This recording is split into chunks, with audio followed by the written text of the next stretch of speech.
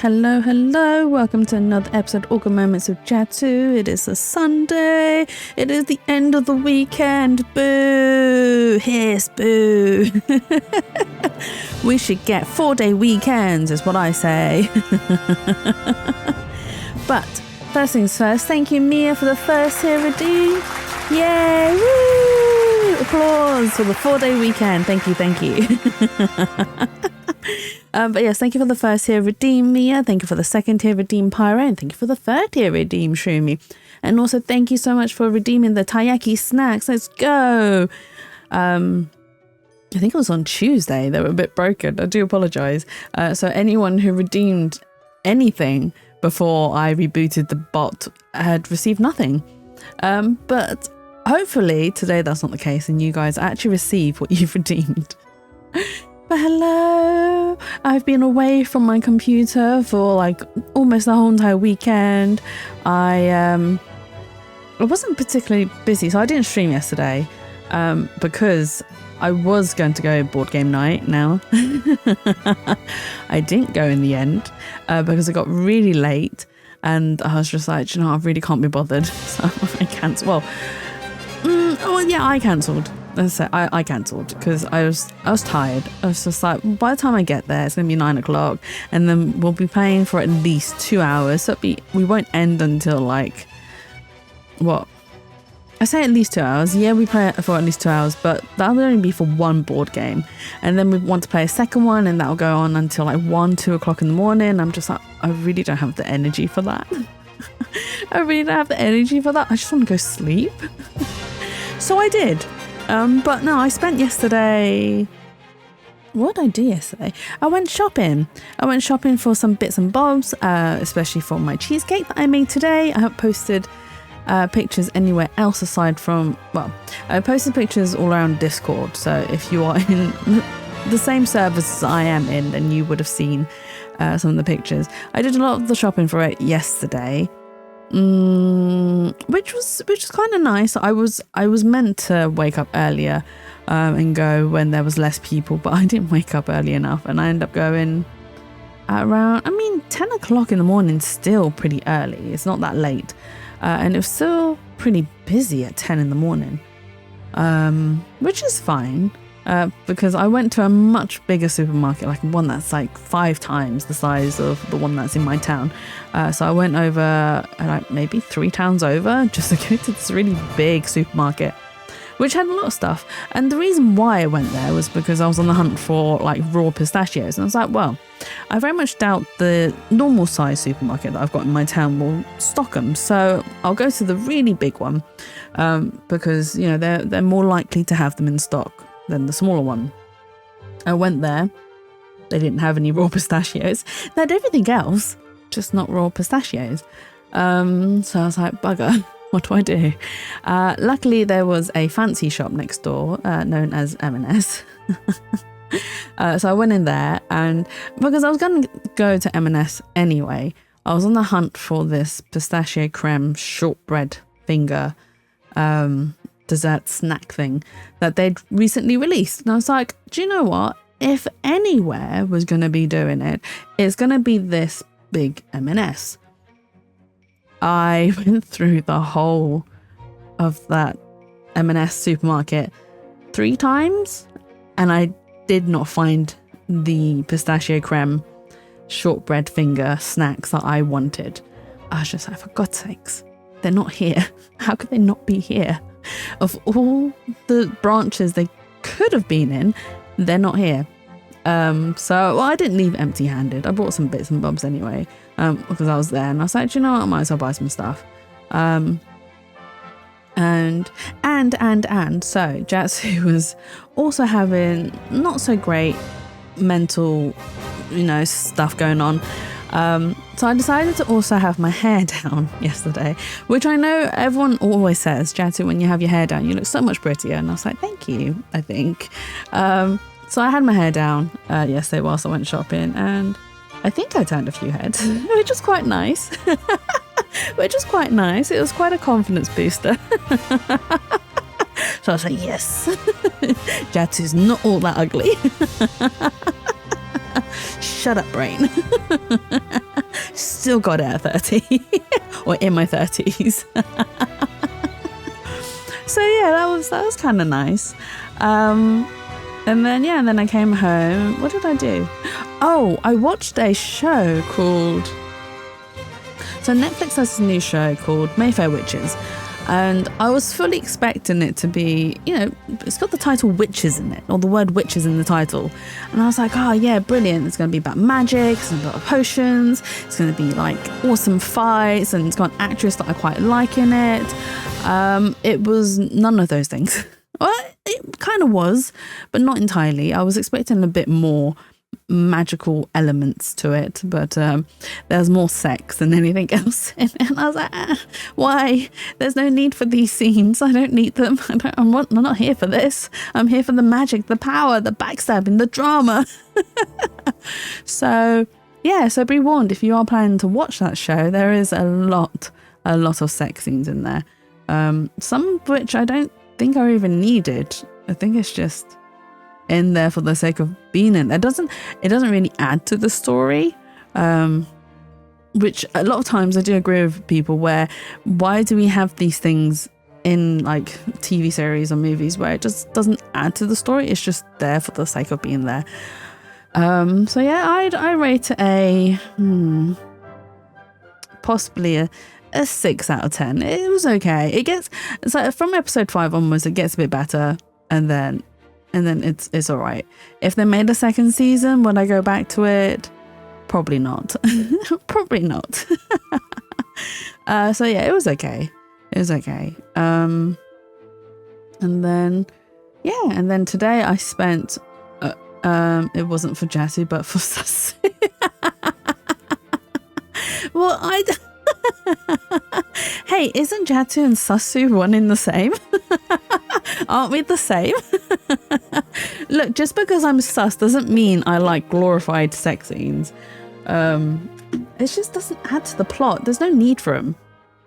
I enjoy the story more than I enjoy sex scenes. There's no need for them.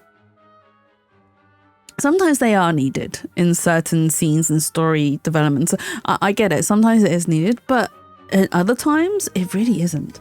And then what did I do today? So I spent ages. So it wasn't the cheesecake that took me ages to make, right? The cheesecake itself was really easy. It was so easy. Sex scenes are boring too. Yeah, they're not. They're just a load of moaning, grunting noises, some moving about, and I'm just like, okay, cool. Good for you. You got some. Good for you. All right. Good for you. But yeah, so I don't rate this series that highly. I was lulled in by the word witches, and I was like, yes, witches, brilliant.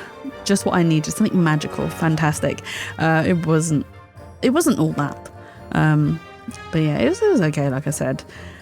And today I spent all of so I woke up really late today. I woke up at like 12, I think. But it wasn't because I wasn't awake. So I probably was awake from like 9 o'clock onwards. I was just laying in bed, snoozing in and out, because I couldn't be bothered. And then I got up and then I made my cheesecake, which would have been super quick to make, by the way. It's the burnt bast cheesecake itself is very easy.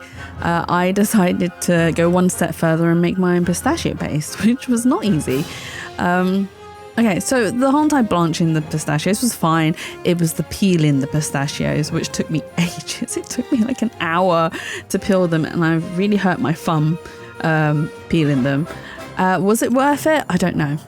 It tastes good, but I wouldn't say the taste was phenomenal to the point where it was absolutely worth it. You're probably better off just getting some creme and shoving it into the cheesecake.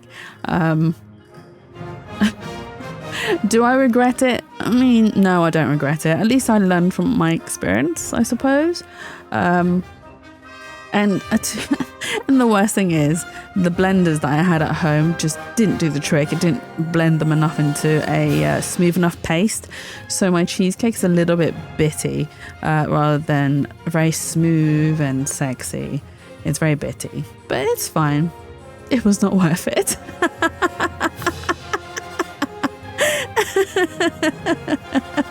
Is that your takeaway from this, Shumi? Is that it wasn't worth it for me to spend an hour peeling pistachios? Or for me to make a paste that didn't quite work out either. I mean, the paste is alright. It tasted amazing as a paste in itself. I just wish I could have blended it so it was smoother, like much smoother than it was. Which is a shame because then it just made my cheesecake a little bit bitty, which I won't know until, because I ended up making two. One of them's like quite a big tin and the other one's quite small, and it wasn't intentional. It's just that I had too much cheesecake batter, so I didn't want to waste it. So I was like, do you know what, I will put the remainder of the cheesecake batter into a smaller container and we'll just bake it. So one, I obviously overbaked the smaller one because it was much smaller, much thinner, and there wasn't as much batter. So that was overdone regardless, but it tasted all right, because I cut into that one to eat today, just to get a little taste test. The other one needs to set in the fridge until tomorrow, so I won't be able to know for certain how the taste is until I actually cut into it. I'll probably do a couple slices for home and then take the rest in for work, just so that the cheesecake isn't wasted or nothing. And plus we can't eat that much at home, so we'll probably only have a third of it, and then the rest I'll take to work. But yeah, no, I mean, hopefully the color would be all right as well. It wasn't as vibrant as I wanted it to be either, and yeah, it just so many things happened during the baking, but I did record it. I did make a video out of it, so I just need to, so the way I couldn't make it like a full-on video. I had to take it in bits because of the way my camera's set up. So I will need to take all those videos and then compile them together and make it into a viewable vlog style cooking video for you guys. I just have one more shot to take, which is of the cutting into the cheesecake to add into it, and then the final taste test. And hopefully that'll be done tomorrow, and then I can do the editing, which will take me a few weeks. And the reason why I say it takes me a few weeks, because I have to work full time. I need to rest. I need a social life as well. And I'm also streaming. I'm also trying to art, and it's coming up close to October, which means I need to start prepping for Drawtober as well. And I also need to kick myself into buying that new computer. I have the funds for it. I just need to actually do it. And so I looked into if I could connect the new computer to my current one, because I have the iMac screen computer, so it's like everything's just inbuilt into the screen. However, it looks like I won't be able to use this computer as a screen, which is a shame, because one, I wanted to save money, and two, the screen is still actually pretty decent for what it is, and I would have liked to have reused some of the tech that I have. However, that's not going to be possible, so I will need to look into buying a new screen. I don't know what I'm going to do with this iMac. I might give it to my mum and be like, here you go mum, you can use it for your YouTube video watching online, but I will sort that out later. Anyway, enough of my yapping. We have had a 20-minute catch-up with Jatsu. Let's get on with the game. So we left off in the middle of an investigation. No, not return to title screen. Load game. Game of Jatsu. Yeah, game of Jatsu. Well, attempt at gaming Jatsu. And here's another thing as well. I'm also tempted to pick up an additional streaming day, because at the moment I feel like all I'm doing is Ace Attorney and Date Everything. And I feel like for you guys, it's becoming quite probably boring to watch, which I do apologize about, and I do hope that it isn't too boring, but I would like to give you a little bit more of a variety. So no, it's good. Thank you, Mia. Thank you. I just feel really bad that all we're doing is Ace Attorney and Date Everything. And I am trying to mix it up a bit by doing only so every 2 Tuesday well, after we've done 2 Date Everything streams, on the 3rd one we do Valorant chat. You want me to play Valorant? You want me to show you my absolutely horrifying, terrifyingly bad skills? Is that what you want? Is that what you want to see? You want to hear people get mad at me? Hang on. So we investigated the crime scene already, which is fine. No. So many bad things would be said at me because I'd be absolutely brand new and absolutely new playing Valorant. Oh my God, can you imagine? I'd be so terrible at it. I can join in bad skills. I was watching anime randomly, heard Valorant. What's this about Jesse playing Valorant? I'm not really. I'm not really, Pyro. Shroomy suggested that I play Valorant because I'm a bit worried that my streams are getting a little bit boring with me just playing Ace Attorney and Date Everything and nothing else. So I was thinking of picking up an additional day for streaming just to, keep things varied and mix it up a little bit. So it doesn't stale or get too stale. Valo's squad, you don't want me on your squad, trust me. Trust me. You will get so angry with me. Because I suck so badly at games like Valorant. Play Hollow Knight, best game. I was kidding, by the way. No, that's absolutely fine. I could play Hollow Knight. I could, because I did start it and then I haven't continued since. So I can start another game, which would be fine. Because like I said, I didn't get very far in my original playthrough. I literally just started it just to see if it was going to be too difficult for me, because Ori was quite difficult. And it's not because the games themselves. Okay, the games are a bit difficult, but it's even more difficult because I'm not a platformer. I don't often play on platform games. Even though, right, I grew up with Mario, but I never ever went past probably the 3rd world in Mario. That was as far as I managed to get in the old Game Boy games. I beat the Radiance today. That boss fight was peak. Oh, nice. Anyway, I'm going back to anime. I'll be back after this step. No worries. Enjoy your anime. No more psychological horror games. No, I will still do psychological horror. Oh my God. I will still do psychological horror games, Shumi. I have quite a few and I'm saving them up for October, which seems to me, I mean, I'll still play them outside of October, but at the moment, because of me just doing 2 streams a week, I am saving them up for October when it is the spooky season, which means that Date Everything and Ace Attorney may, be put on the back seat for a little bit, but we shall see, because Rin wants me to complete Spirit of Justice as quickly as possible so then we can start the great Ace Attorney series, which I completely understand because she wants to see Baroque Van Seeks, who is a very beautiful man. I don't disagree with her. He is beautiful. So we shall see. But if I pick up an additional day, especially for October, because we're also doing a charity swear jar as well, where in the month of October, for every swear I do, I'll be donating £2 to a charity at the end of the month. And chat can choose the charity that I donate to as well. So, that'll be something to do. And if I pick up an additional day, that will help as well with adding more swear words to the swear jar.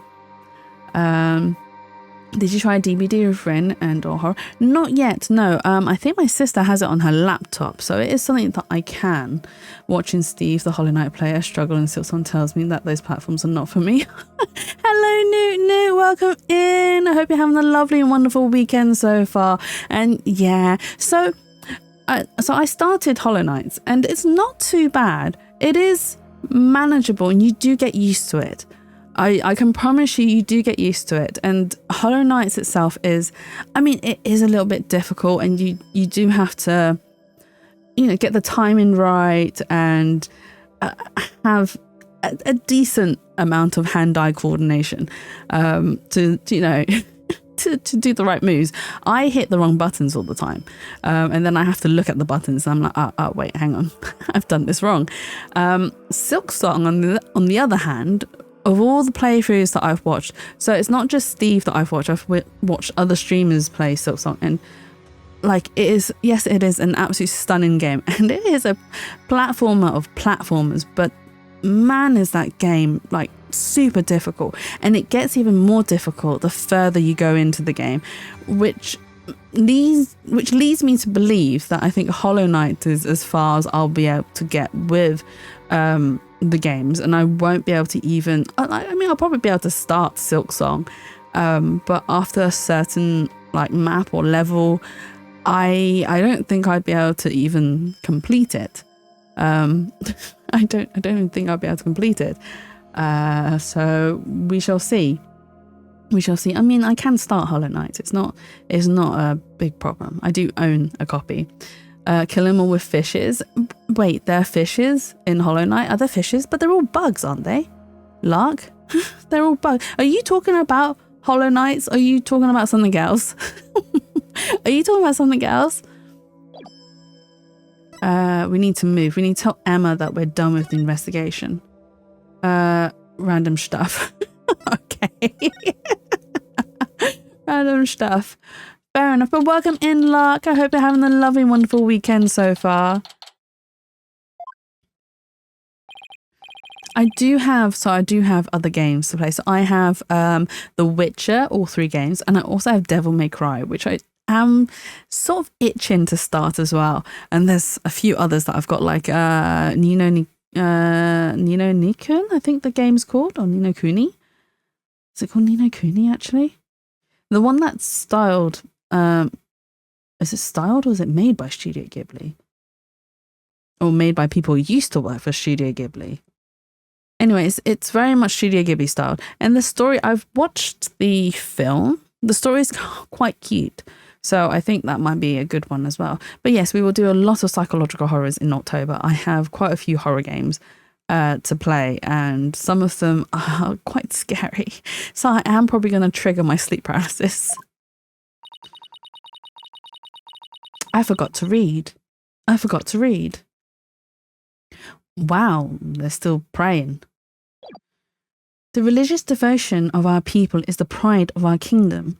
And Devil May Cry is hard though. Is it like really difficult?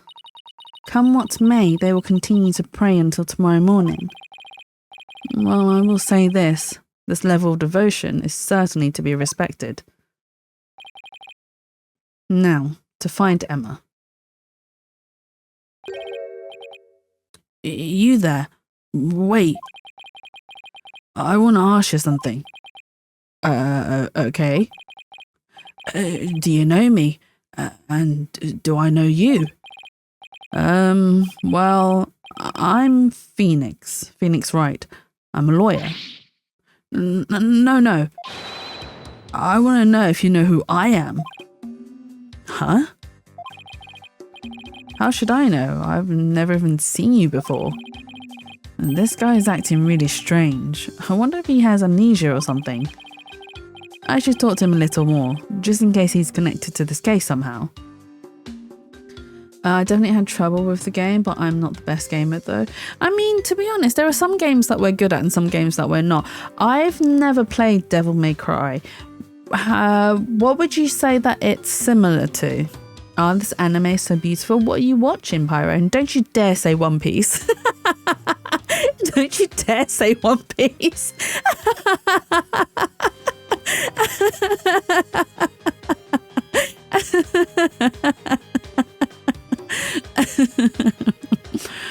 I should try and talk to him a little more, just in case he's connected to this case somehow. Who are you? Are you having trouble remembering who you are? I'm sorry if I offended you.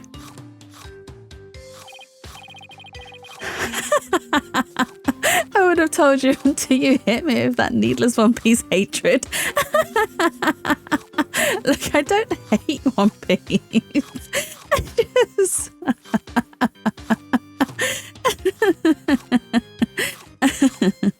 I mean, there are fish bugs. You mean parasites on the fish? Do they count as bugs? I forget about One Piece. One Piece is like the longest running ever anime. It's got so much One Piece hatred here. Nah, I have to leave. Come back, Lark, come back. How many of those does we have? Exactly.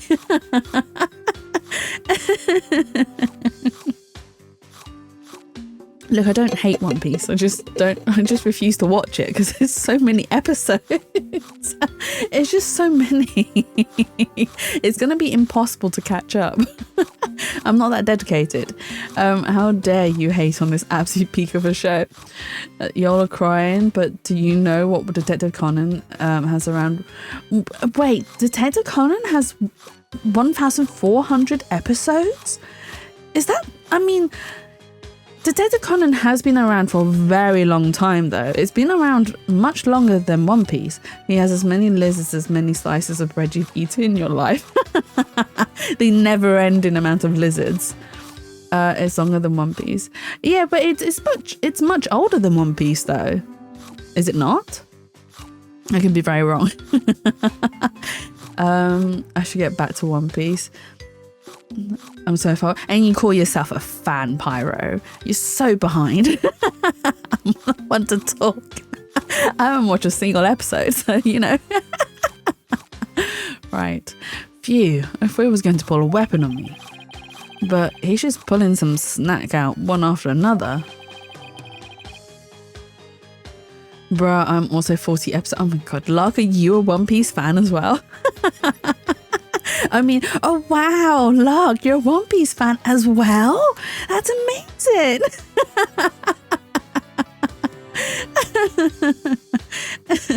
I'm gonna wait for the big peak and then bringing this shit on the fly. Bringing what shit on what fly? I'm trying to remember what I'm supposed to do. I know it's something important. Don't try to slip yourself back onto my good side again. Did it not work? Did the slivering not work? It's not because you aren't the biggest fan of something ever. You can't call yourself a fan of something. So, what do you mean I can't call myself a fan of something? Goddamn slivering.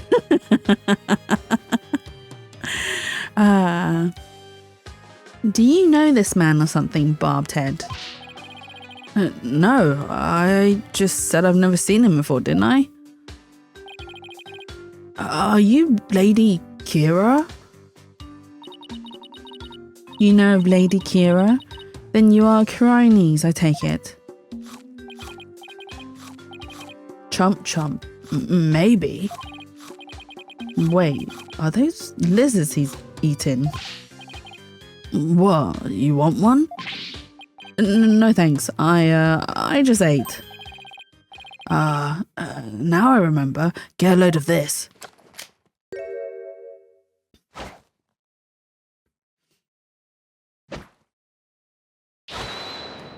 Is this guy from Dragon Ball Z? Well.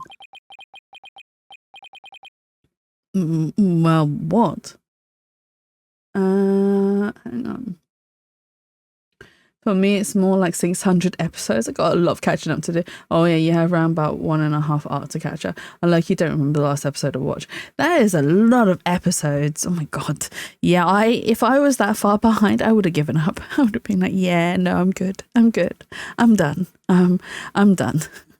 Well, what? I believe he suffers from a far more serious malady than mere memory loss. No good, huh? I guess I'll try somebody else.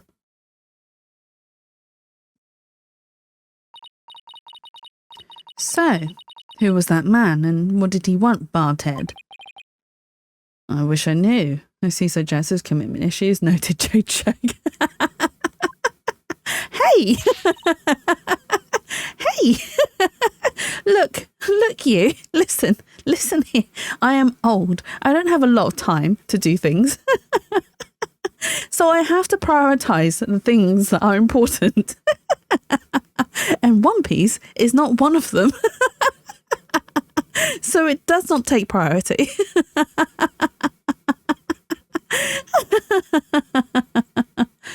What do you mean the older you get, the more time you have? It's the older you get, the less time you have. And and the more time I have to spend being an adult, which is totally unfair.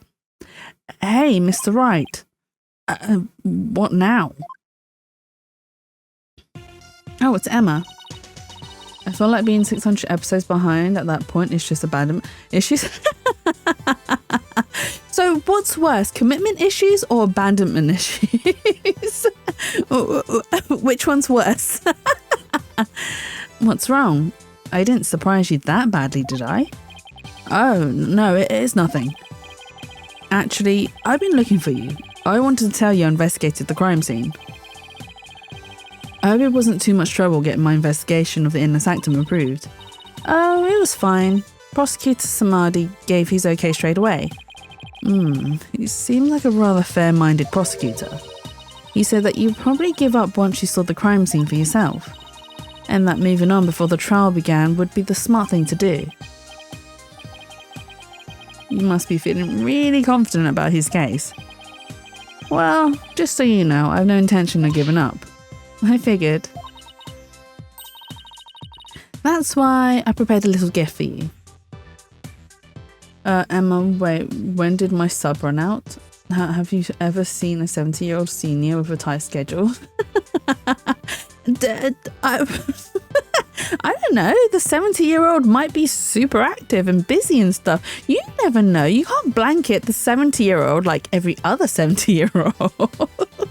I'll have you know, when my granddad was alive and in his 70s, he was super busy. He started his day really early. He'd go to the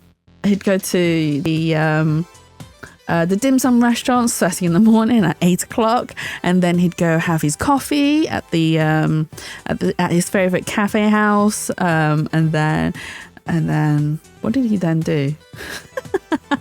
Went and did some gambling, playing poker and mahjong and stuff like that, and then he'd come back and watch a bit of TV and snooze a bit and then go back out again to do other stuff. I don't really remember what my granddad did a lot of the times. But no, some 70-year-olds are quite busy, you know. Not all of them have like a lot of free time. A lot of them keep a packed schedule, and sometimes it's the way they prefer it, which is fair enough. My grandpa is sometimes very busy because he's visiting everything that's ever existed, busy in his garden. Hey! Okay, in what way would it be abandonment issues? Because of that would be cases when he want to continue watching, control on the phone, engage, drinking coffee, beer, smoking cigarettes, losing the house and divorce. Well, Cooper, is that what your granddad did?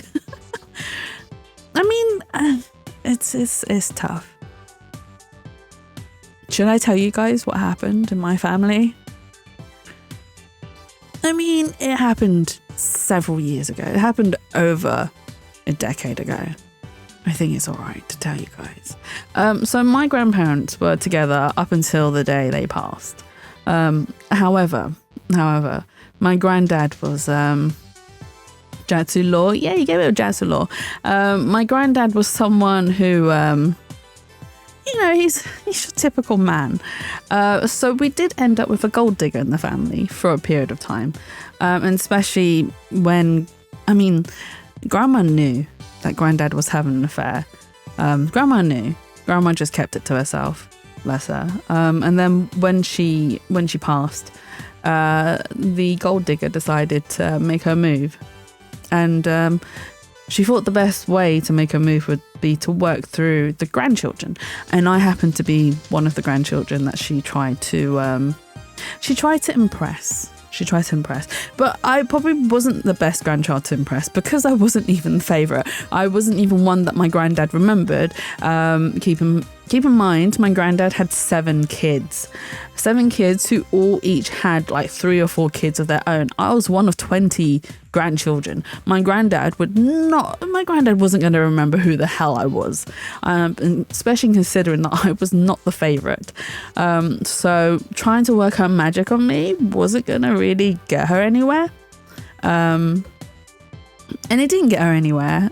She didn't get very far before some things happened and argument happened and stuff, and then they sort of broke up, which was fine. And hearing from my like aunts and uncles, she had taken some of grandma's pieces, like her dowry, and a lot of Chinese dowries, but like gold jewelry and stuff like that. So she had taken some of them, but I'd never seen them in my life. And to be honest, like I said, because I'm not the favourite, they wouldn't have even been passed down to me. I wouldn't have even been one of the grandchildren that would have even seen them or received them or even had a chance to lay my eyes upon them. So to me, it wasn't much of a loss.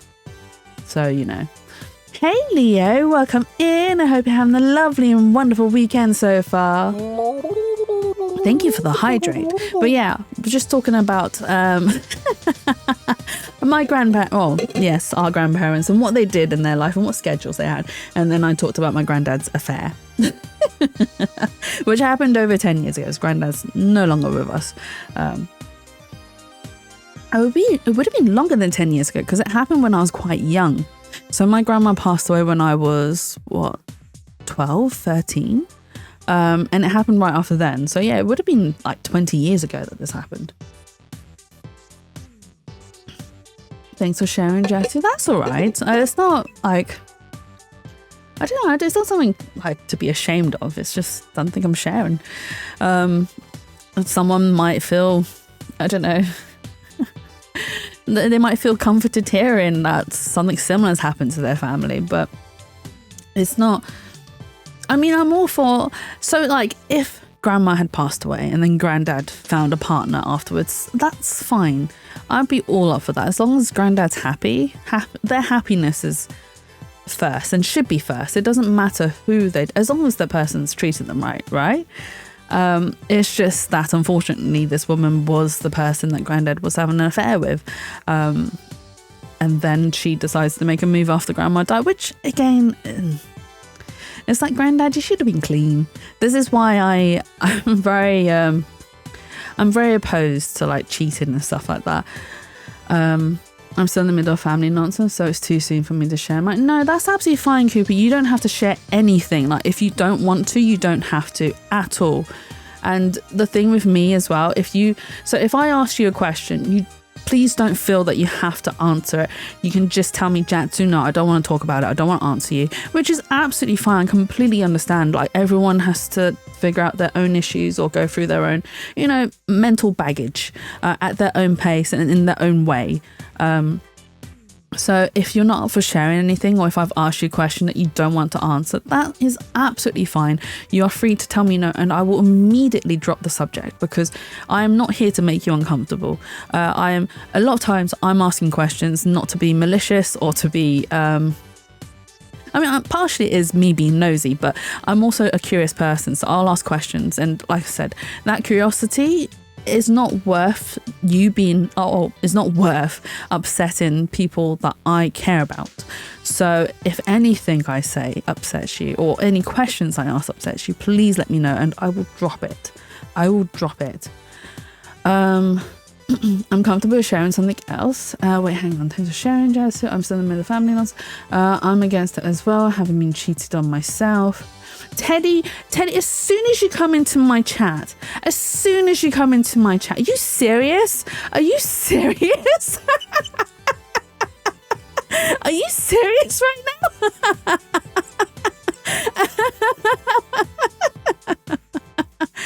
Oh my God. But welcome in.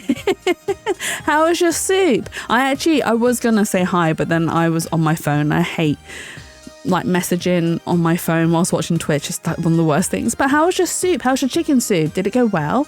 It looked really good when I was looking. In my family nonsense, I'm against it as well. I haven't been cheated on myself. I'm really sorry that happened to you though, Leo. That's a really terrible thing to experience, honestly. That's why I'm opposed to cheating. I don't think you need any reason to be against cheating. I mean, some people are into it though, Pyro. Like, honestly, there are some things that people are really into, and it's sometimes I can't get my head around. Or like people who are in so being in a poly relationship is not equivalent to being cheated on, because I would assume that you being in a poly relationship means that all parties are in agreement to you being in a poly relationship. Uncomfortable sharing some girls though. We're dragging our own suitcases through this airport called life. Exactly. I'm about to take a nice hot bath afterward. Yes. I hope you enjoy your bath though. Oh my god, I don't have a bathtub in my house anymore. I only have a shower, which is fine. I don't mind showers, but sometimes it is really nice to just have a really hot bath to the point where it just burns your skin. Like I would like one sometimes. I could really do one sometimes, but we don't have a bathtub in the house anymore. My parents decided they didn't want bathtubs in the house anymore, so they ripped them all out and then put in showers instead. Right, Teddy, I'm not here to make you uncomfortable. Last time I was here, you said you were going to molest me after No. Okay, let's get this straight, right? You said that I would treat you, or I can treat you to a hot pot. So I asked why I was going to, and you said equality. You said because of equality. So that's why I said, well, if I'm treating you, are you putting out? Which, by the way, is equality, because a lot of women experience that, where the guy is like, oh, well, I paid for dinner, so you better put out. So, equality there, bitch. Oh my god. This guy's on the mission to trigger auto mode every time. Right, Pyro, right? And it was the first message he sent as well. It wasn't like the second or the third one. The first message he sent. Literally every message is shoots me a poo-poo sad. I just get out of the bath. I hope you enjoyed your bath, Leo. Don't fart at me, Leo. But yeah, hi, lol, soup was really good, thanks. I'm glad to hear the soup was good. I was confused that you were live because it's not Saturday. Yes, so I wasn't live yesterday. I was supposed to go to board game night. However, I didn't go because I was too tired. But I also decided not to stream because I'd already announced that I wasn't streaming. So I was like, you know what, I'll take tonight off. But I did say I was going to stream today. So today's the makeup stream. I'm too big for baths, Sag. Wait, are you too tall for baths? Is that what it is? Do your legs not fit in? Not even when you bend your knees? Is it uncomfortable? How tall are you, Teddy? No, but still, being against cheating should be the standard. Cheating should never have gotten popularized and should honestly not happen at all. I don't have anything against people that have agreed upon something poly or anything. Yeah, that's fair. That's fair. To be honest, for me, in my opinion, if you've fallen out of love with your current partner and you wish to pursue a different partner, then break up with your current one and be clean about it. And then, break up, do the right thing, let the other person go and go for the person that you want. There's nothing wrong with that, except some people want their slice and want their cake. So, there we go. That's not equality, that's revenge. I would never do that. I pay for meals for friends all the time. Either my knees are sticking out of the water or my upper body is. And in most baths, it's both. Oh no, Teddy. You're too tall. You're too tall. Hopefully your head would be, otherwise it's drowning, not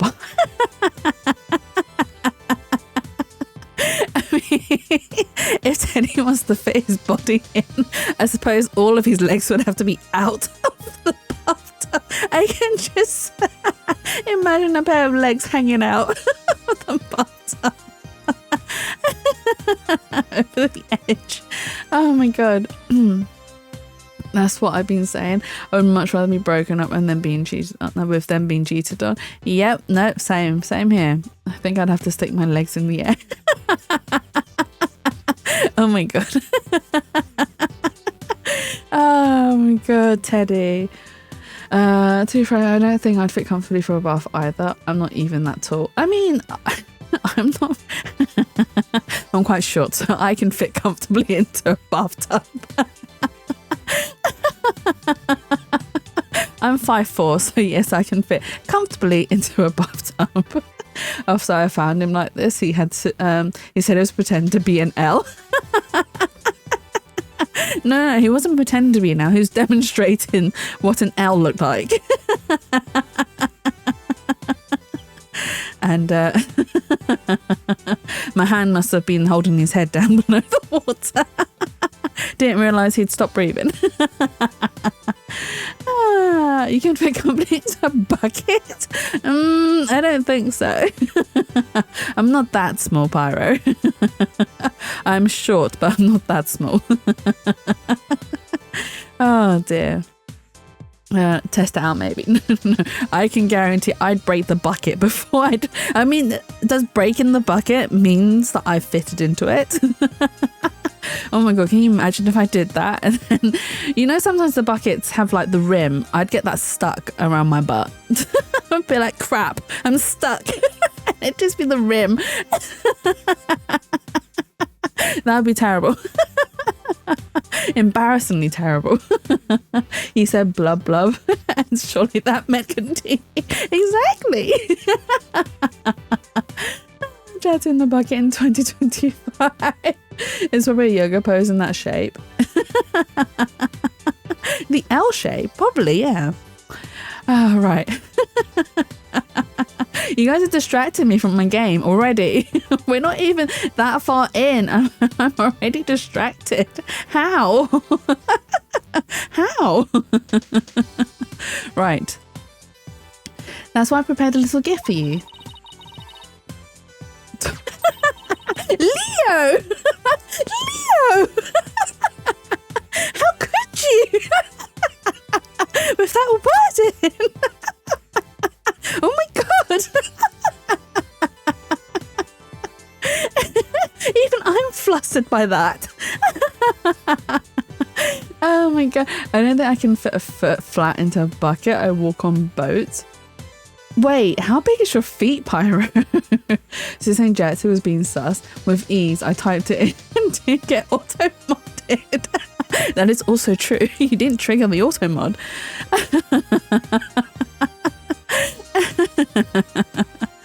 Oh my god. You must have like, what, size 13 feet or something? I thought it might help your investigation. Here, it's all yours. I wanted to bring you a bunch of other forensics tools, but they were confiscated at the airport. Teddy's being discriminated against. That is not in my control. It's not my fault that Automod dislikes Teddy and that Teddy isn't a family-friendly person as he claims, because Automod keeps like being triggered by him. Pyro gets his shoes from the clown store. Oh my god. Those would be like size 20. Jessie talking about wanting people's cake and ribbon, and I get grief from the bots. When did I say about wanting people's cake? Oh, I remember now. Hey, I didn't say I wanted people's cake. I just said that you didn't have cake.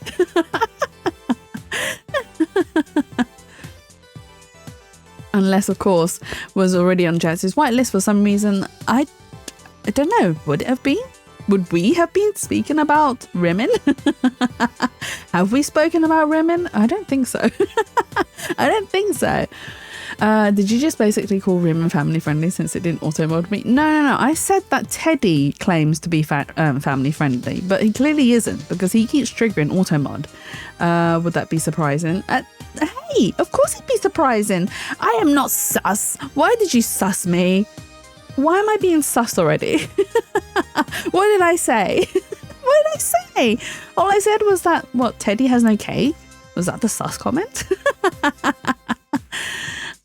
You were playing that game, Remember Everything the other day. I was not. I was not. How dare you, the slander here in chat. What kind of face is Emma making? Emma's making a pouty face because all of her equipment got confiscated at the airport. Ooh, excuse me. Oh, I need to hydrate.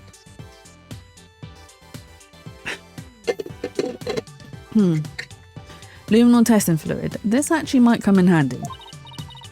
Also, I made a copy of the crime scene photo for you. Don't fart at me. Your anti-face sitting but pro. Hey, no. I didn't say I was anti.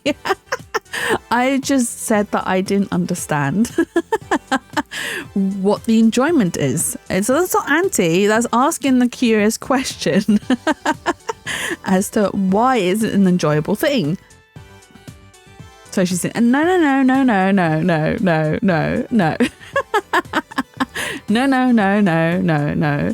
Neither does it mean that I'm into it, and neither am I anti. I just ask the questions. That's it. Countering that burp with a fart. Hey, I did not burp. I hiccuped. There's a difference. Thanks. All of this will definitely come in handy. There's not anti, has to be pro, right? No, I can sit on the fence. I can be neither nor. So this is what the High Priestess body looked like after the murder. I'll keep this along with the picture I took at the crime scene.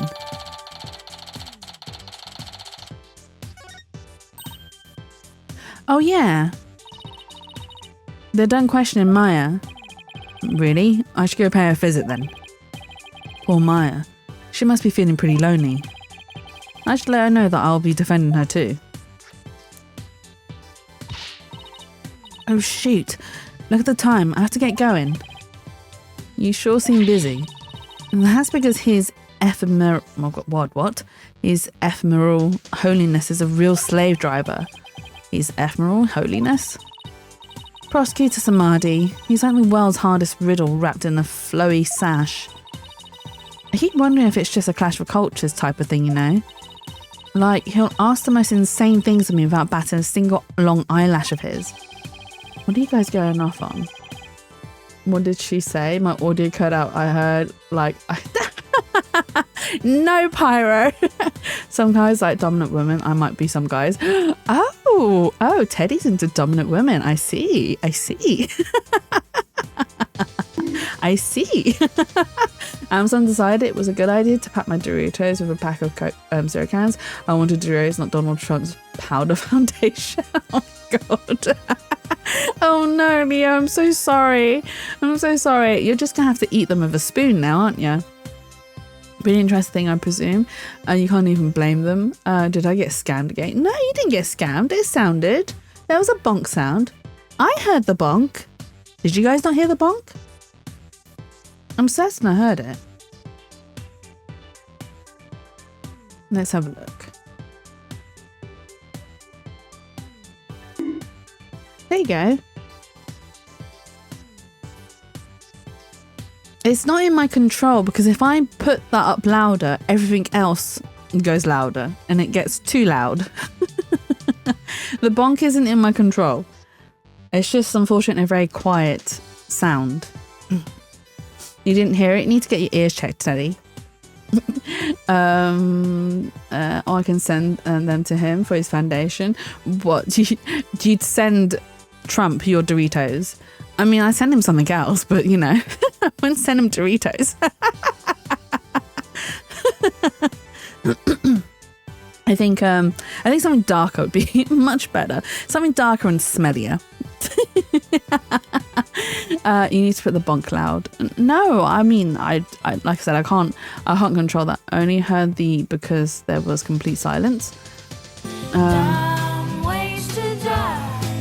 So many dumb ways to die. And why am I dying? We're all okay with too loud. Well, I'm not okay with too loud. If there's anything being said at all, it wouldn't have heard it. I mean, I'll see if I can find a different version of the bonk sound. But it is, I don't want to put up the sounds too much because, like I said, the other sounds are quite loud as it is.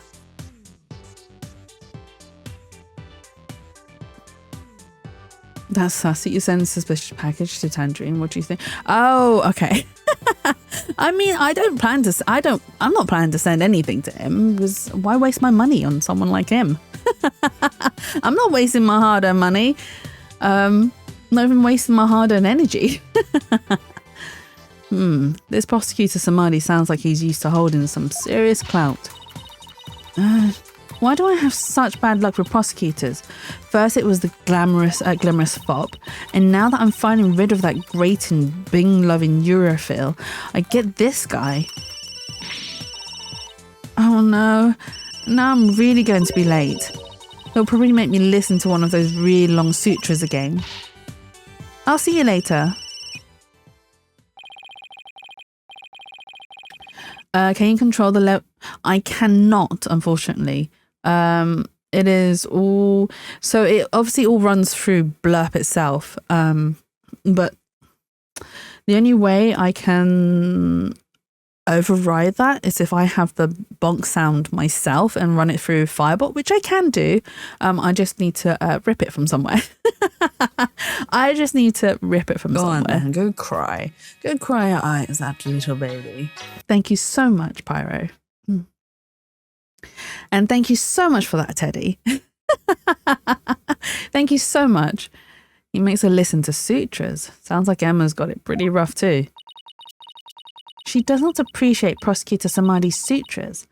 What ingratitude. It appears that she too is lacking in religious devotion. I don't think that's what the problem is here. Besides, Emma's not even a Koreanist. We can go see Maya. So let's go visit her.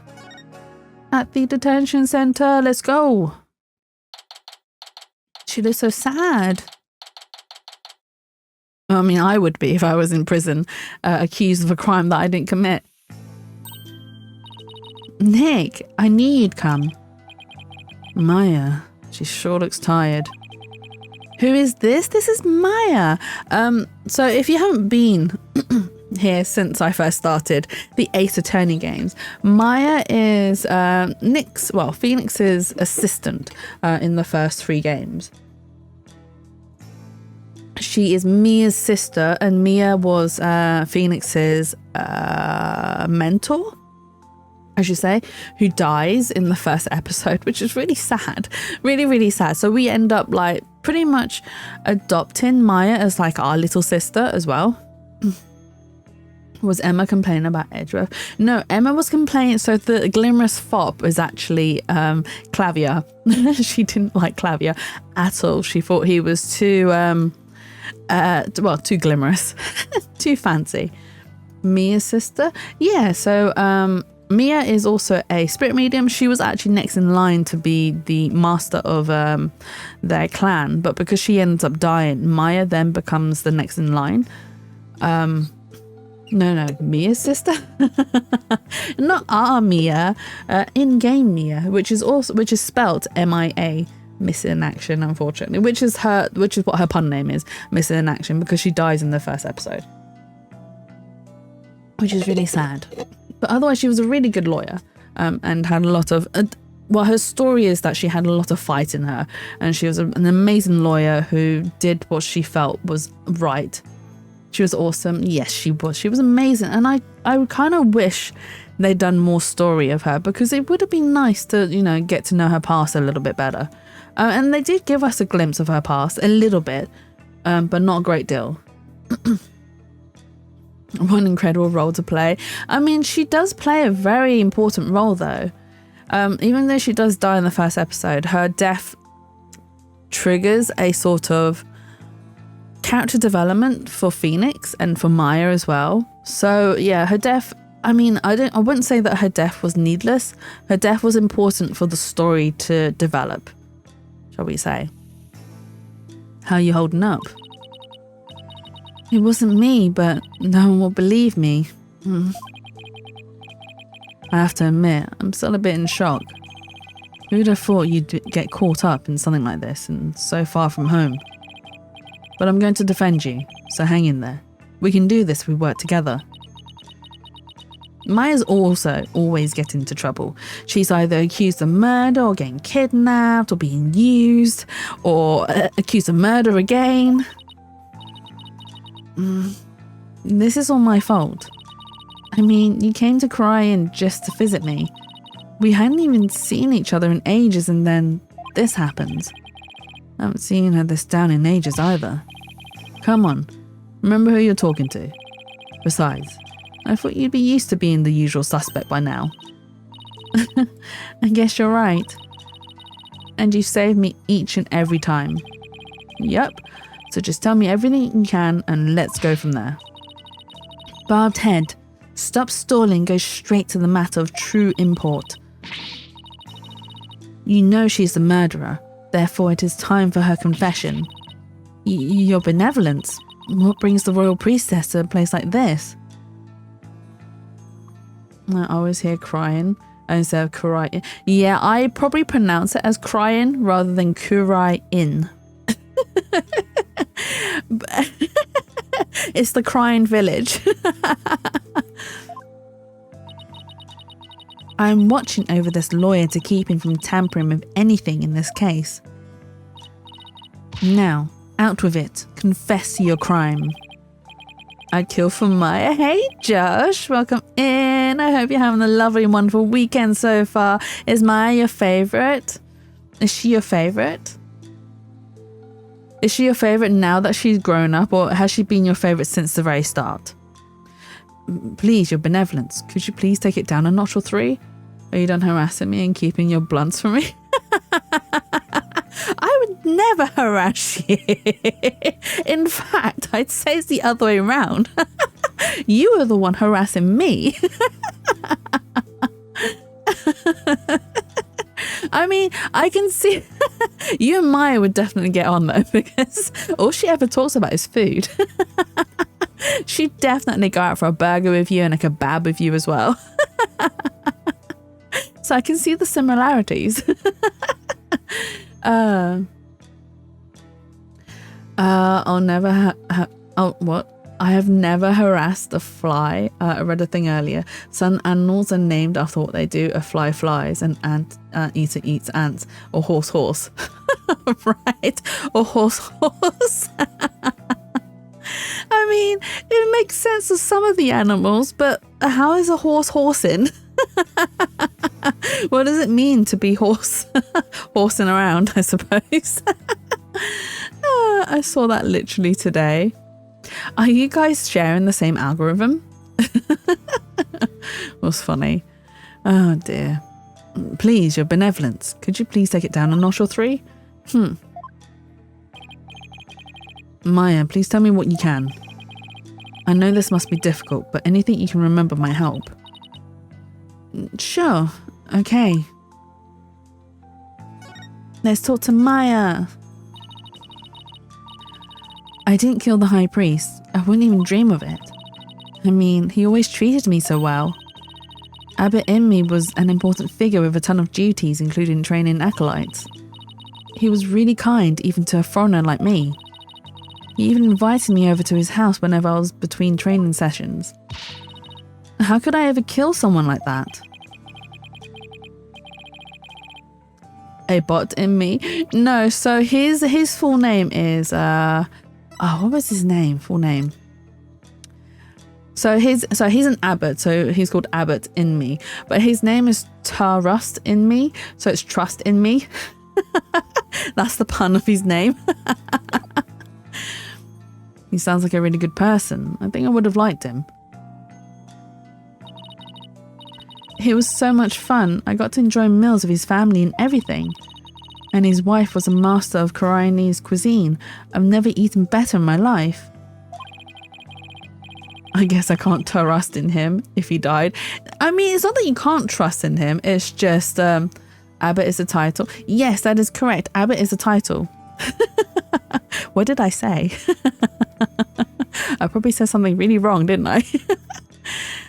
It's like they were her family, and home away from home is in this foreign land. They must have been a source of comfort, what with being here for training all alone. But what? I can't completely deny the charge either. Huh? As I suspected, the snake has shown her true colours at last. Your benevolence, please. I'm trying to figure out what really happened here. So, what do you mean you can't completely deny the charge? Well, during the purification rite, I suddenly got really, really sleepy. The next thing I knew, Abbot Emmy was, you suddenly got sleepy. So then, you didn't actually see the high priest get murdered? No, I didn't, but if I was possessed by some crazed spirit while I was asleep, then what an excuse. How dare you pin your crime on another person's soul?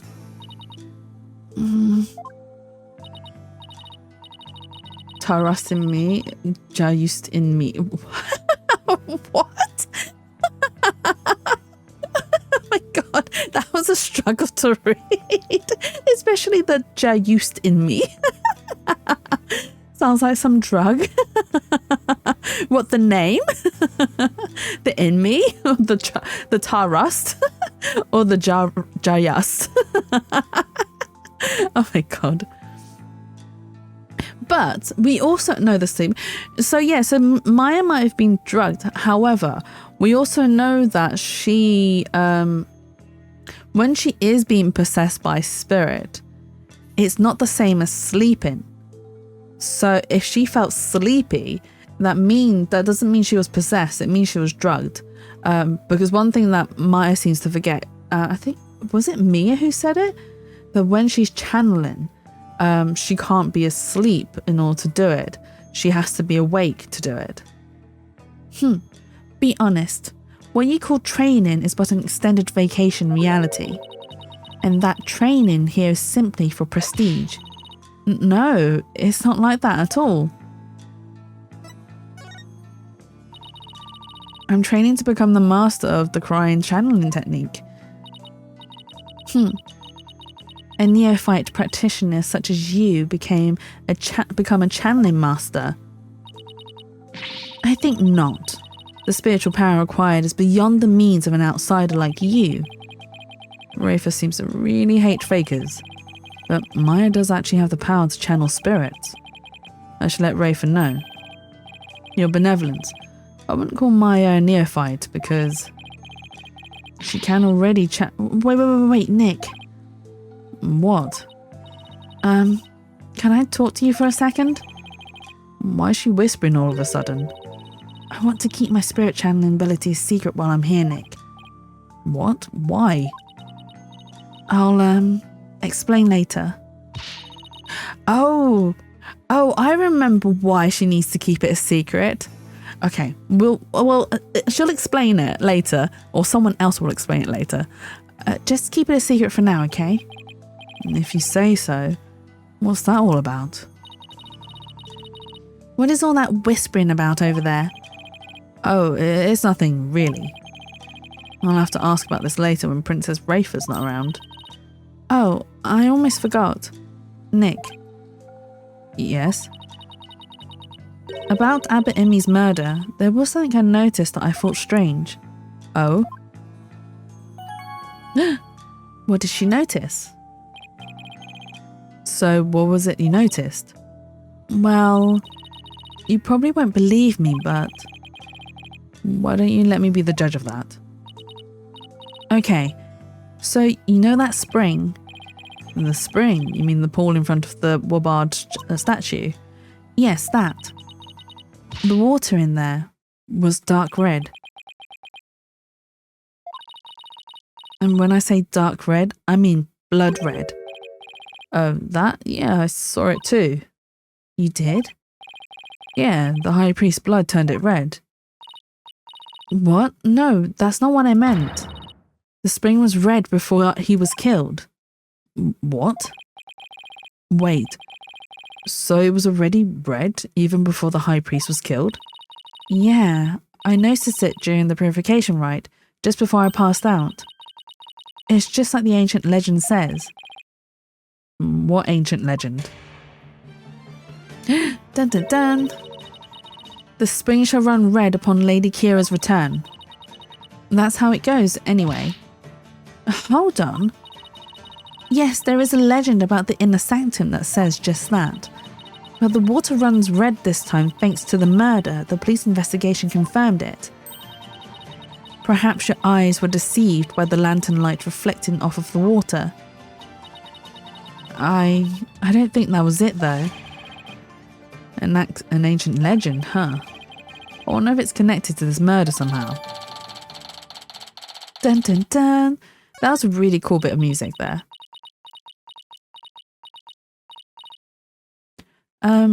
Nick? Yeah? So, actually, there's one more thing.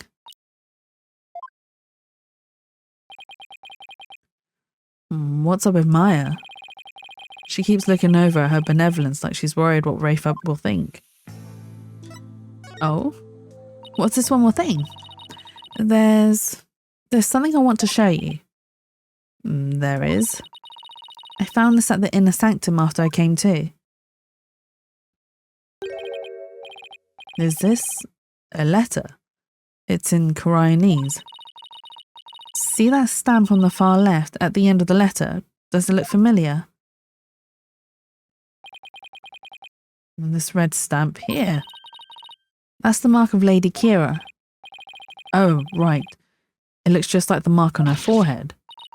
Lady Kira, you say? Let me see that.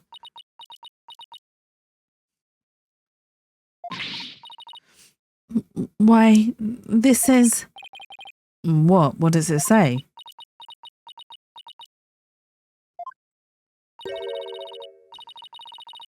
Burps. Thank you so much. Did you drink one of your Coke cans? Leo, is that why?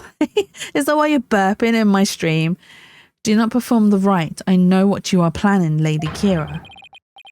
That sounds like a threat or a warning. Whoever's pretending to be Lady Kira was pressuring the High Priest to stop the rite. Yeah, that's what it looks like to me too. Nick, do you think... Wait. First, there's that ancient legend.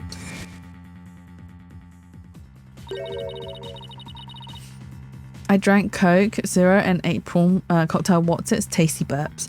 Did you get the... Is it like normal size Wotsits or did you get the giant Wotsits, Leo? The spring shall run red upon Lady Kira's return. Now, there's also Lady Kira's warning. Plus, with the Wobar dagger being eyed as the murder weapon. Don't tell me. That's why she has to be the real deal. It gives me chills just thinking about it. I bet Lady Kira's spirit possessed the sacred robe or something. The normal ones, I do like the giant ones though. The giant ones are a lot of fun. They are very fun to eat because they're giant. And it makes me feel small. You know, like when you eat broccoli and you're like, nom nom nom, I'm eating a tree. That's what giant Wotsits make me feel. Yeah, I just realised I wanted to eat noodles today, but ended up not eating any. What even am I doing? And now I'm not hungry, so no point in making some. Make sure you look after yourself though, Pyro. Make sure you do eat when you are hungry. I like to pretend they're a smile. A smile? Oh, as in the shape of a smile? I mean, they are the right angle for it. Or the right, you know, the bendy shape for it. They are, to be honest, Wotsits are a lot of fun. I actually prefer the original cheesy flavour. I'm not... So prawn cocktail, I'm a little bit like... It's a bit hit and miss for me because sometimes I find them a little bit too sour and sometimes I find them a little bit too sweet. So there are only particular brands of prawn cocktail that I'll eat. It's the same with meaty based crisps. I really dislike chicken flavoured crisps. It's because it's really salty and I don't enjoy them, so I always avoid chicken flavour. But I don't mind beef flavoured crisps. I like the Monster Munch beef flavour and the Hula Hoops. They're the only two types of beef flavoured crisps I will eat. I like the sourness, so I like most of the prawn cocktail flavours. That's fair enough. Yeah, sometimes I find it too sour. And I'm like, I don't enjoy this. So not too long ago, I bought a tube of Pringles, and it was the... So I really enjoyed the sour cream crisp tier list when... You want a crisp tier list? Oh my god. There's so many though, Teddy. We'd have to compile a list, and then I'll put a tier list if you want me to do one. But yeah, there's so many. Oh, McCoys are nice. I do like the rich crisps. They're very crunchy and very tasty. I tend to mostly eat the cheese and onion ones though of McCoys. Because the ones that my dad buys and I eat them all. He eats my snacks, I eat his. It's as simple as that. The Thai sweet chicken McCoys. I've not had their Thai sweet chicken. Do they even sell them down south? That's another thing. I've not seen them around. we've only got like really basic flavors down south.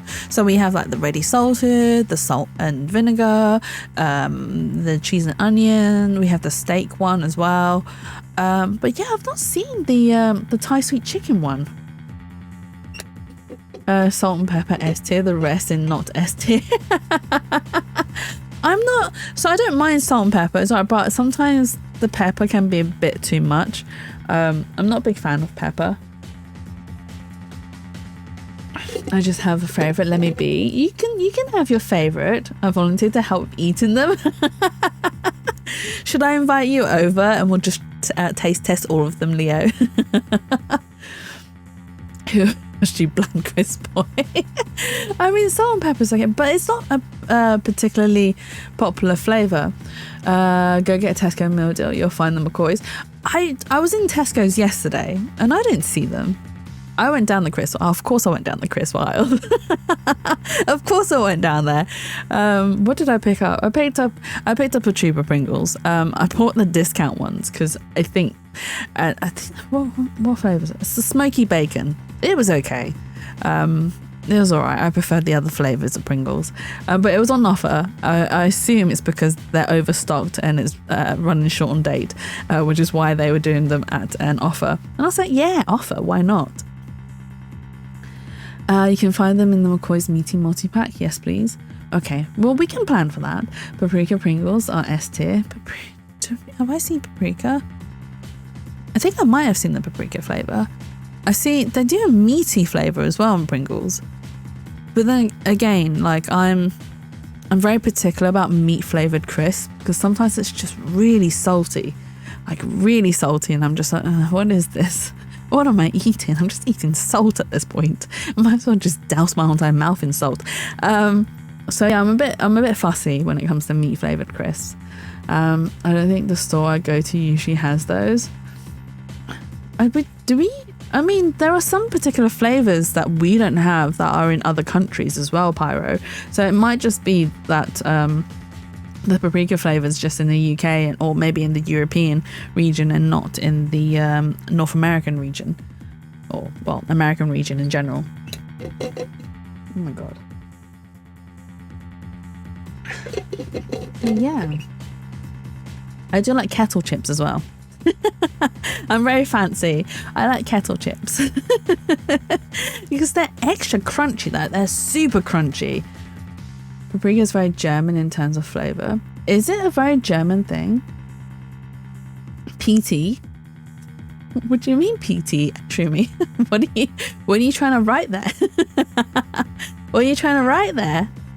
Are you okay, Shroomy? Are you alright? What else do I like? Pringles sucks how they package it. Are your hands too big? Is that why? Because I know you're over 6 foot tall. So are your hands too big? Can you not reach into the tube? Is that why the packaging is silly? For someone who's short like me, my hands fit perfectly into the tube. The delete and enter button are next to each other, and yeah, that's absolutely fine. Aren't everyone's hands? No, I can fit my hands into a Pringles tube. My hands fit perfectly. Well, it only goes so far into the tube, and then I have to start like tilting it. But I can fit my hand in there. Easy. Exactly. See? Not everyone's hands are big. Look, we're not all as tall as both you and Shroomy, Teddy. I mean, you two are probably similar height. Jetto's small and delicate hands. You have seen pictures of my hands, Shroomy. I have fat sausage fingers. They are not small and delicate. They are fat and sausage-like. And they are very chubby and chunky. And yeah, I wish they were more delicate than they are. But they're very chubby, chunky and sausage-like. I was not blessed with the genes of nice hands. Let's put it that way. I mean, my hands aren't bad. They're just very chunky and sausage-like. which is something I inherited from my mum's side because that's what their hands are like. Not gonna lie, I fuck a Pringles packaging because it isn't 50% air, although the bottom few are a big tube, are annoying to reach. I mean, they can be a bit annoying, but that's why you tilt the tube after you get to a certain point. They're not small hands, they're perfectly sized Pringle retrievers. Pringle retrievers. That's a very cute name. Also, if you don't have thumbs, you can reach well. Hey, I have thumbs. I have opposable thumbs. I'm not a cat, you know. I'm a fox. Oh my god, more prawn cocktail Burt's now with added toothpaste flavour. Oh. Wait, hang on, but you don't use mint flavoured toothpaste. You use Chubba Chups, don't you? I dislike crisps in general, to be fair. So also no air. That's fair. I love crisps. They are one of the snacks that I cannot resist. Well, I say I can't resist. I do this really I say it's really stupid. It's not stupid. It's a it's a form of control thing because of my my mental head, my mental baggage basically. I will so let's say I crave Doritos and I will go out and buy a packet of Doritos, a big sharer bag, by the way, not one of those little tiny bags. I do big sharer bags. I can't eat it all in one sitting, but I will still buy a sharer bag. So I'll buy a big sharer bag and I'll be craving them. I'll be wanting to eat them all day, but I won't open the package. I will just stare at it, even though I want them and I know I want them, but I won't allow myself to actually open the packet and eat them. I won't. Why? Because it is a very stupid form of control that I am trying to take with myself that I probably don't have in my life in certain areas. So I use that as a as a thing to comfort myself and say, yes, Chatsu, you have control over your life by resisting the urge to eat that packet of crisps. It is very silly, I know, but it is. That's relatable to Frank. I used to do the same. Yeah, I mean, I everyone tells me off though for it. They're like, Jatsu, how can you resist them? It's it's just a form of control. And the worst thing is, it won't be sat away in a drawer or anything. I will actually have them sitting out, staring at me, like, open me. And I'll be like, no, I'm not opening you. It's a form of control. So yeah, yeah. I have colour toothpaste at the moment. Yes. So yeah, it wouldn't taste that bad then. You're all right then, Leo. I also use mint from time to time. That's fair enough. I only use mint toothpaste. Now I want some Pringles. Go get some, Pyro. And thank you for the lurk. I hope you enjoy the lurk. Giraffes evolved longer necks to reach higher leaves. You evolved smaller hands to reach deeper into the Pringles tube. Crazy how nature works. Wait, Ted, are you saying that my whole entire purpose in life is just to reach into Pringle tubes? Is that my whole entire purpose? I'm saddened by that fact. I'm saddened. Yes, he is. The Pringle retriever. That is my life purpose. Oh, dear. Right. Don't tell me you actually believe that the real Lady Kira returned to kill the High Priest. Jatu the Pringle Retriever. Is that my new title now? Don't be silly, Nick. Huh? Historical figures don't come back to life. I mean, give me a break. But you were saying only yesterday how it was more fun to believe that she's the real deal. Yeah, yesterday. I wish I could keep on entertaining that fantasy too. But the fact is, we're dealing with a murder here. Thus, my days of dreaming have come to an end.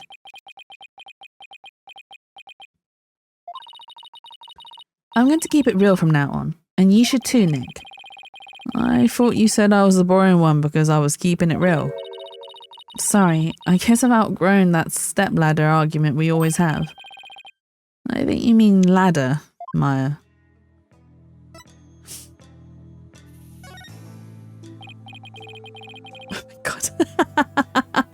my keeping it real wheeze. Yeah, she only keeps it real for a certain amount of time. And Teddy, oh my god. PNGTuber? Nope. PringleTuber? Nodders. Can someone quote Teddy for me, please? Just quote him. So, what do you mean by keeping it real? Oh, so you know how someone is dressing it up like Lady Kira and capturing rebels, right?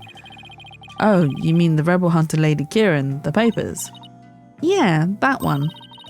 I think that's probably who sent this warning. Thank you, Leo. What nonsense is this? You dare to suggest that Abbot Emmy was slain by Lady Kira? You nincompoop. Nincompoop. It's such a childish insult. The rebel hunter is sure to be a vigilante who loves this kingdom. And it is that patriotism that led them to cloak their identity in the guise of Lady Kira. She said poop tea. I guess we're all children here. Yes, we're all children here. Such a patriot would never slay the high priest. I guess it's only natural for Princess Rayford to see it that way, but I can't let her go at that. Besides, why would such a vigilante want to stop the purification rite in the first place? I haven't figured that one out yet. I rest my case. Still, if this rebel hunter had a compelling enough reason, they might have killed the high priest after ignored their warning. You big dummy, you can't fool me. It was you who forged that warning letter. You were trying to shed your guilt onto our most sacred Lady Kira. Admit it. No, I'd never do such a thing. Now, your benevolence. Let's try to remain rational about this. People often mistake me for an adult because of my age. Same here, Leo, same. Same. To be honest, I don't mind childish humour. Sometimes it's very welcomed. Why? Because life is too serious. It's too hard being an adult at times. So childish humour, it lightens the mood. Childish humour is the life essence. Exactly, Lark. Exactly. I would much rather laugh at something about poop and butt and fart than, I don't know. To be honest, though, right, I have a very... When it comes to certain friends, I have a very dark humour, and I only use it because I know that friend wouldn't mind. Like, so like Elfie Worms, we will have very dark, twisted humour. And I would only be like that with her because I know that she won't get offended by it. She won't get offended by it. But a lot of the times, dark, twisted humour is more about ourselves rather than other people. We kind of make light of our own bad situations. Jessie said 3 bad words. I'm telling Twitch. Oh no, Leo, don't rat me out. She said don't what, Jatsu, don't what. Damn what, snitch. Exactly, snitches get stitches. Can you imagine little tiny Jatsu with a little a little toothpick. Oh, words are, there is actually a quote of me saying words are hard, I think. I can't remember if it is. Just with buffering. Yeah, I was buffering big time. I was buffering. You should always laugh at farts. If you don't, you live your life with less laughter, but the same amount of farts. I mean, that is also true. That is also true. You should always laugh at the silly things. Honestly. It's, to be honest, it's much better to laugh than to cry about things. So if I am in a very unfortunate position of having a very stressful day, I'd much rather laugh at how stupidly stressful it is than rather cry about it. We need a new Jatsu update. No one's written a new Jatsu update, so there can't be an update if there's not a new one written or tested. And then he said taste tested. That wouldn't have gone down well.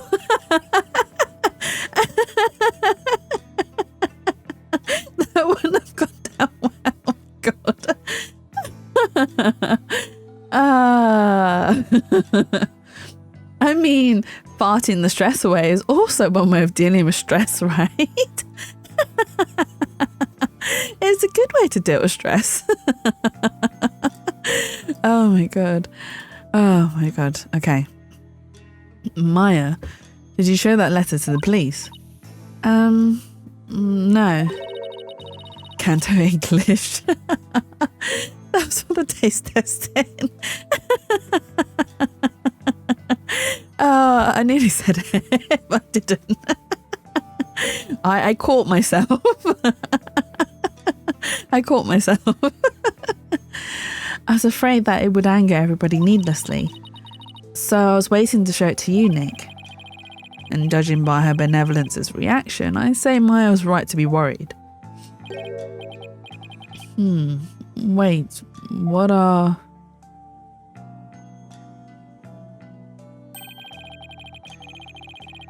There are a number of places on this letter where there are 3 holes in a row. Are these supposed to be some sort of message too? Not that we'll be finding out anytime soon, I suspect.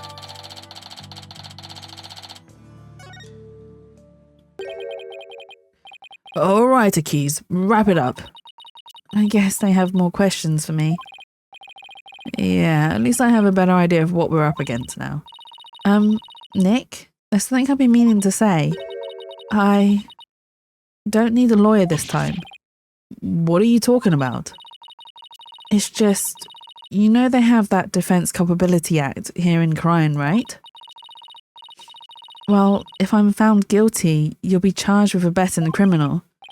Maya, thanks for thinking of me, but... Don't worry, Maya.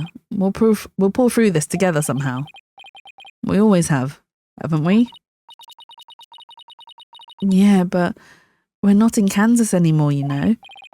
True, but I've been through one trial here already, so I know what I'm getting myself into. We're going to win this one, no matter what. Because I believe in your innocence. Yeah, I know. We've always won because of your faith in me. That's right. So it's all aboard the Phoenix Freedom Express. Thank you, Nick. Well, I'll see you later. At least she accepted us being her lawyer. Bravado will not save you tomorrow, and by then it'll be too late to ask for mercy. We're going to beat this charge. You'll see. I don't care to understand every single word that was spoken. But I don't like the sound of that Phoenix Freedom Express one bit. Wait. Don't tell me you don't know what Freedom Express refers to. Of course I know. Do not presume to know what I do not know.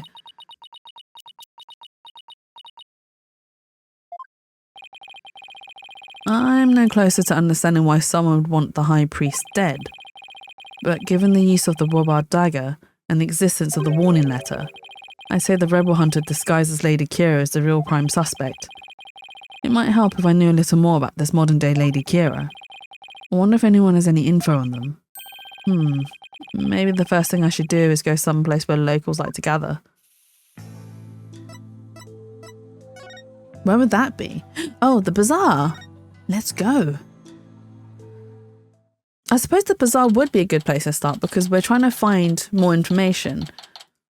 So asking around might help us, right? There's a moo-moo! I guess the bazaar is as good a place to start as any. Now, who should I... Oh, Rafe is here as well. I see. So that is what Freedom Express is. Consulting the pocket internet again, I see. Mr. Wright, I think this is Abby, right? Not Albie even. That sounds like... It is! It's Albie! Is Miss Maya okay? I believe her, Mr. Wright. I know she didn't do it. Do you now, boy? Bokanka, you're benevolent. You mustn't trust in lawyers, you... Are you not the accused from the last trial? What's wrong, Albie? Your benevolence speaks with the, You may speak in the vernacular, little monk. Now, what is your name? Yes, your benevolence. I'll be your guide, your benevolence. Know this, Albie. Your soul is only as clean as... Oh my god. Your soul is only as clean or filthy as the company you keep. I wish you'd stop insinuating that all lawyers are trash. Please forgive me, your benevolence, but Mr. Wright is a very trustworthy man. And I trust him as a lawyer. What's this? I'm sorry. Forgive my insolence. If a common boy such as he can place his trust in lawyers, it can only be because of my failure at the Hall of Justice the other day. Mr. Wright, her benevolence has sunk into the ground. She must really feel responsible for what happened in court that day. Let's give her some breathing room for now. I'm sure she'll be back on her feet in no time. In the meantime, do you mind if I ask you some questions? Of course not. I'm always glad to help. Do you think Albie's gonna know? So, what have you heard about the rebel hunter that was in the newspaper? Everyone's overjoyed at her appearance. They say she's the modern day Lady Kira. Bonjour, hey Sombra, welcome in. I hope you're having a lovely and wonderful weekend so far. So they're treating this rebel hunter like a mysterious protector of the people, huh? I hope you enjoy your taiyaki snacks. People have been on edge recently, what with that jailbreak and stuff. I sure hope they catch that escaped prisoner soon. Escaped prisoner? Yes, it was one of the vicious rebels that Lady Kira had captured. Today I finally got home from my trip. Nice. Time to relax and, chill and whatnot. So I hope you had a good time though. I hope you had fun. 8,700 kilometer drive, 2 weeks and a half. Was you driving the whole entire, were you driving the whole entire time? I don't actually, so I know that 8,700 kilometers is a lot of distance, but I don't know how much distance that is. I need it visually explained to me before I can be, right, okay, that is a lot of distance. That's my problem. That's my problem. I can't visually see, or distance is like a really difficult thing to like visualize as well. But yeah, no, I hope you had a good trip though, and had a lot of fun, and time to relax and chill out and stuff like that. And I hope it wasn't stressful whatsoever, because traveling can also be very stressful. I went from Romania to Portugal and back. I need to look at a map. I need to look at a map to see the distance. England is 1,300 kilometers from top to bottom. We are a very small country. Could you do... I mean, yeah, you could. You'd have to be driving, at least 16 hours to get from... Would it be 16 hours to get from top to bottom of the UK? Maybe not even 16 hours. So from London to Glasgow, it takes about 6 to 7 hours. And then another 2 from London to like Southampton, Portsmouth, maybe 4 actually. And then, so yeah, I'd say it'd be about 16 to 18 hours to get from top to bottom of the UK. Depending on how crazy you drive. Depends on how fast you're driving. So there's a hardened criminal on the loose. That is bad news. Yes, but the modern day Lady Kira is also super amazing. I mean, she takes down big, scary rebels all by herself. Yeah, that's not exactly something just anyone can do. Someone that strong could have easily overpowered and killed the high priest. What about the escaped prisoner, Albie? Oh, we get to learn more about them. So, what's the escaped prisoner supposed to be like? They say he's a vicious fiend who serves as Dirk's right-hand man. Dirk? As in the leader of that rebel group? Yes, the escapee serves that dreadful master of the Defiant Dragons. They say the prisoner's the former soldier, and that he wields a big scary knife. Rumour has it, he's a cold-blooded killer to boot. He sounds like a really dangerous man. He is, but the police still can't find him even after an exhaustive search. Wait, I remember hearing about a prison. There is a prison at the apex of this mountain. A prison? Way up there?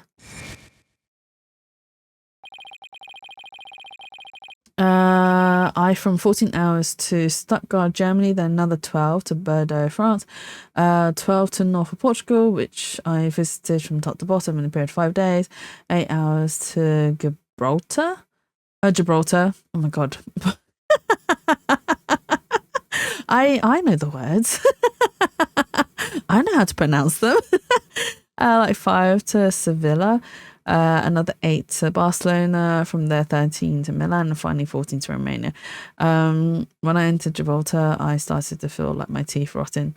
Why were your teeth rotting in Gibraltar? Why did you feel like your teeth were rotting? The prison is at the top of the Inner Sanctums mountain, right? How did he even break out? No one really knows. He supposedly did it without any tools to speak of, too. Some say he must have fallen to his death. Personally, I like to believe he did. Otherwise, something like that terrible incident might happen again. Terrible incident? Gibraltar is a colony of Britain. I also visited Andorra and glitched out there as well. Mallorca is on the way. Oh, that's nice. Sounds like you had a very well-travelled trip. What was that about a terrible incident, Albie? It happened before I was even born, but Queen Amara, the previous queen, was assassinated. And it was the rebel leader Dirk who did it. The previous queen was assassinated. That's kind of unsettling. Oh, it was the terrible deed of a heinous sinner. I mean, to take the life of such a great, gentle queen. Only someone with a dark, defied soul could have done that. Where's the rest of JetterHate's chat group? They're not here today. Only you hate. You think that I hate chat. I don't think you understand that I actually don't hate chat. I like chat, thank you very much. I don't hate chat. They really take their queen seriously here, like God worshipping level serious. It really would take someone pretty bold and blasphemous to assassinate one. Those Defiant Dragon rebels are not afraid to do anything to accomplish their goals. I don't think. Thank you so much. That's why, with that escaped prisoner on the loose, who knows who might be killed next? So that's why the people of Korean are so afraid of that escapee, and why they want the rebel hunters to take him out, although along with the other rebels. So, is there anything else you can tell me about the rebel hunter Lady Kira? Why are you trying to add it twice? Sombra? Oh, because it didn't... Okay, so it didn't add it.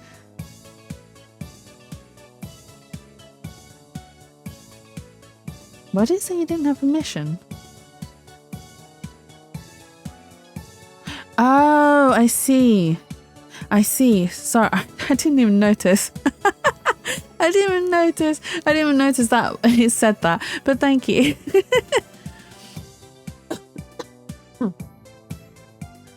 So, is there anything else you can tell me about the rebel killer Lady Kira, Albie? I was just thinking there was something else, but what was it? Oh yeah, here. What is it? Shadow found it. Why, that's The Wabard Arrow. Feeling better now, your benevolence. This is no time to be feeling sorry for myself, for I'm the crown princess of Korean. Now, let me see that boy. Yes, your benevolence. It looks very much like one of the legendary weapons Lady Kira once used in battle. A three-pronged arrow. I could swear I've seen something resembling that arrowhead recently. Where did Shadow find it, Albie? Near Abbot Inmi's house. Near the victim's house, huh? Something tells me I better go look into this.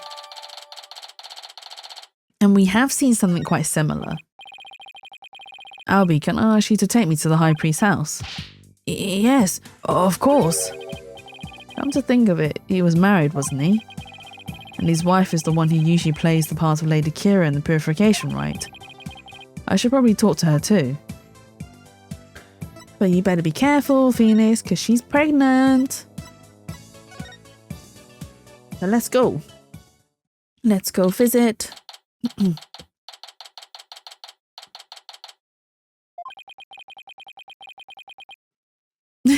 Welcome back, Mia. Are you okay? Are you enjoying your lurk? Are you having fun? Are you enjoying yourself? So this is where the High Priest lived. Wait a minute. This is where they brought me when my back gave out. The woman in front of that altar, she must be High Priest's wife. Me not want to work tomorrow? Same here. Same here, Mia. I don't want to work tomorrow either. I would like to give up working and just draw all day, every day, and have someone pay me to do that all day, every day. When you have the time, I'm catching up to what happened since the Guitar Priest trial, since there was nobody else. Hi, Mia. I mean, yeah, I can do a quick catch up. We haven't done much since the... oh, no, we have done a case since the Guitar Priest. Excuse me? Yes. May I help you? So, Abbot Inmi's wife is called Believe, and her last name is in me. So believe in me. So it's trust in me and believe in me.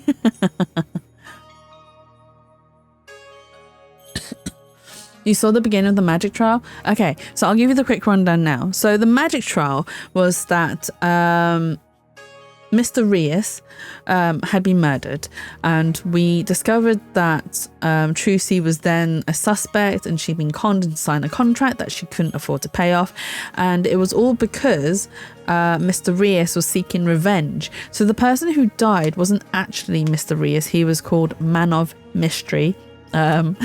He was he was a fan that was then hired by Mr. Rias to then take his role and pretend to be him. And as it turns out, that Mr. Rias was actually Roger Rettins, who'd set everything up just to destroy the Grimere troop, which was now Trucy's, now Trucy's whole entire family and life and so. So he wanted to destroy her just to get revenge on Magnifi. Which I don't think is very fair, because it's not Trucy's fault that her granddad was the one who sort of ruined his life. So that was what happened there, and then we got him guilty, and we got him to confess that he set it all up, and that he was the one that actually killed Man of Mystery, who thought he was doing a prank for the show, who was pretending to be dead, but didn't realise he was then going to be hoisted up into the catwalk, up into the ceiling, and then stabbed because there was a knife there, ready and waiting for him to, hit the ceiling. So that's what happened. And then Phoenix has now come to Cryonies. Well, he's been here since the first episode, and he's now come across another case because he can finally meet Maya, but Maya is now being accused of murdering the head priest, Abbot Inmi, who is this guy in the photo, and we are now talking to his wife, Believe. Oh wait, never mind. Yes, the game. She's been... Yes. Maya's being accused again. So and it's mostly because because she was the only one up there doing the purification rite with the priest, and she's also an outsider, so there's a lot of like, oh, you're an outsider, you did this on purpose, you murdered our high priest, you hated him, you know, you outsiders don't understand, you just want to steal our techniques for yourself and whatnot. So that's where we are, that's where we're at. Yes, may I help you? I was hoping to speak to the high priest's wife. Are you her? Please forgive the intrusion, Lady Believe. Oh my, your benevolence. They're saying you reverse broke the fourth world in real life and killed somebody in the game. No, Maya, not Mia, Maya.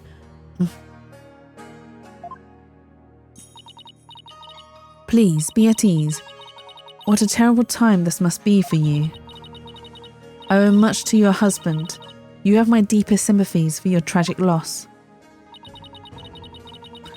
You honor me with your kind words. Look, dear, the royal priestess has come to visit us. Yes, What's that? Oh, of course. She's talking with his funeral picture.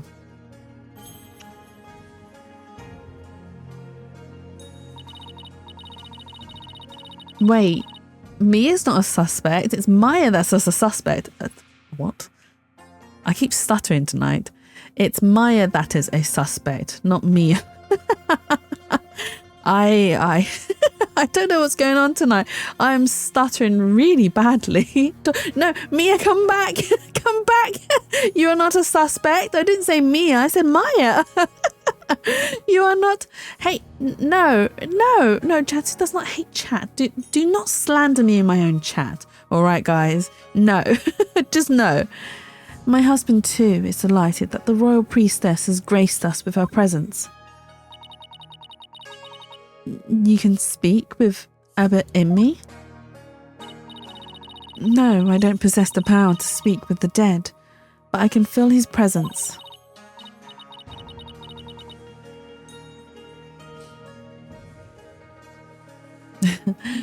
Sombra, Mia is not a she. Mia is they, them pronouns. I did not murder the priest. It's not, well, Maya didn't murder the priest either because she has been falsely accused. So the truth has been exposed. I'll expose all of you for your slander and your lies. What's that? No, that can wait till later, dear.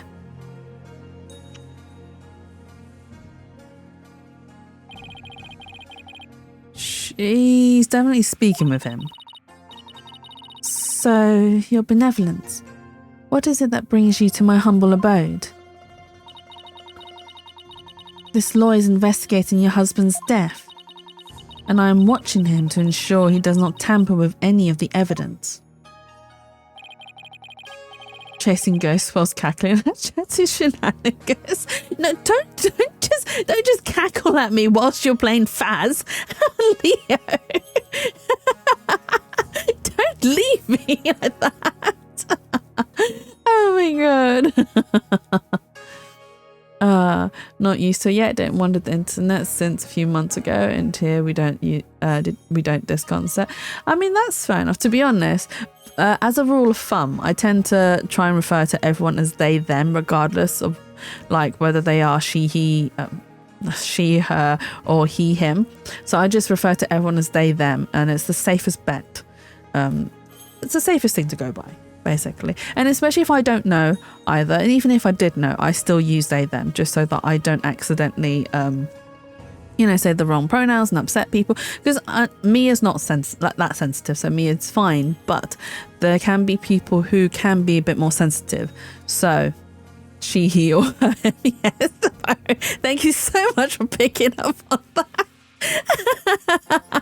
Look, I'm struggling tonight. I cannot English. Thank you.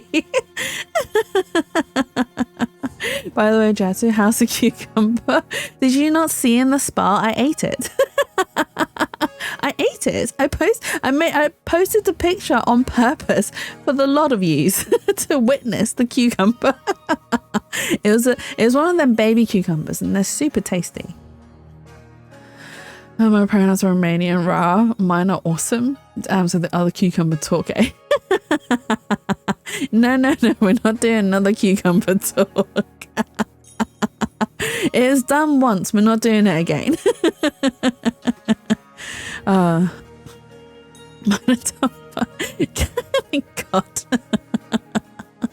Oh my God, you guys are too funny.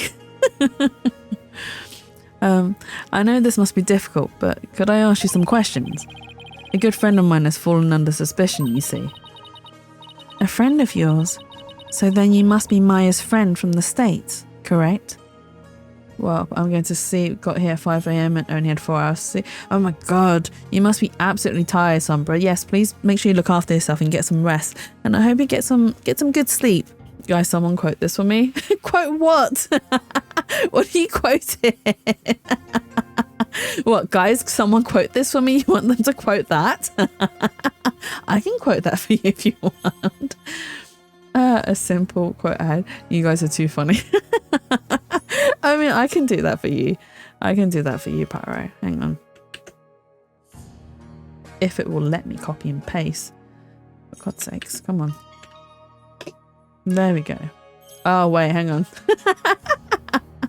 No. Not at me.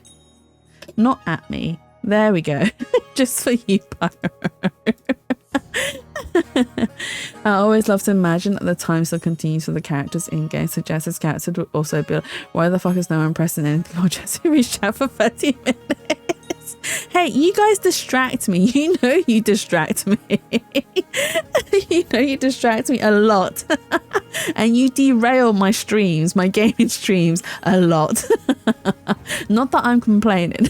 I'm really not complaining at all. I'm absolutely fine with the off tangent discussions that we have, and I actually quite enjoy them because some of them are quite, we have quite in-depth conversations, and we're able to share our thoughts and opinions openly, which is nice, and which is what I enjoy about the community as well.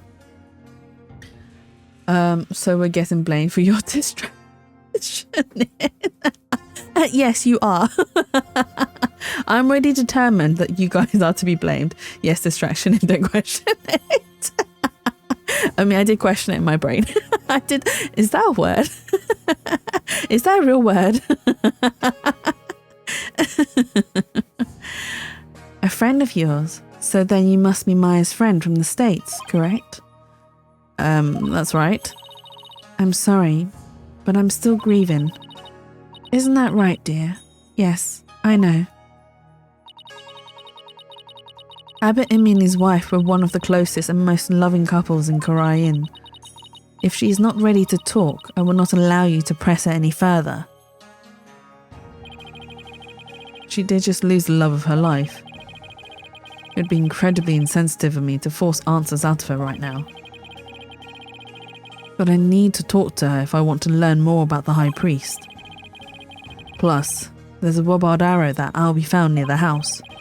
Believe in me is crazy. It is. I mean, but that's their name though. Trust in me and believe in me. There's too much I need to find out for me to leave just yet. Would it be okay if I stayed here for a little while? Barbed head, have you not been listening to a word I said? Look, your benevolence, I'm sorry for her loss, but I'm running out of time. So what I will do is promise to leave if she doesn't change her mind. Please, let me talk to my husband about this. Yes, I know. No, don't. Not in front of the royal priestess. Now, if you'd excuse me. What the heck were they even talking about?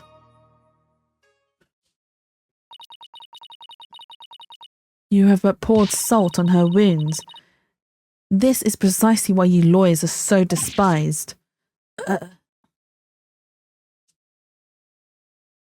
faith in us. I nearly read that really badly. That could have been read really badly. I was just trying to help Maya's case. I didn't mean to hurt Miss in me. Or Mrs. in me, even. Could it be that you actually possess a conscience? Of course I do. But I'm also desperate for information. So, what do you plan to do now? Pass the time by looking around the room, I guess, and see if she changes her mind. Just see that you do not touch anything you should not. Guess I should watch what I touch then, just in case Princess Rafa gets mad at me. That would 100% be your fault. No, it would not. It would be your fault. Because you wrote it. What a magnificent altar. Of course it is magnificent. It is for the Holy Mother after all. The Holy Mother? Is she that faceless figure there? Such insolence. How do you not know who Her Holiness is on sight? Do you seek to cross over into the Twilight Realm right this instant? Sorry, it won't happen again. This is why lawyers are so despised. Now listen well. Depicting Her Holiness's face is the greatest taboo in all of Koreanism. There are none alive today who know what her face really looks like. And that includes the members of the royal family. Wow, now there's an unusual custom. It's got to be one heck of a secret if even the royal family can't know what she looks like. But I wonder why that is. Isn't this that Justice Minister I met? But who's the woman in the picture next to him? She looks really important. Could she be the Queen of Korean?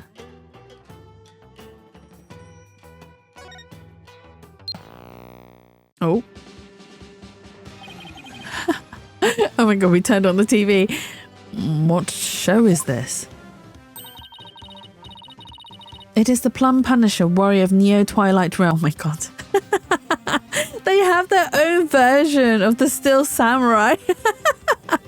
And even the theme song is very similar, but of a different key. It is based on Lady Kira and is the #1 action hero show in Korean. The Plum Punisher, warrior of the Neo Twilight Realm.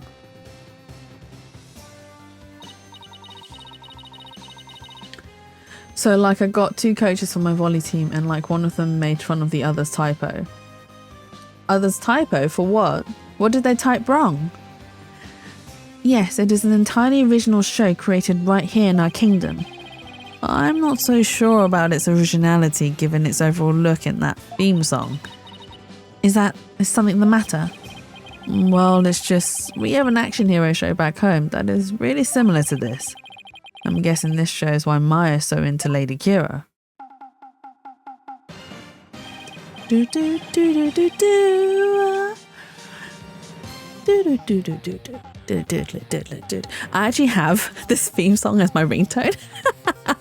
So sometimes when I'm playing this game and I forget to put my phone on silent, I'm like, wait, is it the game that's playing the song or is it my phone that's ringing? Do do do do do. Do do do do do do do do do.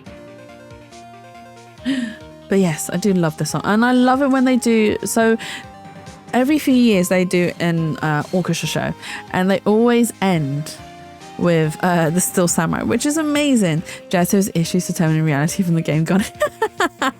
Look, it's sometimes difficult to tell the difference, especially when my ringtone is the theme song.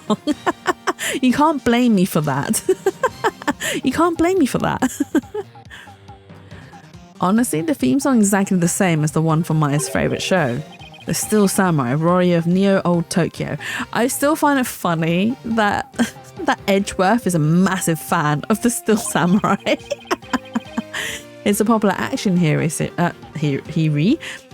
It's a popular action hero series filmed right in LA.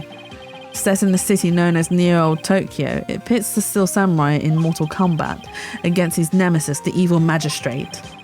Maya's collected DVDs and merchandise from that series as long as I've known her. I don't even know my own ringtone.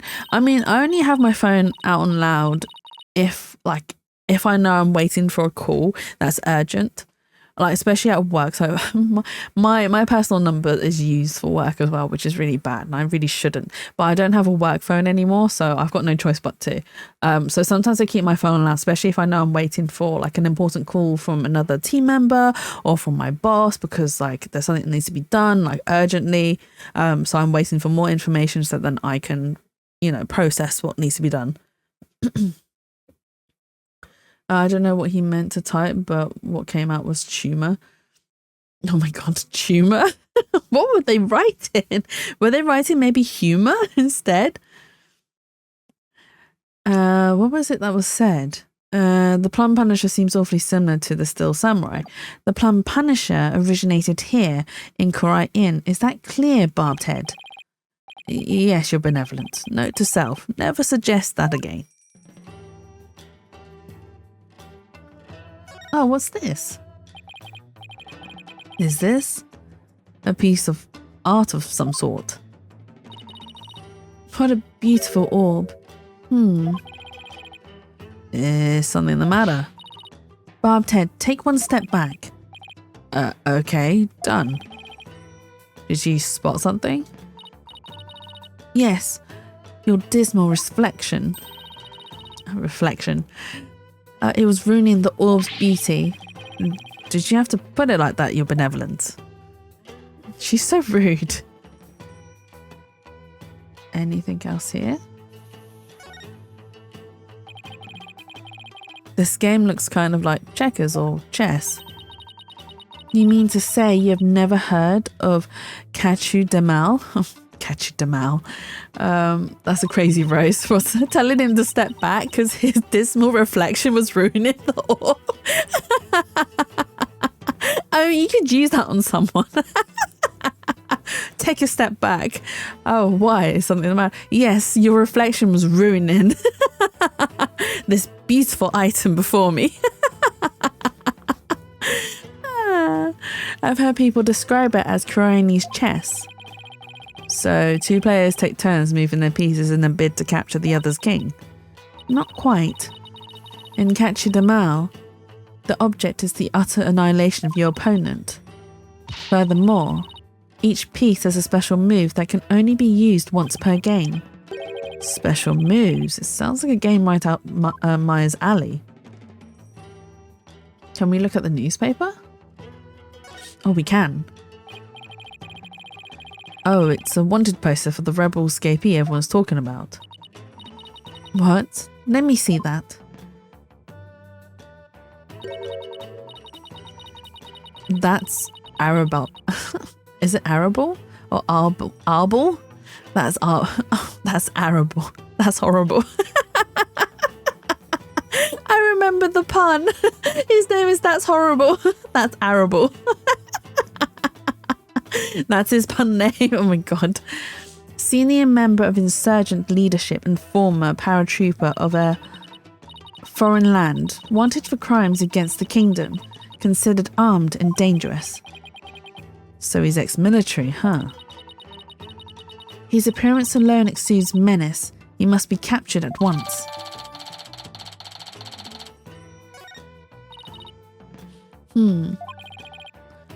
Is something wrong? The bounty is 3 million dharmas, money that comes out of the people's tax payments. I shall have it lowered to about 1 million dharmas. You seem unexpectedly concerned with the people's welfare. Unexpectedly? How rude. Naina has always taught me that kingdoms that do not value their people come to ruin. Oh god, what is that one? I guess one could say that's arable. Badumts. I mean, that is his name. That's horrible. Oh no, cringe. But that's what I like about these games. The pun names are really fun. And they're funny, you know? You don't agree? You don't agree that the pun names are funny? They're enjoyable. As Crown Princess, it is only natural that I care for my people. How about sending some of that kindness this way? Well, I suppose I could. If he quit being a lawyer and paid taxes to our kingdom, that is. Well, it was worth a shot.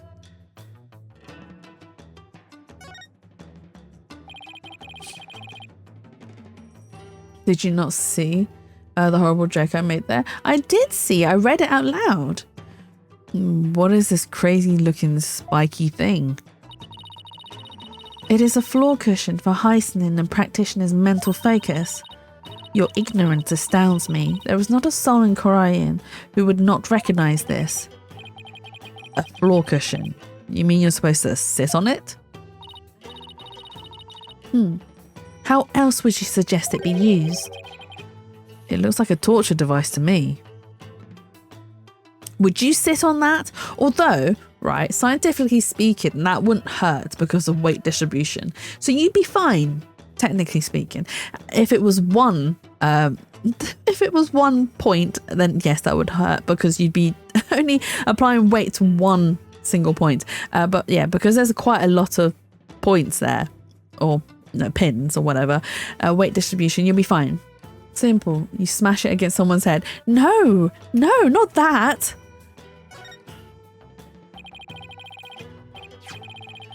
This looks like a wastebasket. Hey, there's an envelope sticking out. There are 3 holes in the row near the top. Now, where have I seen holes like this before? Scrounging around in other people's garbage like some stray dog. You are a pitiful creature indeed. What does it say here? Say what you will, but I've got a job to do.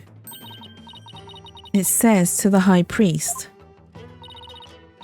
You cannot even read. You're even more pitiful than I had thought. Thanks, and I will keep your words of wisdom in mind, your benevolence. If it was just one big spike, I'm pretty sure people would use it differently.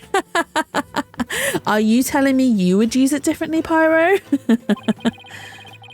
Guess I should have studied some Koreanese before I came. So the envelope was addressed to the high priest, huh? But it's empty. Still, there's something about it. I better hang on to it.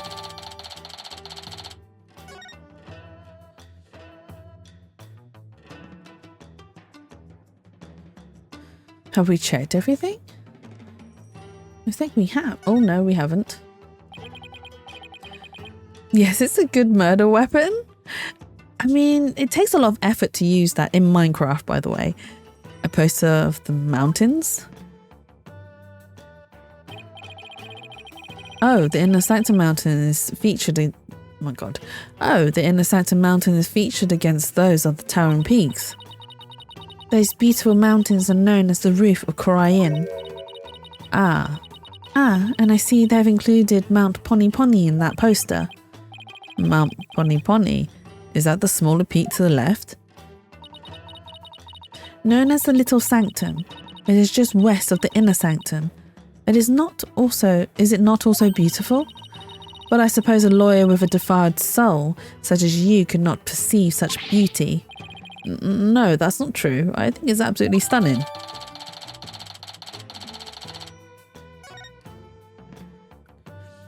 I don't know else what you want to use a big sharp object for. I said nothing. I said nothing. Can I look at this? No? Okay. So we've looked at this. Oh wait, the bag. I didn't look at the bag. There's a Steel Samurai patch on this bag. Guess the bag must be Maya's. She probably left it here while she was performing that rite. Lady Believe has not had a change of heart, and simply waiting shall not change that. Can't we wait just a little longer? I wonder if she'll ever open up. Oh, you're still here. Oh, who said that? Lady Believe. Oh, it was her. Okay, so she said it. Mrs. Inmi, do you think you're ready to talk? Is it okay with you, dear? Yes, I will. Yes, I will let him know. Lady Believe, you don't have to speak to this lawyer if it's not your wish. No, it's quite all right. If my husband was still with us, he would say. As much as it pains me to have my lovely wife speak on such matters, if it would help to find the truth, then ask whatever you may. Okay, I'll take you up on your generous offer. Wait, did Mrs. Immy call herself lovely just now? Well, whatever are you waiting for? Ask your questions quickly so your departure may be just as swift. Yes, of course. Oh, we can ask her questions. Okay. Do you have any idea why your husband might have been killed? Was he acting different or doing anything out of the ordinary lately? No, I don't recall anything of the sort.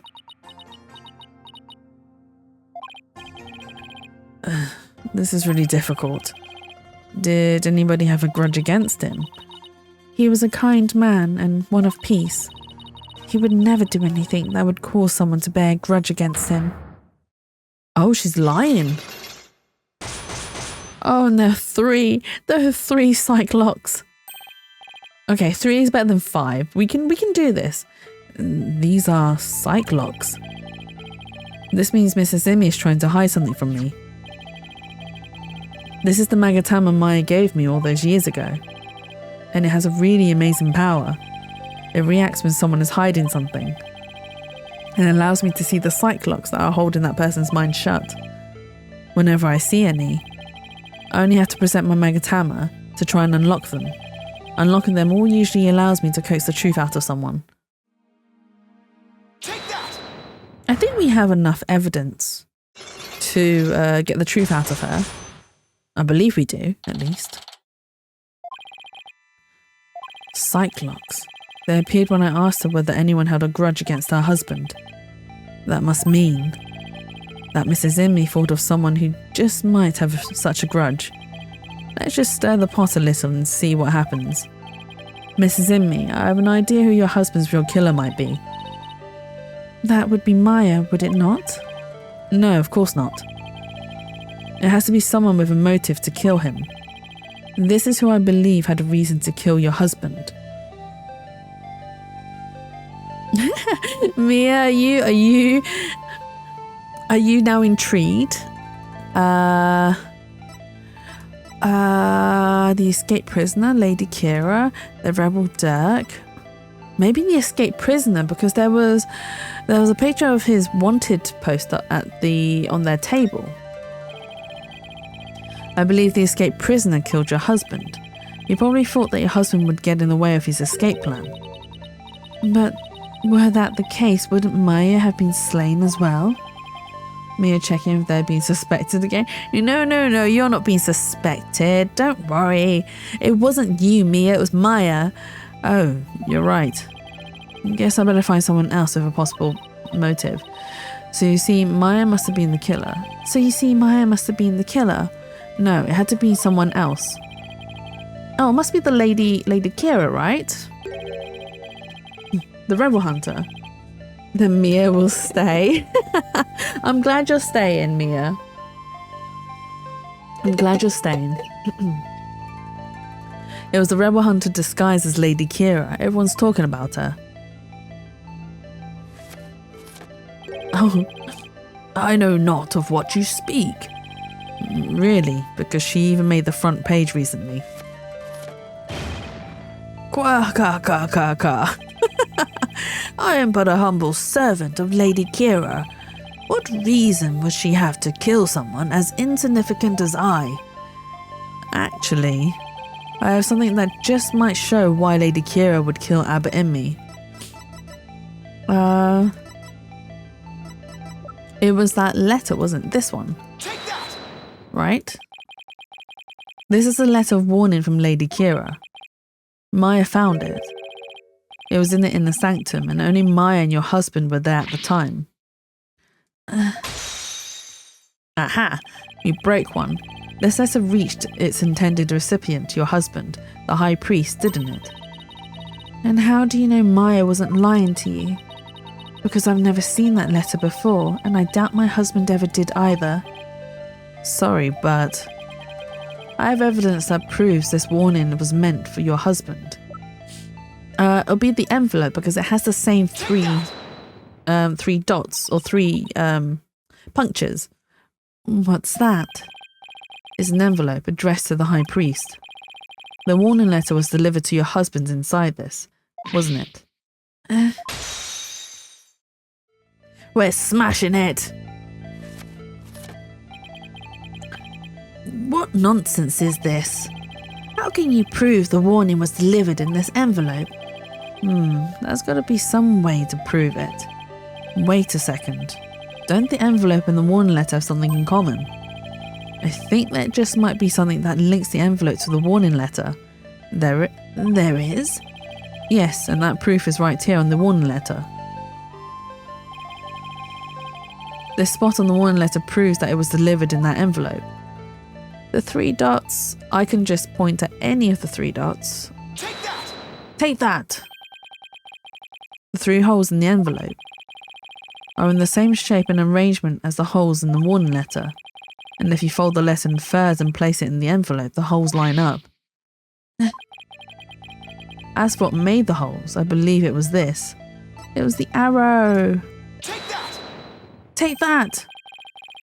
They were made by this wobbard arrow, one of the weapons favoured by Lady Kira. The warning was folded in thirds, placed in an envelope addressed to the high priest, and delivered to your husband on the points of this arrow. Eek! It's kind of bad that we're, like, mentally breaking a pregnant woman who's grieving her dead husband. It is pretty bad on our part, to be fair. Are you ready to tell me the truth now? Who's dead? So the priest is dead, and the priest was her husband. So he's the murder victim currently, and she's pregnant at the moment as well. So she's grieving whilst being pregnant, which is probably one of the worst things you could go through whilst you're pregnant as well. I admit the warning was sent to my husband, but he was not an insurgent. Then why did you keep it a secret? Because the authorities might have suspected him of being one if I hadn't. I guess that makes sense. If the rebel hunter was after him, I can see how people might at least suspect. We are Cryonis kingdom, as such rising up against the monarchy. It's the same as blaspheming Cryonism itself. Your husband was a devout priest of Cryonism, and you feared that his good name would be tarnished if the warning went public. Yes, that makes sense, but is it the honest truth? What if the high priest really was a rebel? The rebel hunter would have had a motive to kill him. Still.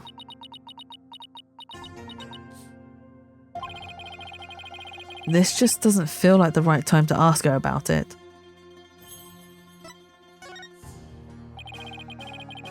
Could you tell me a little more about the warning? It arrived about 3 days before the purification rite. When we woke that morning, it was already there by the side of our bed. It was by the side of your bed? Yes, we had the whole house locked up tight, and yet someone still managed to slip in. Oh, it was so frightening, wasn't it, dear? But you didn't contact the police? Because you didn't want them to suspect your husband of being a rebel? That's right. If only we had told the police, maybe Taros would still be alive today. Oh, lovely wife, no need to fret, my dear. My only regret is that I left you all alone. Barbed head, that is quite enough. Yes, you're probably right. Yeah, she's pretending to be her husband. I like the fact that she has pre-made expressions of him already in the picture frame that she can use to express his expressions, basically. It's quite an interesting thing. Yes, you're probably right. Mrs. Inmi, I'm sorry to have bothered you at such a difficult time. Don't be silly. I'm happy if I have helped.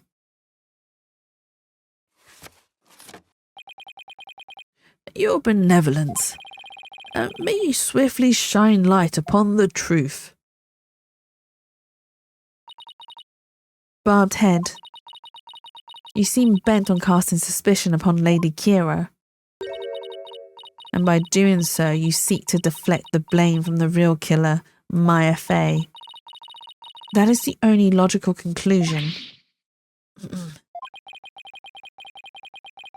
I'm in no position to disprove her at this time.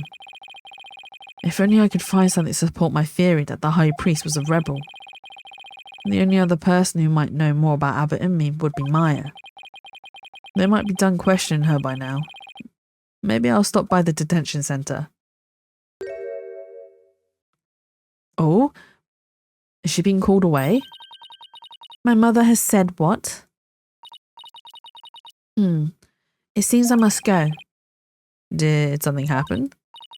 Yes, my mother has decreed that a rite shall be held for the High Priest's passing, and that she shall conduct the prayer of lament therein. Her Eminence has so decreed, has she? Oh, but she should not concern herself with a humble priest like my husband. No, it is only natural, considering his meritorious service. Oh my God. The rite will be held at the palace. You are to accompany me there at once, Lady Belieb. Thank you, your benevolence. My husband is most delighted too. How wonderful for you, Mrs. Inme. A direct decree from the Queen. That must be quite an honour. Barbed head, you are coming as well. Huh? But I don't have much time left to investigate. As the one charged with monitoring you, you must remain within my sight at all times. Barbed head, have some respect, lady. But that's the thing, she doesn't respect Phoenix. And only, right, she doesn't respect him because he's a lawyer. Besides, it will take but a moment. Now come along. Arguing the point will probably just make things worse for me. I better let her have her way this time. And plus, we get to meet the Queen, potentially. I don't respect her because she's rude. She is rude. But she is, like, it's not deserved that she's rude to Phoenix. But I understand why she is, because she's a princess, technically speaking. So everyone sort of, like, walks on eggshells around her. And they revere her as well. Because she's the next in line after her mother. She's next to be queen. I don't know what I have to say to you, little princess. Pooh to you. I missed what the queen said. But that's fine. Oh.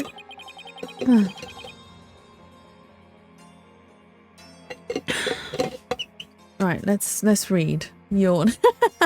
I don't have the same command as Elle does. Welcome, Lady Belieb. You didn't see? Did you think you were in Elle's stream, Mia? I can add a yawn counter, but I don't it's not often that I do yawn. It's just when I'm very tired, which I am today, because I've had a long day peeling pistachios. But it's not often that I yawn.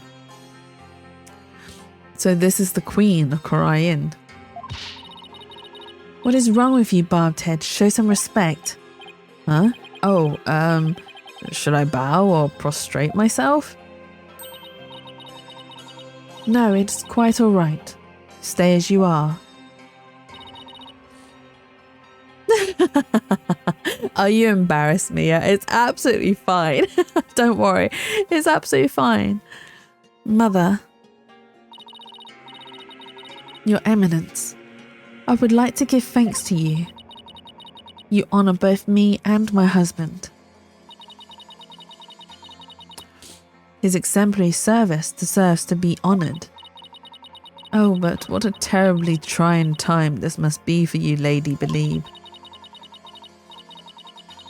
I can't be here but have lots of fun. Also muted. Oh my god, hang on. Hi, Faye. Bye, Faye. Enjoy your lurkies.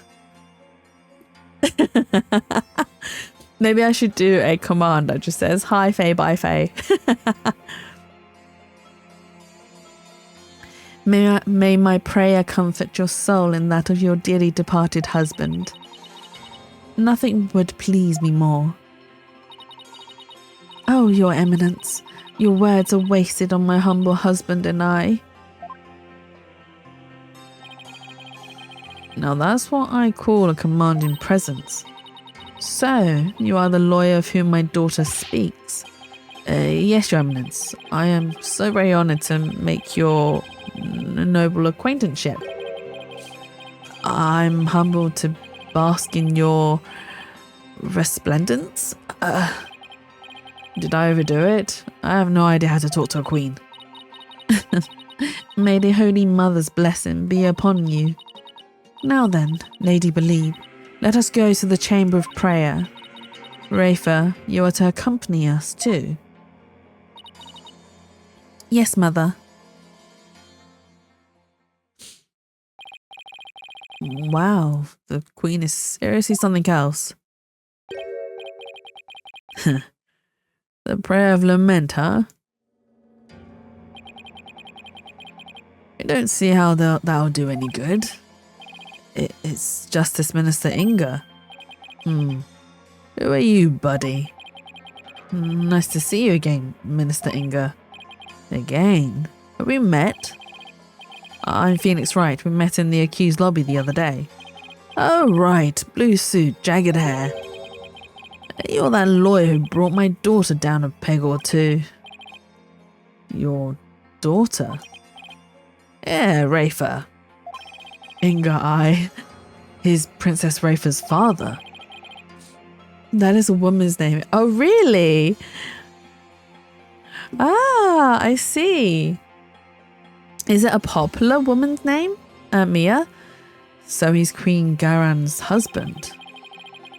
You plan on sticking your fat nose in this mess too? The accused is a good friend of mine. It's an old name. Ah, fair enough. I suppose it'd be similar to like Ingrid, which is also a very old English name. He has an old, I forget where you're from, Mia. Norwegian? Danish? No, I forget. You're around that region, right? Am I right? Or am I wrong? I'm probably very wrong. I'm sorry. I try to remember, but it's difficult. It's difficult. Like I said the last time. Norwegian, yeah. I was close-ish. A Norwegian. That's cool though. Because you are, technically. You better watch yourself, see? Do you mind if I ask you a few questions? You want to question me? That would be great. You got balls for a lawyer. Guess I can play along a bit. But I got things to do, see? So we'll have to talk while I work.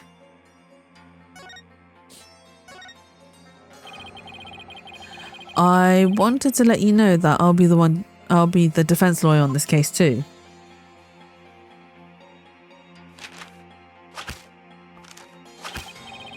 Well, don't say I didn't warn you.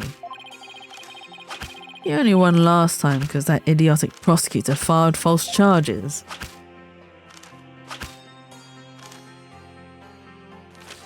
He's got a lot of faith in Samadhi. But it's going to be different this time. I got Korean's top prosecutor on this one, see? I don't care who I go up against. I'm going to prove my client innocent. You haven't forgotten that little thing called a Defense Culpability Act, have you? Blow this one and you'll suffer the same fate as the accused. How could I forget? You lawyers are all the same. You strut your stuff till the DC Act comes down hard. Then you start begging and pleading for your lives. It's really hard to watch, I tell you. Well, I don't plan on letting it come to that. And we never do, which is good. Were you the one who wrote the Defense Culpability Act? Maybe I did, maybe I didn't. What's it to you? Why are you high order? Well, he is the defense minister or justice minister here in this country, so he has a lot of power, and he is the husband to the queen as well, so he has even more power. Oh. Sandwichy. That fart got me. I was just like, what? What? What? A fart? Oh my god, that made me miss my little crossed fish. I'm so sorry, Mia. Oh my god. Jump scared by a fart. But I hope you have a lovely, wonderful weekend so far, Sandwichy. You reminded me to hydrate, actually, which is good. I do need to hydrate. I need to remind myself to hydrate more, especially when I'm doing like these long reading streams. Either way, as Justice Minister, I'm going to enforce the thing. I just hydrated. But thank you for the hydrate. I will drink again. Never too much. I probably should have had something else to drink as well, aside from tea. Because this means drinking tea this late into the evening, I'm probably not going to have a very good night's sleep. Why do I do this to myself? And it's not normal tea either, it's green tea, which has even more caffeine than normal tea. But it's fine. It's fine. I'll figure it out tomorrow.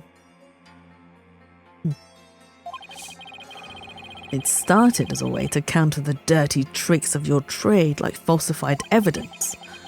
But it turned out to be quite handy. Efficient even. Handy. Efficient. Yeah, made my job real easy. Any goons who cross me or the Garan administration are gonna get just what they deserve, especially those rebel scum. You can get away with that here? Better watch your mouth, lawyer. I enforce the law in Korean, see?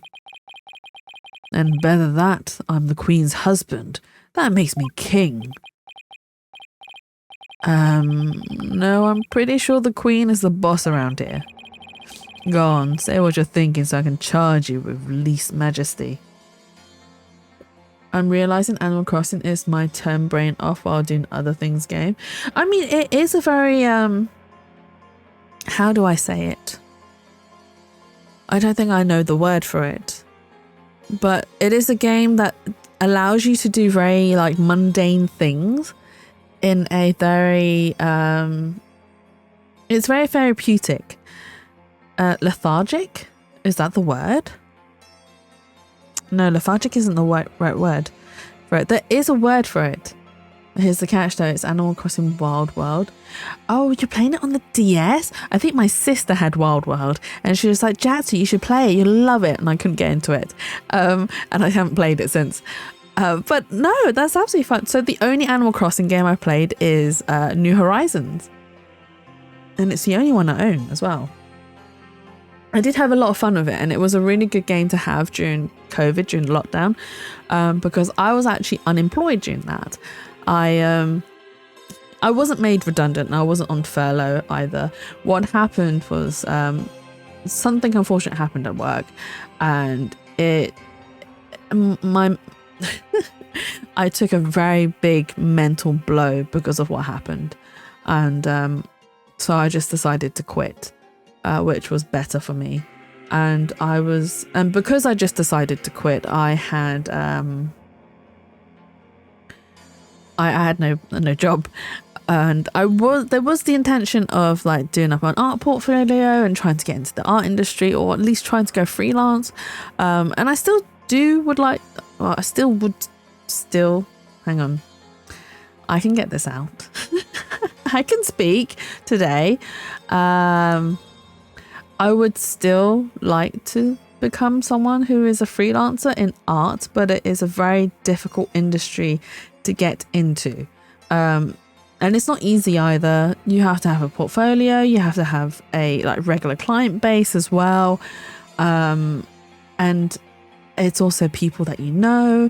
Because a lot of times jobs are given to those that, and there's nothing wrong with this because you can, be more trusted, and whatnot. But yeah, so I was unemployed for 2 years because I quit my job and I wasn't able to really look for a job because of the whole lockdown and COVID. And luckily, so I'm very frugal, shall we say. I'm very good with my money.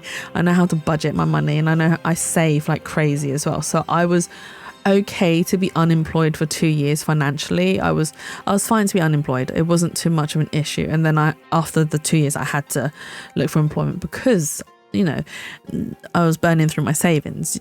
No income means there's only outgoings, and you can't survive on just outgoings, and I can't survive on just my savings, which will be depleted eventually. So then I went and got another job. I say I got another job. All the managers and directors were fired from my past company, and one of the new bosses there, whom I had worked with very closely before, had asked me to then go back and work for them, and they offered me more money. And so I was like, okay, fine, I'll come back and work for you because I don't have to work for the others who are no longer there. It was okay to start with, and it's been about 2 years since, 2-3 years since. It's starting to grate on me a bit, so it is probably time for me to move on.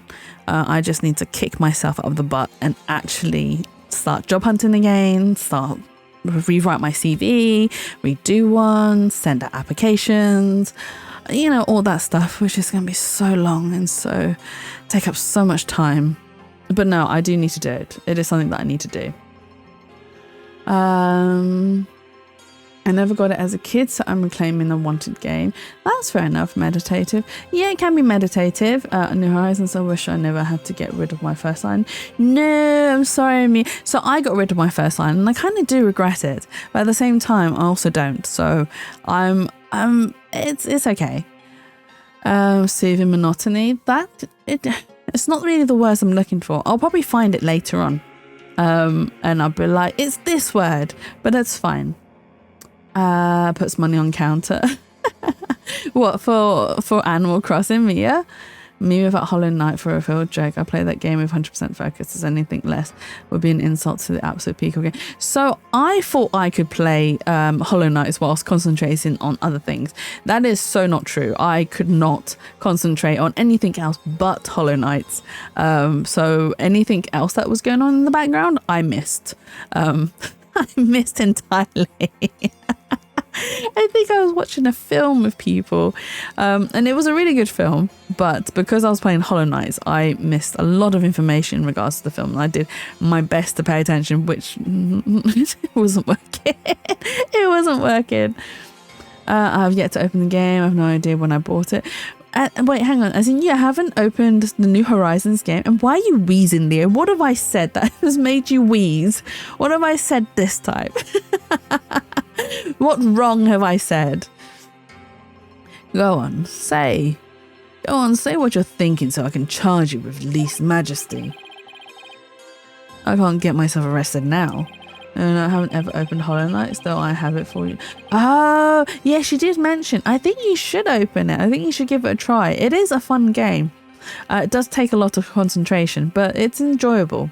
It's not an easy game. I'm not going to lie to you. It isn't a very easy game. But once you get used to it and get into the rhythm of it, you'll get the hang of it.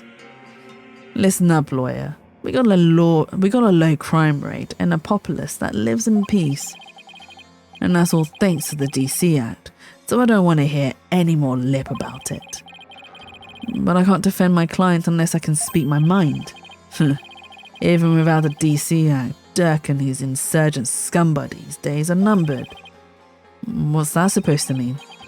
Let's just say I got a little trick up my sleeve. So I'd watch it if I were you. Because you got a defiant attitude like one of them dragon dupes.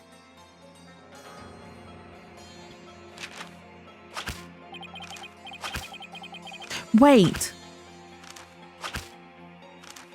Oh, I thought he was smoking a cigar. That's not a cigar he's smoking. It is literally a name stamp that he just holds in his mouth like a cigar.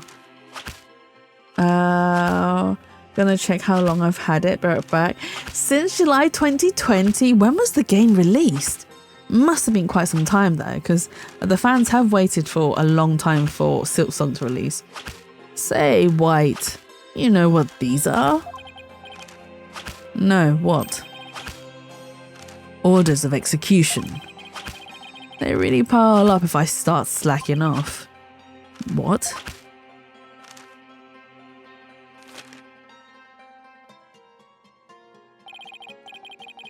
And tomorrow, I'll have even more work to do, processing the one for your little friend. And you. Oh, and if you really do defend her, I'll have to add one more to the pile for you. But you're not stupid enough to waste your life on that criminal, are you? He's more of a criminal than we are.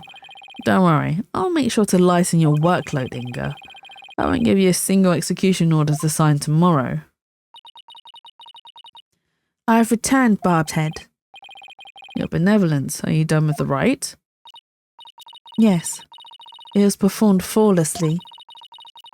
Lady Believe stayed behind to speak with Mother. I hope this will help ease her sorrow, even if just a little. So, you've been speaking with my father? Yes, you could say that. My father is a great man. He works tirelessly to keep the peace in our kingdom. Cryin is as it stands. Oh my god. Cryin as it stands today owes everything to the efforts of my mother and my father. You should feel deeply honoured. Under normal circumstances, they would have never spoken so readily with a lawyer. Yes, of course. It seems Rafa doesn't know what her father's really like. Well, now that we're done here, let's go see if I can talk to Maya now. Let's go. Oh no, she looks really sad. What happened, Maya? What did they say to you? Who do we need to punch? Oh, it's you, Nick. Maya, you okay? The questioning wasn't too harsh, was it? No, I'm alright. How about you? Make any progress? Well, I haven't found any conclusive evidence that could prove your innocence. Punch? Did someone upset Maya? We gotta punch him in the gobber, right? We gotta punch him in the gobber. We have to protect Maya. Punches. No, not the wall, Maya. Mia even. Oh my god, I just called you Maya. I meant Mia. Oh my god. But I have a small lead. Really? But for right now, I'd like to ask you about the High Priest. Sure, ask away. I'm Mia Fey now. I mean, you could be. You could be a Fey. By the way, what's the princess doing with you still, Nick? Doesn't she have anything better to do? Doesn't seem like it. I heard that. How rude. Of course I have many other things I could be doing.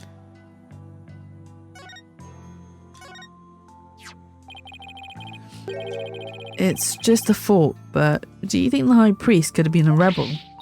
A rebel? Why would you even think that?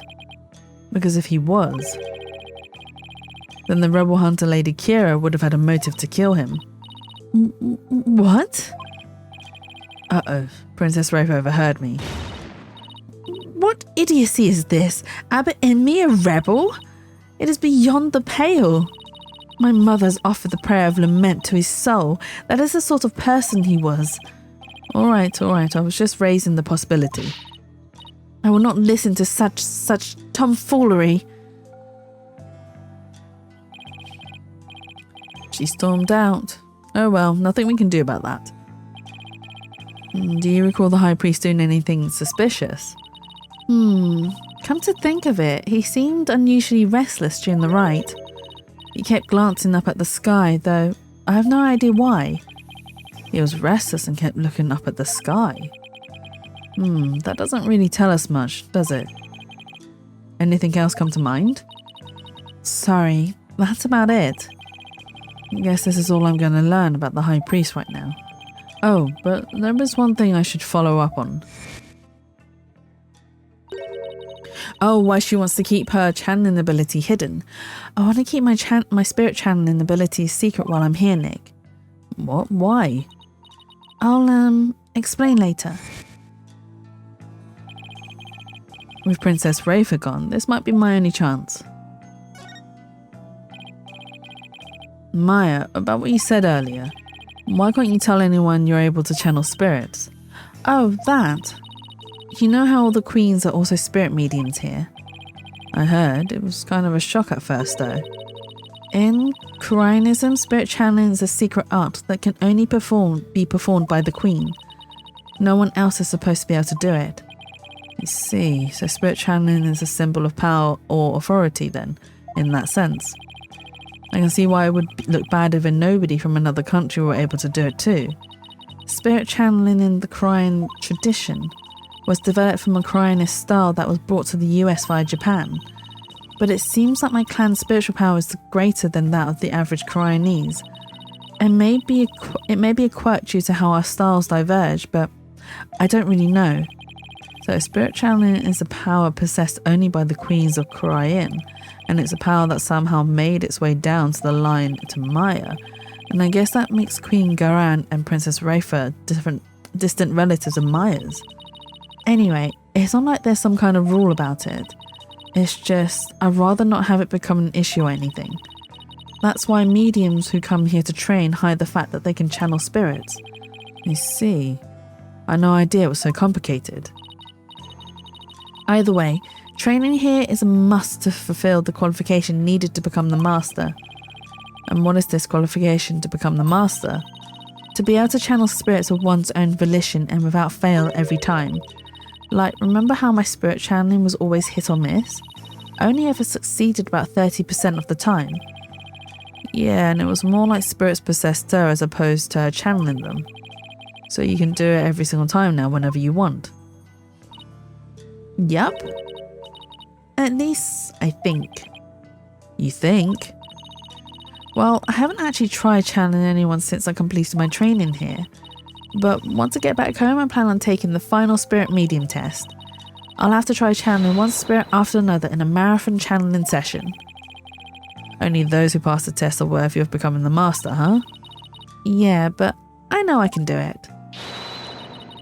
I'm going to ace that test and become the next master. After all, I can't let my clan and the other villagers down. Right. Maya's the next big hope of Korean village. That's got to be a lot of pressure. So, speaking of similarities, I've noticed another similarity between our countries besides spirit channeling. I saw a show on TV earlier that reminded me of the Still Samurai. Oh, you must mean the Plum Punisher, warrior of Neo-Twilight Realm? Oh god, we're actually going to talk about this hero.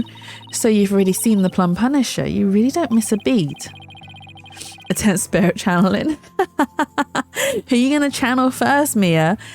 Actually, it was her benevolence who told me all about it. There is not a single person in Korean who does not know of it. Oh, your benevolence, you're back. As the royal priestess, I'm charged with monitoring your movements.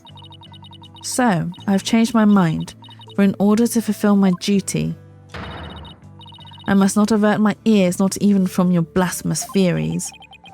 Her sense of duty is commendable. But I wouldn't mind if she backed off a bit. Great timing, your benevolence. There's actually something I wanted to show off to the both of you. Show off? Maya sure seems excited all of a sudden. Yep. Ta-da! What's that? It's an ultra-rare Plum Punisher strap. There's only one of them in the whole world. It was specially made to promote the TV show. Has failed? No, Mia, no! You're the owner of this strap? Don't tell me. You're a Plum Punisher fan too, your benevolence? No, of course not. Only little children watch that show. I have no interest in such things. Right. No, I am telling the truth. Sure, let's just leave it at that. She's blushing. Yeah, she's flustered. We caught her out on her own lie. She is a fan of the Pun Punish and she wants that strap. It is like the rarest of rare gifts, or well, merchandise. Anyone who's a fan would like rare merchandise. So, how did you get your hands on that, Maya? I found a kindred spirit in a Pun Punisher fan here in Korean. It resulted in an exchange of cultures transcending national borders. And by culture exchange, you mean you swap TV show program merchandise. Boo. Hey, Barry, welcome in. Hope you're having a lovely and wonderful weekend so far. Did you fall asleep? Did you fall asleep? You bet. I traded my Still Samurai watch for this strap. It's a super rare watch that plays the Still Samurai theme song when the alarm goes off. Oh, you're marrying at first sight. What? You're watching Married at First Sight. Oh, was there a lot of drama? Was there a lot of crying, a lot of happiness, a lot of hatred, a lot of breaking up?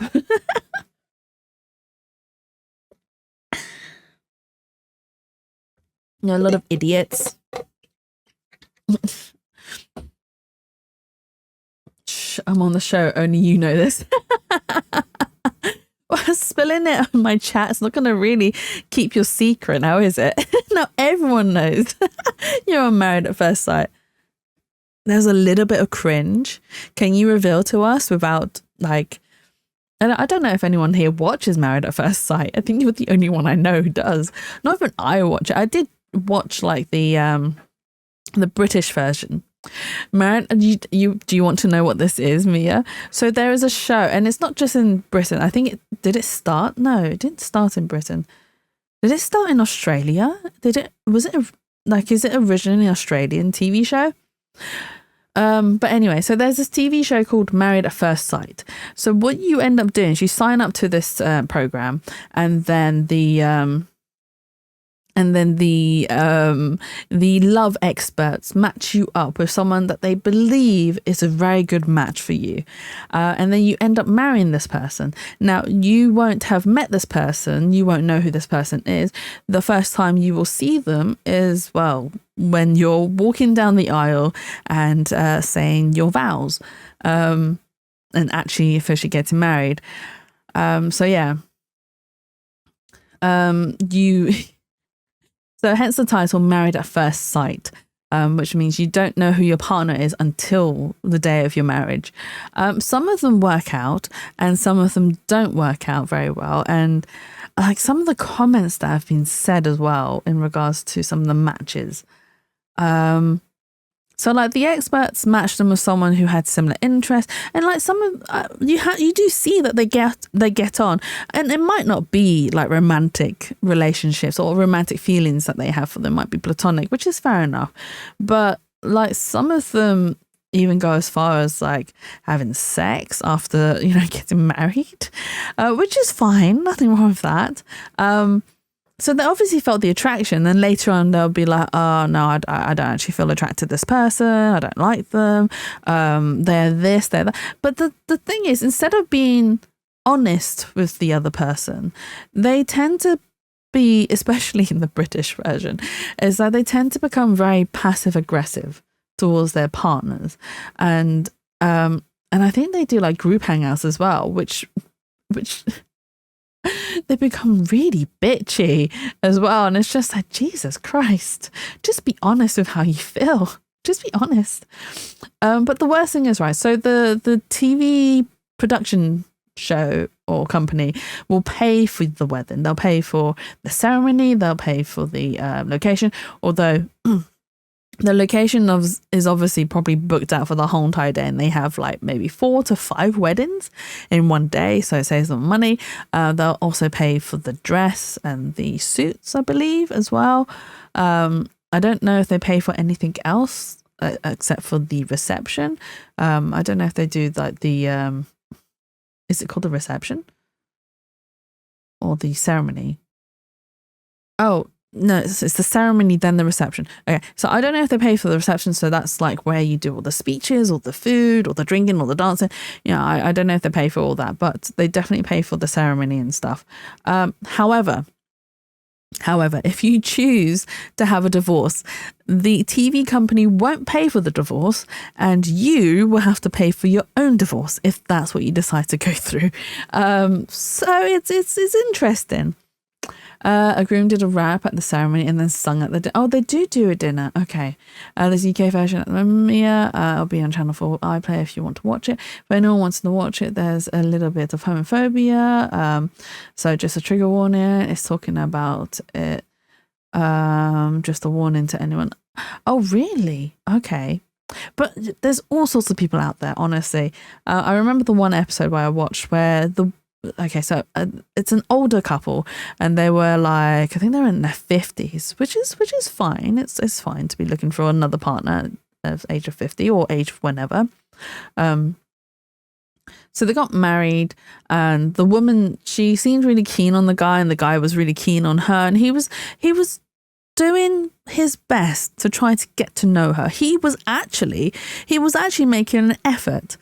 You know, he was being an absolute gentleman. He didn't sleep in the bed with her. He slept on the sofa and gave her the bed on the wedding night as well. And you know, he was being really, really respectful, and I think that was really nice of him. And he seemed like a really good guy, so I was actually kind of rooting for him. And yes, he had his own quirks. Like he had a what was it? What are those packs called? An emergency pack. So he had one on him at all times, which is fair enough, because you know, you never know when an accident could happen or you could be stranded. And not just like, I know it sounds really weird to be stranded in the UK, but if you go hiking, and especially to more hilly or more mountainous parts of the UK, if you fall or if you end up getting lost or breaking your leg or, you know, just hurting yourself, you do end up getting stranded for a fairly long time, because sometimes there might not be signal where you're at because it's at quite high altitude. There might not be high foot traffic, like especially if you've chosen a route that is very like not popular or isn't usually used or taken by other hikers. No one's going to discover you for like a good few days. So it's not a bad idea to have an emergency kit on you, like at all times, especially if that's the sort of things, like if you're not constantly in areas that is crowded. And I know the guy mentioned that he had it in his house, or just in case of like other emergencies and whatnot. There's nothing wrong with being prepared. She didn't like that. She didn't like that he was prepared, because she's like, why is he constantly thinking that there's something bad's going to happen, blah, blah, blah.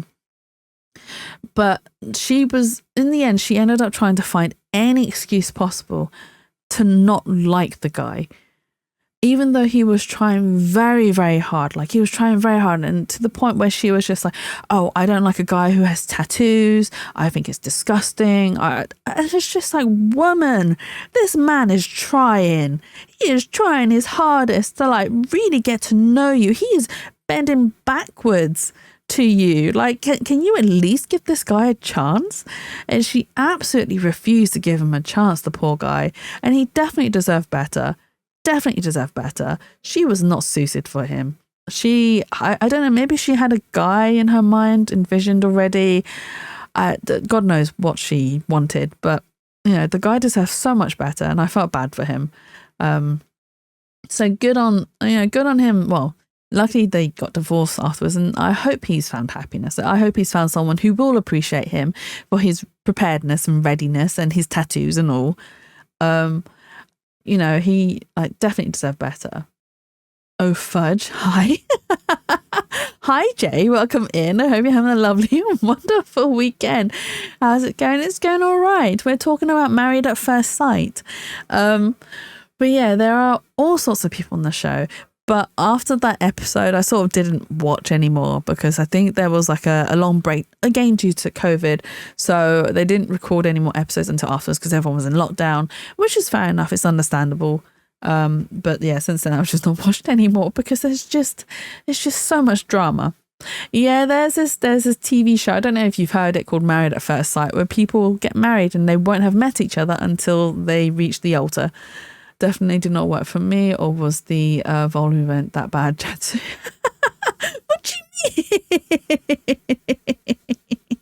I have no idea what you're on about. But yeah, some of these people are just really dramatic and very weird. And they don't understand that they actually have to meet people halfway. Like, this is why else would you sign up to Married at First Sight? They're not going to give you they're going to give you someone, well, okay, I don't know how much they will pair you with someone that they think you are compatible with, but obviously they'll pair you up with someone that will definitely cause a bit of drama, because they need to make a show out of it. It's not going to be a nicey nice show. I mean, it could be, you could get a lovely couple together, but it's considered boring TV because everyone wants drama, everyone wants bitchiness, everyone wants something bad to happen, you know, all stuff. Joking about the day trip. Oh, what a shotgun wedding. The day trip. I want people to talk about it, so I've stopped Jessie from playing their game to talk about it. I mean, it's an interesting show, which is why I liked so I watched Love is Blind, but I watched the first season. I didn't like the seasons after that because I thought it was too scripted. Even though it probably wasn't, but it was done mostly for dramatic effect rather than for the actual scientific effect behind it. And that's why the first season is probably the best season out of the whole lot, because they didn't know what they were doing. They didn't know what results they were going to get. They didn't know what to expect because it's the first time they've done a show like that. And that's why I thought it was a really, really good. Love is Blind, but all the people are very attractive. It doesn't make sense. They are all conventionally attractive, yes, especially more like recent seasons. But no, the first season was I absolutely loved the first season, and I really wish they'd kept more true to the first season for the other seasons, because it was a really interesting experiment. It was. Because a lot of times people base their romantic feelings on looks, but that isn't always the case. Sometimes you need to really get to know someone in order to feel romantic towards them. And that's why that experiment and that show was so brilliant at portraying. When I say brilliant, I literally mean the first season, the first ever season they did of Love is Blind. It was a very interesting sort of experiment and sort of reality TV. And it should be, in my opinion, what reality TV should be like. It should be really raw, really organic. And I mean, yeah, okay, I get it. You can do like dramatic cuts, dramatic editing and stuff. But the rest of it was very much organic, and that's what I really, really enjoyed about it. And then the seasons after that, I didn't really care.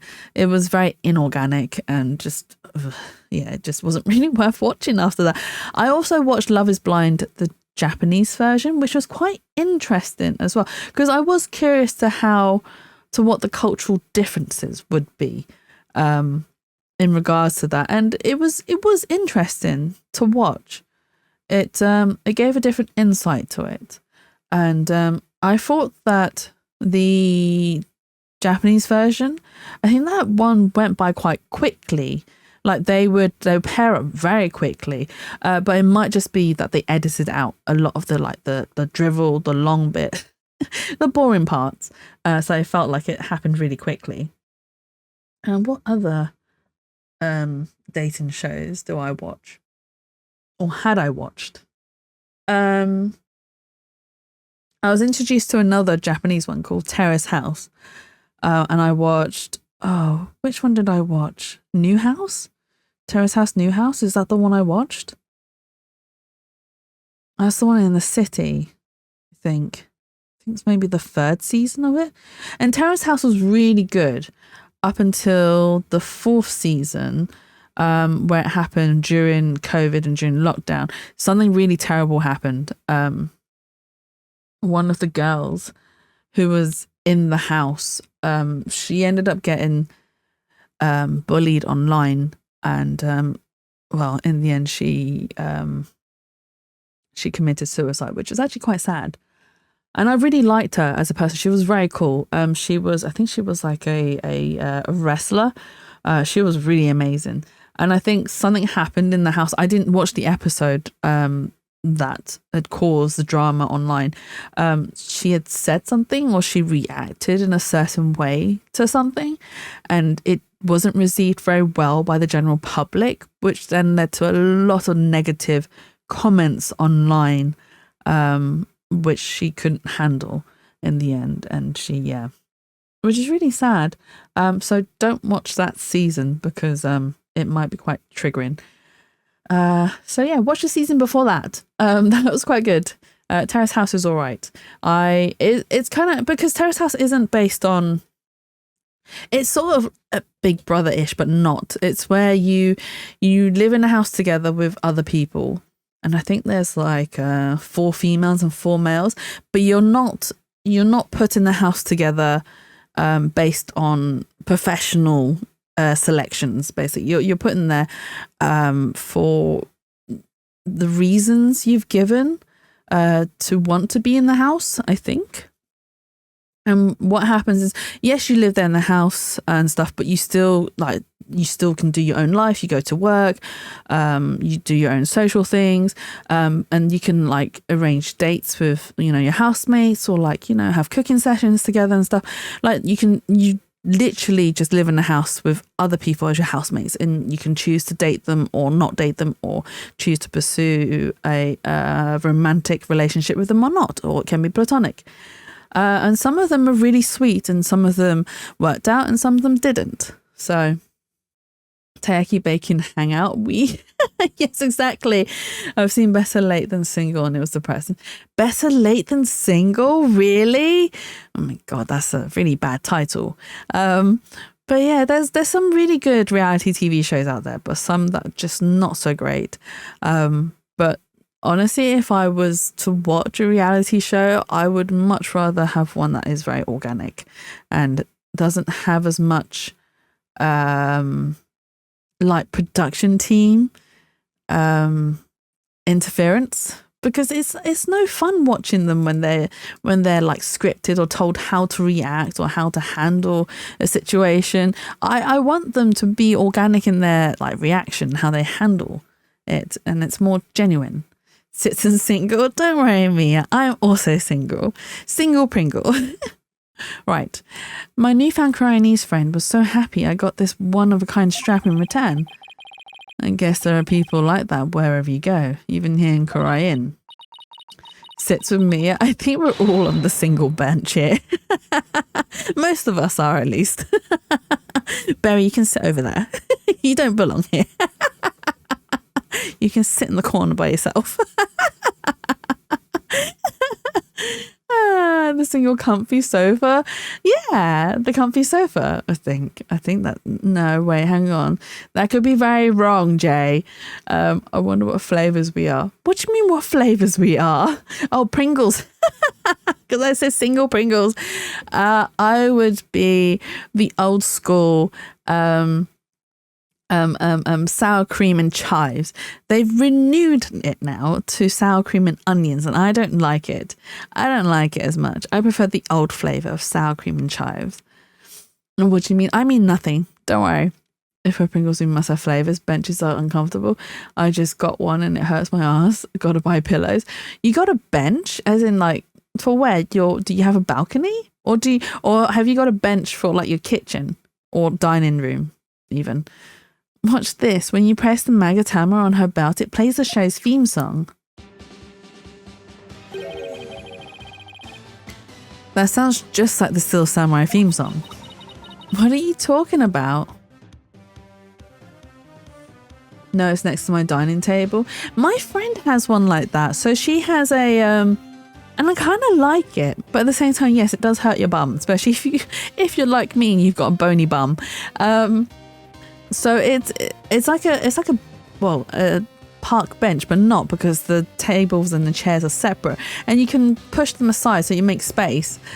So you can tuck like the benches underneath the table, and it'll just be the table. And if you want like more dining space, then you can just pull it out, and there's 2 benches to go on either side of the table, which is kind of cool. What are you talking about? Can't you hear the folk instruments and the intro in exotic tones throughout? Plus, the Still Samurai has Japanese taiko drums that go Dako Don Don Don in the intro. Do, do, do, do. Right. Guess my ears just aren't as good as yours.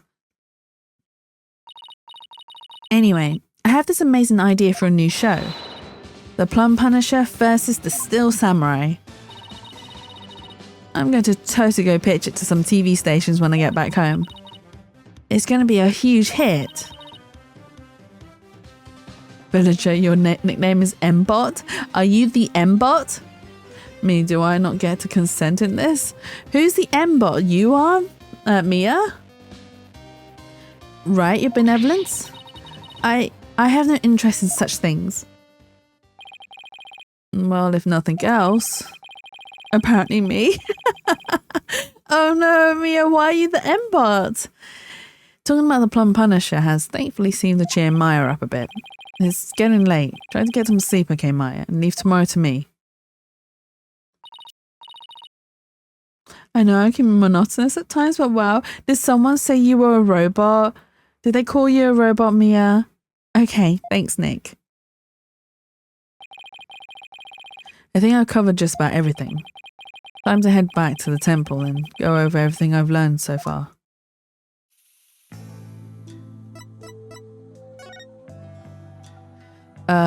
Oh, temple. Okay.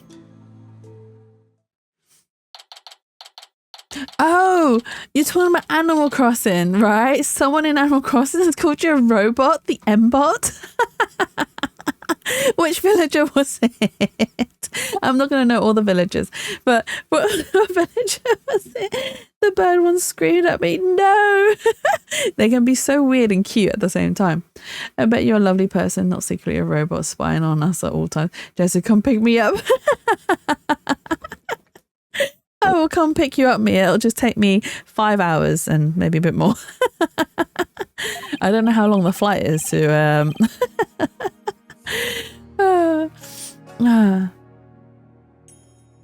It's getting late. Won't be long till sundown. Mr. Wright, your benevolence. I think that's... Yeah, I thought so. It's Albie. Are you done with your investigation for today? Pretty much. If I go over what I've learned so far. Care to join me? Yes, please allow me to help. Okay, first, we know that the High Priest received a warning 3 days ago. Closes game and runs away? Well, that's the thing. You have the option to just snap that lid shut. Just shut the lid on them, Mia. Just trap them in the dark. It's fine. It was from someone claiming to be Lady Kira, and it told him not to perform the rites. That's right. It was that rebel hunter, but what of it? And that's what I'm not sure of yet. Why would Lady Kira want to stop the rite?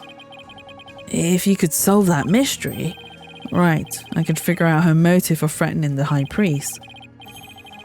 It might be the break I need, but I just don't know enough right now to act on that lead.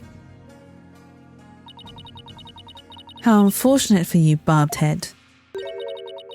Your only hope is pure speculation. That shall not stand up in the Hall of Justice. You have no actual proof of Lady Kira's involvement in this crime, after all. Yeah, the warning letter alone can't prove who killed the High Priest. I'll give you one last chance to withdraw before you are charged under the DC Act. Your benevolence.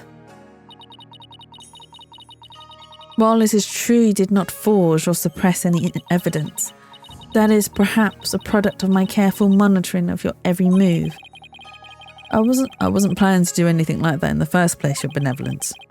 But I am going to prove Maya's innocence within the confines of the law. How can you be so sure you will? Because of my undying faith in my client. That is a lawyer's greatest weapon. What nonsense. You have chosen to dig your own grave. When next we meet, it shall be in the Hall of Justice. As Royal Priestess, it is my duty to reveal the truth through the divination seance. This time, I will prove that the insights I gleaned thereof are the very truth itself. Prepare yourself, for this shall be your last trial, and your last rites.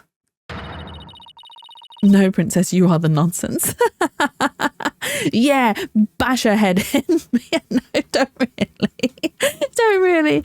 Tomorrow shall end with you under the headman's axe.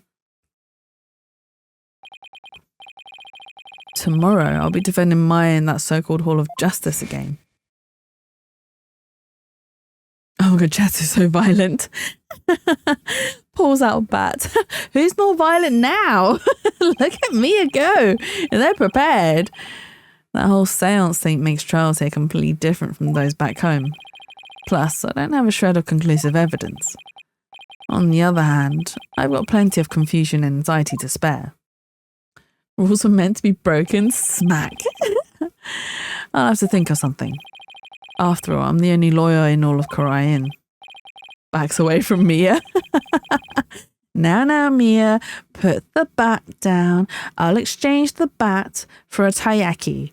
Is that a deal? Is that a deal?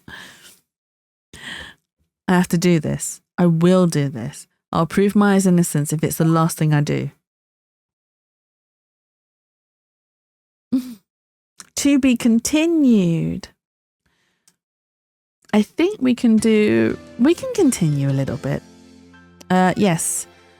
We can start the trial. I don't think I'll get through the whole of the trial. Because I can probably only go for another hour and then I'll have to call it a night. Yes, continue to next chapter. So we'll do one more hour and then yeah, I'll call it a night and then we'll end.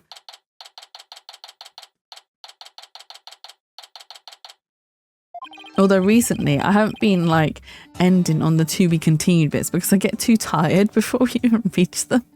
I'm so tired. But I do have work tomorrow, so I can't push it too much. But yeah, we'll do another hour. We'll end about 12:30, and then we'll call it a night then. I wasn't able to find any conclusive evidence yesterday. But if I can figure out Lady Kira's motive for threatening the High Priest, then maybe. It's the old age. It is the old age, Barry. It is. Nick, today, don't look so down, Maya. I'm going to defend you with everything I've got. You would do well to cease this insanity while you still can. Oh, it's Rafa. Okay. As I said yesterday, I'm going to defend my client in court. Well, know this, you shall not witness a miracle of the sort that occurred last time.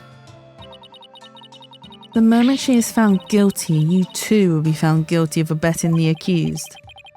I never claimed to be a miracle maker, but I am good at discovering the truth. And unlike miracles, the truth is always waiting to be found. The truth, you say? Then it seems you have chosen your fate. This shall be your very last trial. It won't be our last trial. Nick, I'm going to prove you innocent, Maya. You'll see. After all, you have to introduce the Plum Punisher warrior of Neo Twilight Realm to the folks back home, right? Right. I may be a defendant this time, but I'll be by your side like always, Nick. Thanks, Maya. Oh, bonker with that dancy staff of hers. Mark my words. Oh, fancy staff? Like dancy staff? What? Fancy stuff. I mean, she probably deserves it. She needs some senses knocked into her. This place is tough on lawyers. I'll need all the help I can get. Plus, it's always good to have you on the team. Well, it's time. Let's go.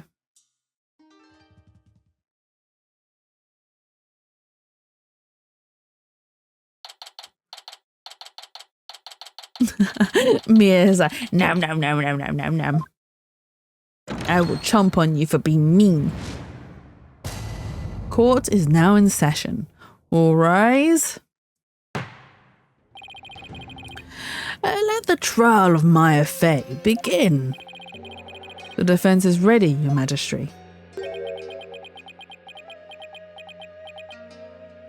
I spy a pretty man. Huh? Stop chumping, and Mia chumps more.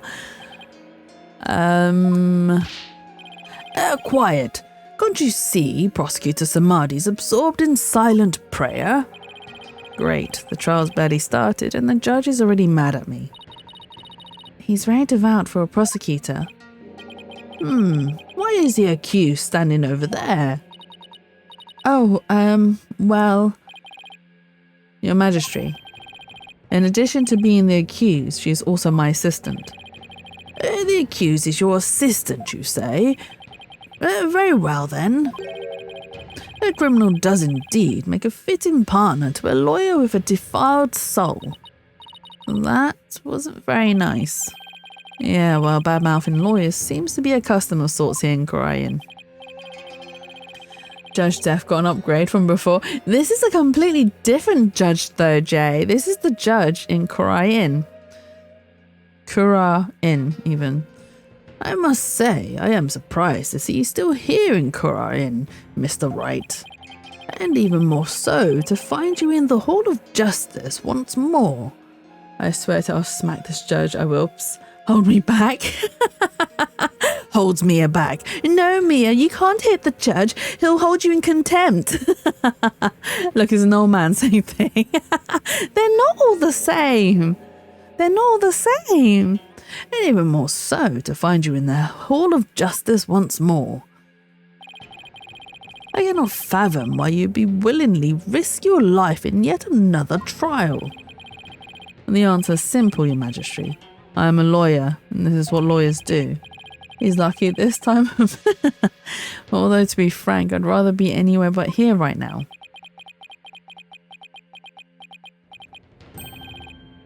Such foolishness. Ah, Prosecutor Samadhi, are you ready to begin now? Yes, Your Majesty. The prosecution is ready. Let us begin without further delay. But first, I promise you both, I will cast your wicked souls into the fires of hell.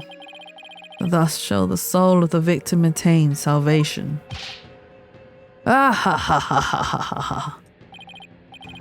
Splendid. I would expect nothing less of you, Prosecutor Samadhi. And I will cast your soul into beep. Are you trying to say you'll cast his soul into yourself? Is that what you're saying, Mia? Do I need to chat suss you? Please save the victim's soul, Prosecutor Samadhi. Punish the wicked lawyer who dares to stop these last rites.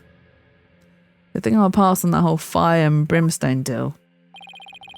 But I'm not surprised by your words or stance considering what Apollo's told me about you.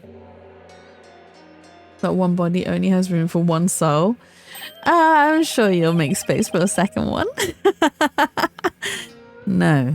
So, it was you who instilled that putrid loyalty guile within him. Guile, even? Guile within him. Putrid, what? He too must soon face the fires, lest his soul be lost to redemption. But I shall send you on ahead, so that it will not be lonely when he arrives. Don't write me yet, I've just been rude. Sorry, but I'm afraid it won't be that easy. People say I never know when to give up. What do you mean? You don't know. You don't want to know what I mean. Nervous, Maya? A little. Feels like it's been ages since we stood side by side like this in court. Too bad I'm the defendant. Jessie being rude? Wow. I'm always rude. Don't worry. We haven't lost the case together yet. You're right. Let's give this everything we've got, Nick. Now then, Prosecutor Samadhi, would you please explain the case at hand? Of course, Your Majesty.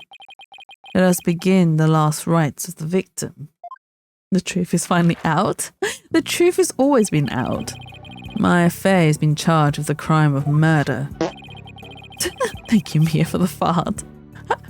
Right onto Abbott in me's face as well. What timing. Thank you for the hydrate, Jay. You have the best time of the fart alert, Mia, honestly.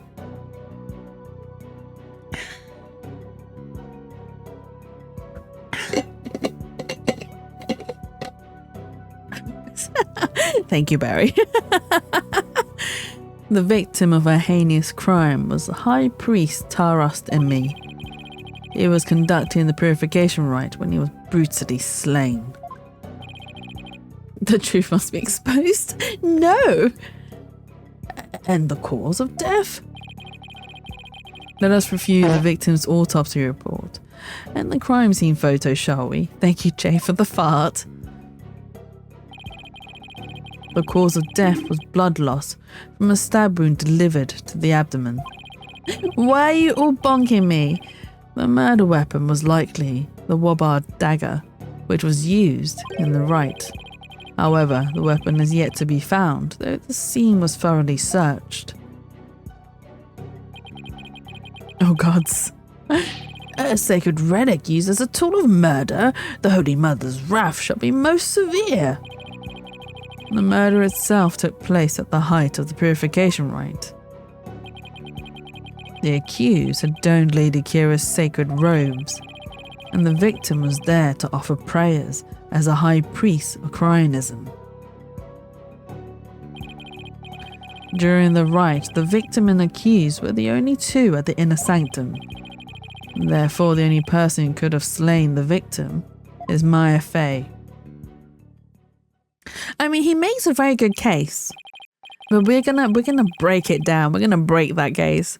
I must say that does cast a great deal of suspicion upon the accused. Indeed. Now then, allow me to submit this diagram of the crime scene as evidence in this case. Kinda sus, not gonna lie. Was kinda sus. In Cryonism, slaying a priest is a sin most grave and dreadful. As such, Maya Fey's soul shall be plunged into the lowest level of hell, the hell of tickling. There she shall be tickled without end for 500 million years. What they said about Zuma Talk? But she didn't do it. Zuma Talk? Dumb ways to die. So many Dumb ways to die. Oh dear. You mean Maya's has a dumb way to die by tickling? That is a terrible fate indeed. Would a defense care to respond? And here I thought the lowest level of hell was the hell of back pain. Yeah, I think the judge said this casts a great deal of suspicion or something. So in Zuma speak, it's that. Oh, kind of sus not gonna. Oh, right. Okay. Oh my god. I'm clearly very old because it took me a while to figure that out as well. I was just like, what are you on about, Jay? What do you mean? What do you mean? I don't remember killing anyone, and I don't have that dagger or anything like it. As my client stated, she has no memory of the event as described by the prosecution. But more importantly, she had no motive to kill the high priest in the first place.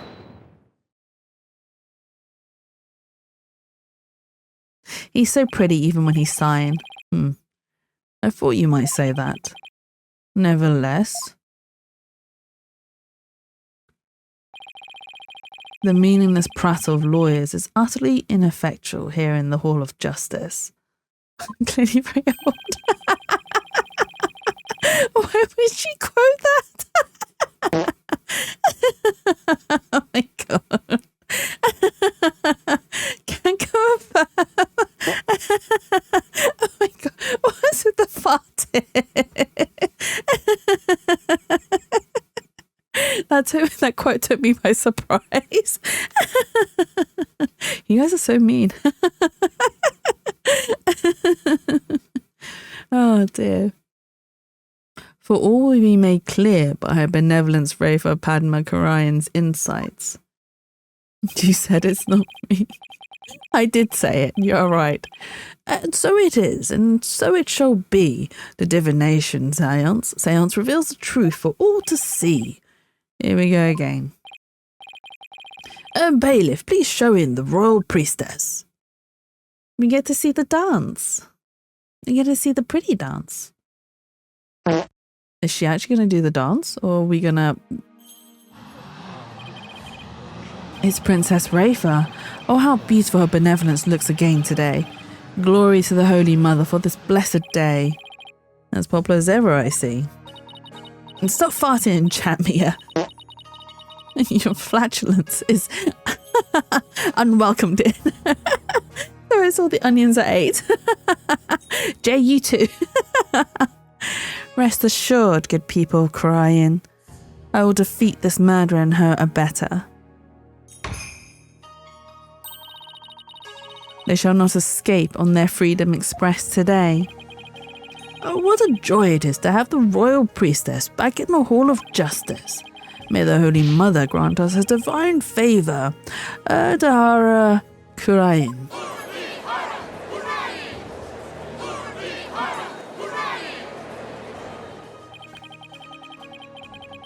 She sure looks pleased with herself. Especially for someone who didn't know what a Freedom Express was until yesterday. Is there something stuck to my face, Barbed Head? No, nothing, Your Benevolence. Oh my god. No, don't ask that question. If you ask that question, that summons a certain someone. They're just waiting. They're just waiting, lurking in the darkness for someone to mention that name.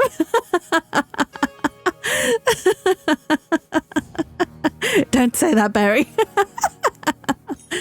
Now then, Your Benevolence, a divination seance, if you please. Very well. I mean, I have a lot of layers. Are you cold, Jay? And I do make people cry. So do I. It's fine. Very well. Nana, my robe.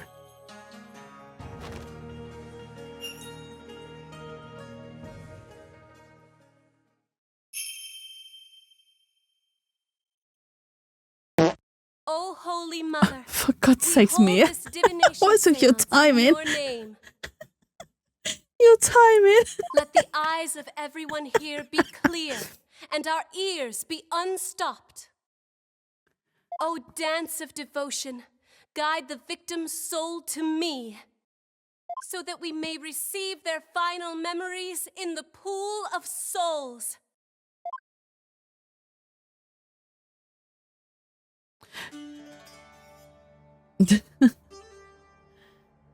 Yep.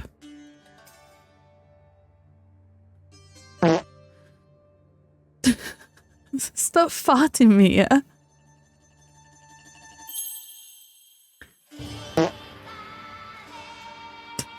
Jay, oh my god. What is it with you two and the farts, honestly?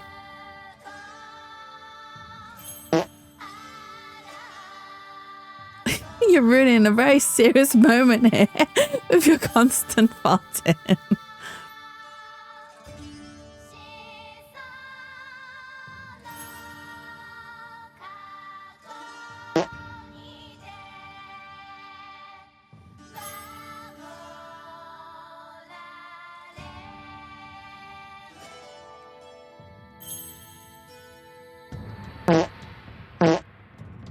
For God's sakes.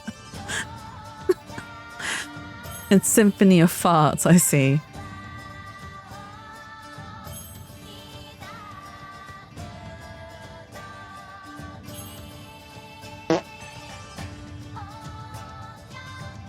You're just doing it to try and time it with her dance now, aren't you?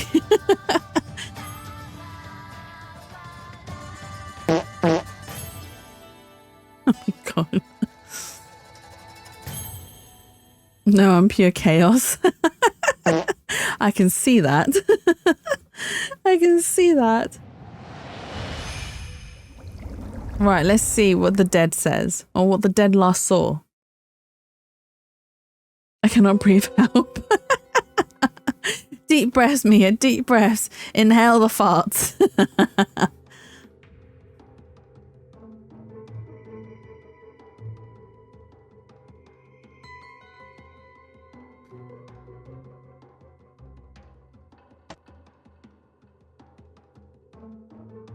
Oh, you broke the redeem.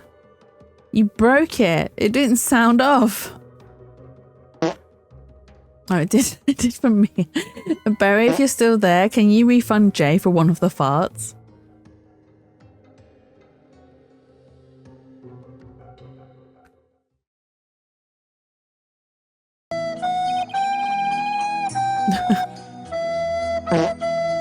Oh my god, you guys. Flatulence points. Literally. I am here. Yeah, I was just saying, can you refund Jay one of the redeems behind you? Thank you, Barry. The victim's mitama has spoken. A divination seance is complete. Great. Another clearly incriminating seance vision. It could not be any clearer, O foul defense. The accused donned the sacred robes of Lady Kira and then attacked the victim.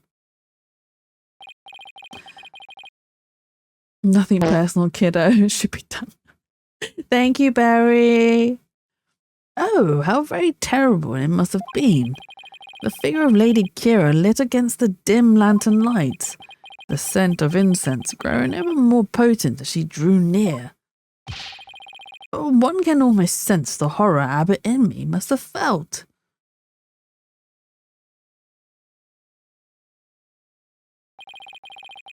To use them immediately for another fart. The facts are as presented by her benevolence are indisputable. Thank you for the hydrate. God, Mia. You two are absolutely chaos tonight.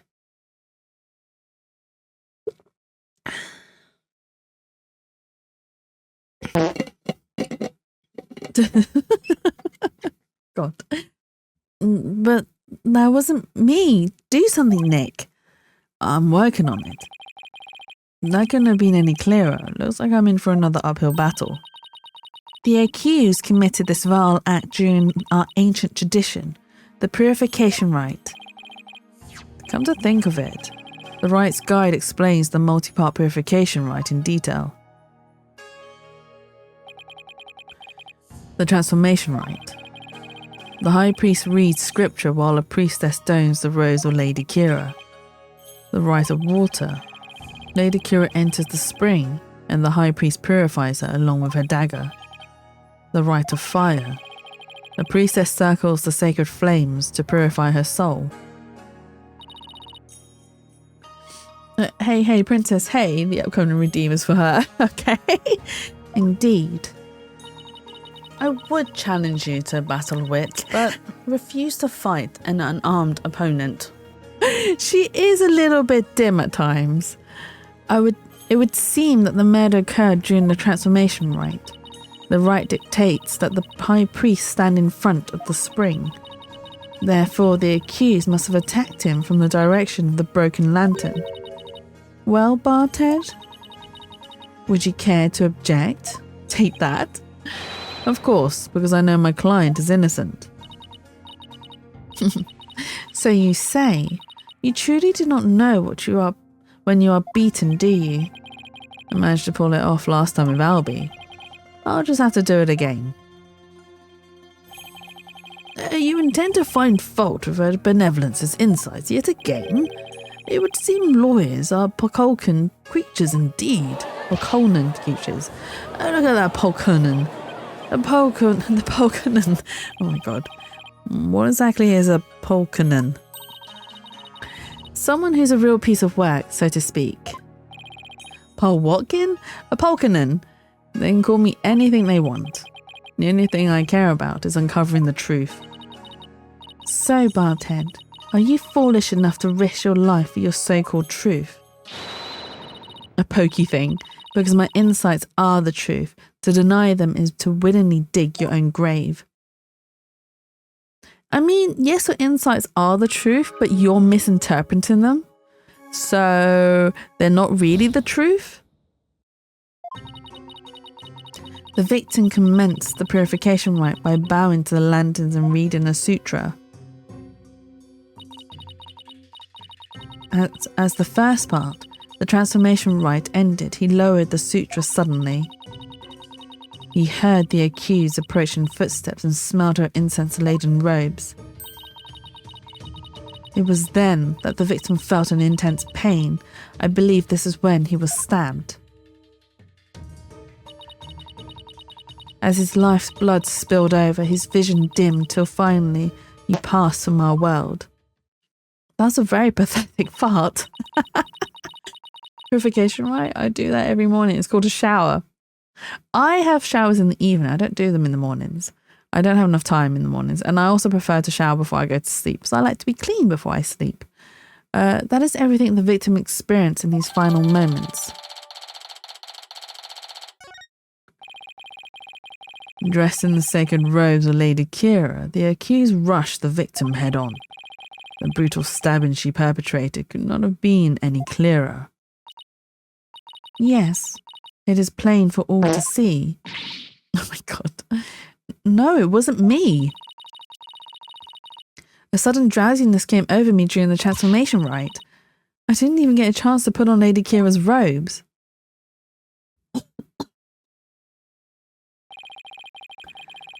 You waste our time with such meaningless statements, accused.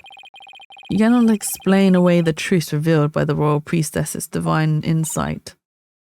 Oh. How did you end up finding contradictions last time?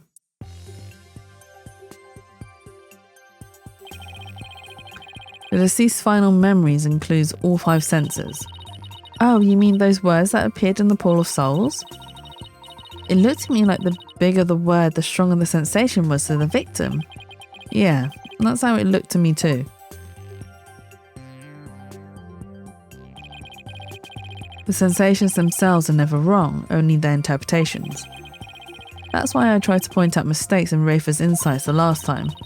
So there could be contradictions between what Abbot Emmy felt and her insights, huh? You got it. And I'm going to find them this time too. Should I check how to point out contradictions in Rafa's insights? No, I'm okay. Really, do you remember from last time? No, I remember how it works. Still. Thank you, Jay. The sensations this time seem to fluctuate more than the ones from Albie's trial. In which case, I better keep an eye on changes in their intensity too. I'm sorry, beans on toast without the toast. So you just had beans. Beans, neat. Right? Okay, time to point out the sensations that contradicts the insights. Beans neat? Yeah, beans neat. Means you had nothing but beans. Right. The victim commenced the purification rite by bowing to the lanterns and reading the sutra.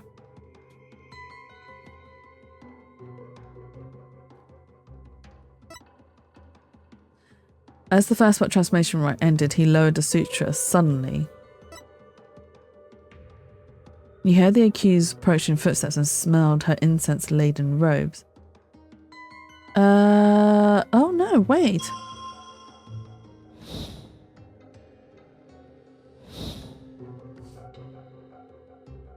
Play, hang on, no. He heard the accused approaching footsteps and smelled her incense-laden robes. Did he smell the incense first? Wind.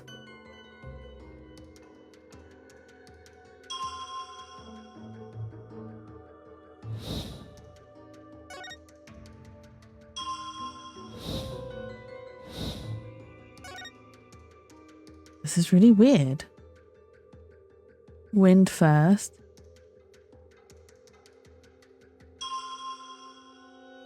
He heard the accused approaching footsteps and smelled her but the footsteps weren't as intense.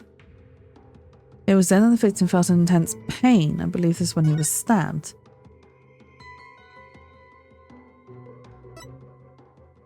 As his life's blood filled over, his vision dimmed.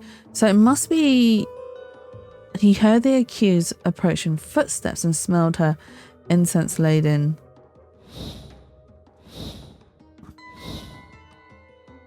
Because he said, look out for the intensity.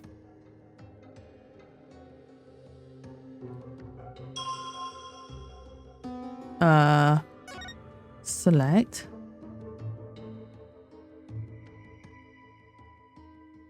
Sound. Would it be the sound first? Because the footsteps should have been louder. The victim supposedly heard the accused approaching footsteps. But did he really? What nonsense is this? Is it not abundantly clear? No, it's not. Because there is something strange about those footsteps. Strange? Explain yourself, barbed head. The footsteps are strange because they don't get louder, which means they don't get closer. They're not getting any louder. And why exactly does that matter? Please focus your attention on the incense the victim smelled. The scent grows stronger as the accused approaches. If the accused really had approached the victim, the sound of her footsteps would have grown louder as the scent of incense grew stronger. Oh, why, that makes perfect sense. How can this be explained, your benevolence? Well, there must be a reason. Objection. Her ego is going to take a massive blow. It is as they say, even a putrid worm of a lawyer will turn. What does that even mean? He's not exactly singing your praises, that's for sure. Still, we cannot discount this information solely on the account of its lawyerly source. I got you, Mia. Did you spend all your points on farts? Is that why you're screaming, oh my god, all my points? Your benevolence. Perhaps you must listen more carefully to the abbot's mitama. Listen more carefully? What's he talking about? Yes, it would appear so. Date Everything is on 20%. Are you gonna get Date Everything, Mia? Are you gonna buy it? I've got you, don't tell Chatsu. Hey! Wait, you refunded me all the points? Barry, you can't do that to me. Oh my god, Barry's abusing her mod powers. Oh my god. No, I know exactly what you're up to. It is a sad Titanic moment. All of the points. Oh my god, how could you? Go cry your eyes out, little baby. I will cry my eyes out in the corner like a little baby. You can't I can't believe you're abusing your power like that. How dare you? I cannot believe it. Oh my god. These mods SMH. Exactly, these mods, shaking my head. I shall try to refine the sensation. Refine the sensation? I can more accurately gauge sensations by deepening my communication with a mitama. I didn't know you could do that. Why have we never done this before? By refining sensation, a clearer picture of the truth can be discovered.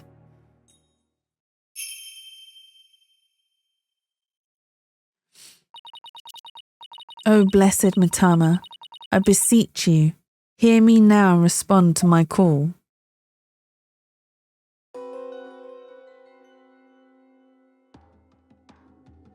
Okay, what's going to be clearer?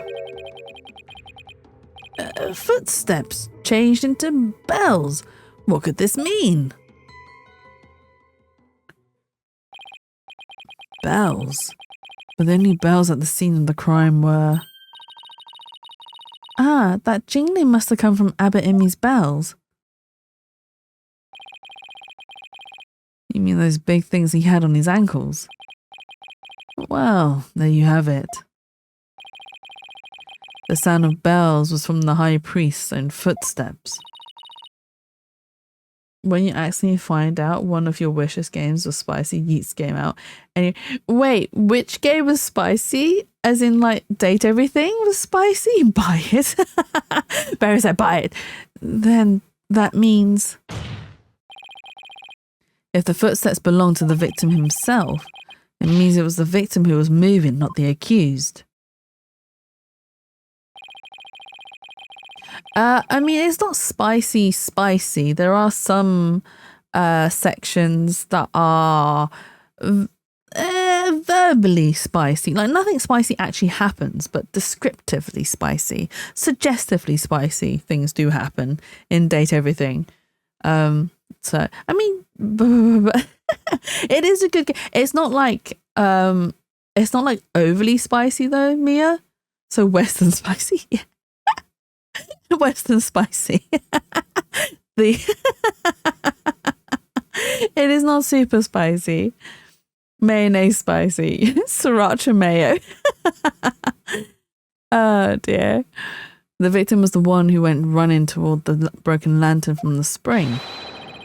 A far cry from what her benevolence insights would have us believe.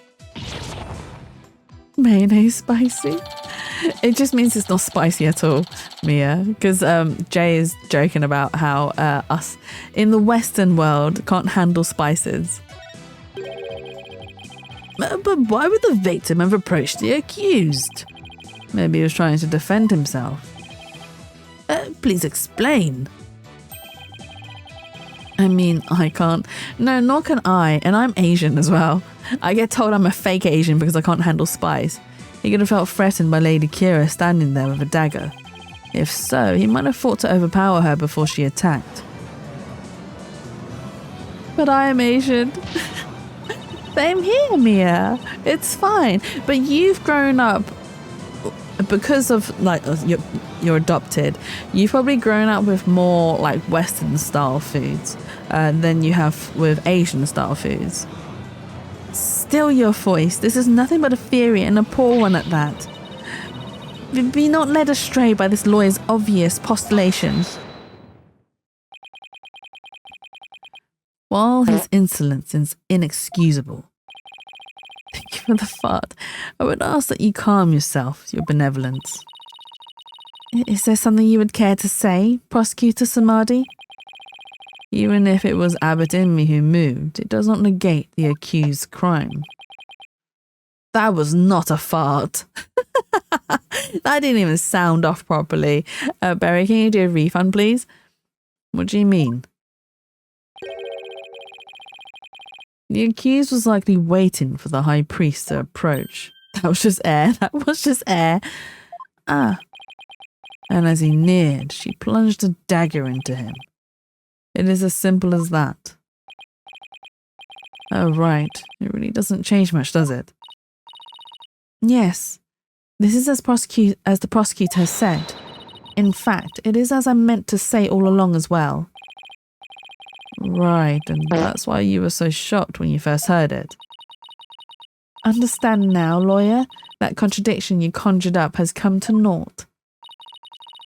Once I hone my insights, it will vanish like the dying rays of the sun.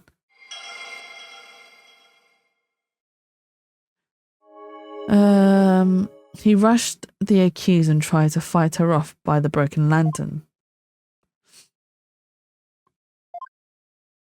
Okay. See, the fact that it was Abbot Inmi who moved changes nothing. Come on, Phoenix, you gotta keep your cool. That contradiction points out must mean something. That one sensation changed after Princess Rafa refined her vision. Abbot what me? Abbot Inmi, because his name is Trust in Me. So his pun name is Trust in Me. His wife is called Believe. So it's Believe in Me. It stands to reason that something else might have changed too because of the refinement. I should focus on any sensation that have changed. Trust in me? At least buy me dinner? No, not thrust in me. Oh my god, I read that wrong. Trust, not thrust. I mean, you missed my last stream, Jay. So Teddy was in it, and he was like, Jadzu, you can treat me to hot pot. I was like, okay, Teddy, if I treat you to hot pot, are you going to put out? It was very funny. You missed the whole entire discussion about it. Damn right. Oh, I couldn't even believe myself when I said it. I couldn't believe myself. So I don't know. We've not had hot pot. I'll let you know when we have hot pot. I'll let you know. While searching for more contradictions between them in our insights. I'll let you know when it happens. The victim commits the purification rite by bowing to the lanterns and reading the sutra. Oh my god, I just said blowing several times. As the first part, the transformation rite, ended, he lowered the sutra suddenly. Look, I'm only asking the questions everyone wants to know the answer to, so you cannot blame me. Like I said, I will let you know what happens. Incense bells. Wait, water?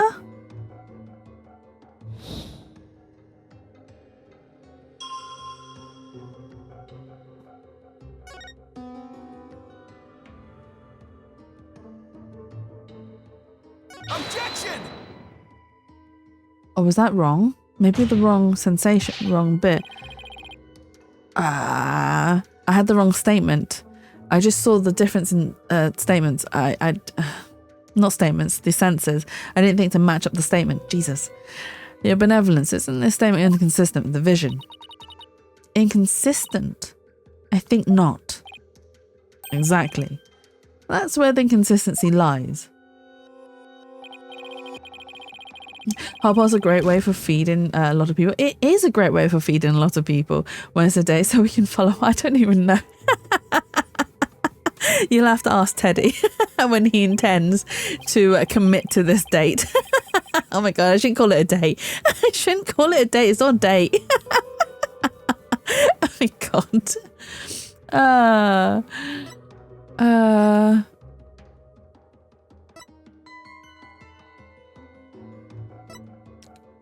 It was then that the victim felt intense pain. This when you stabbed. Tried to fight her off by the broken lantern. As the first part of the transformation rite, he lowered a sutra. He rushed the accused and tried to fight her off by the broken lantern. But it didn't really show him. Wait, but was the water bit? No, it's still.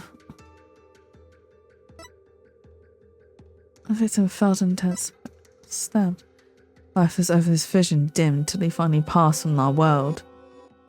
There you go, Jess. So I got you another day. Oh my god. Hang on. Wait, what's been said? What's been said? Hang on, guys. So did they? Hot pot's great treatment. When's the date? The follow. Are you saying Jesse should invite more people?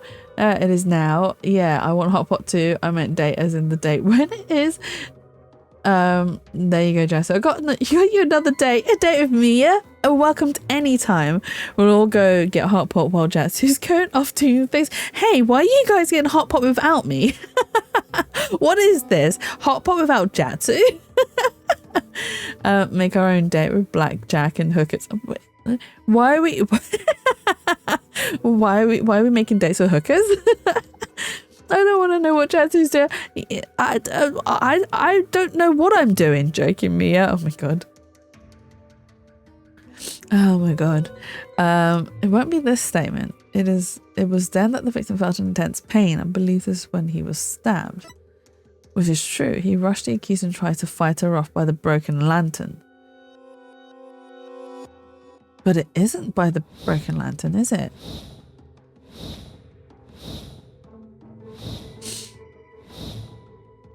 Oh, maybe it is. I don't know. I don't actually know. But the water bit is something that's changed.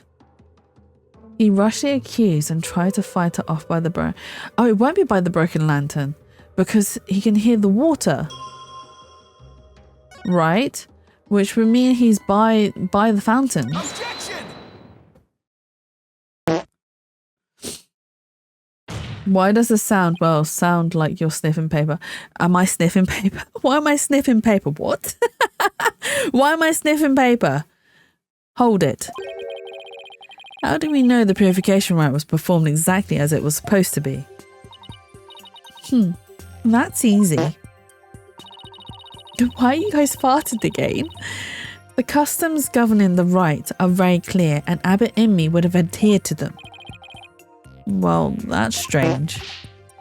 Mr. Wright, would you care to explain just what is so strange? Oh my god, you guys are so...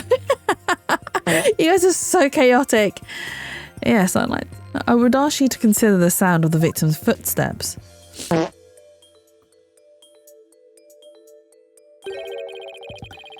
The sound of bells changes to the sound of water at one point. It's natural gas to heat the house. Oh my god. You're just gonna heat your house up with methane. You're gonna suffocate yourselves.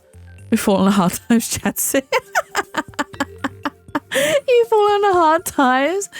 Help, I'm so immature. I'm giggling too much. Oh my god. Giggling at farts. I'm getting a snack. Any redeems that don't work, let me know when I'm back. No worries, Berry. Thank you so much. And I hope you enjoy your snack. Come back soon. What's this? It's simple. The victim must have stepped in some water. Oh. Yes, and the only source of water in the inner sanctum is the spring.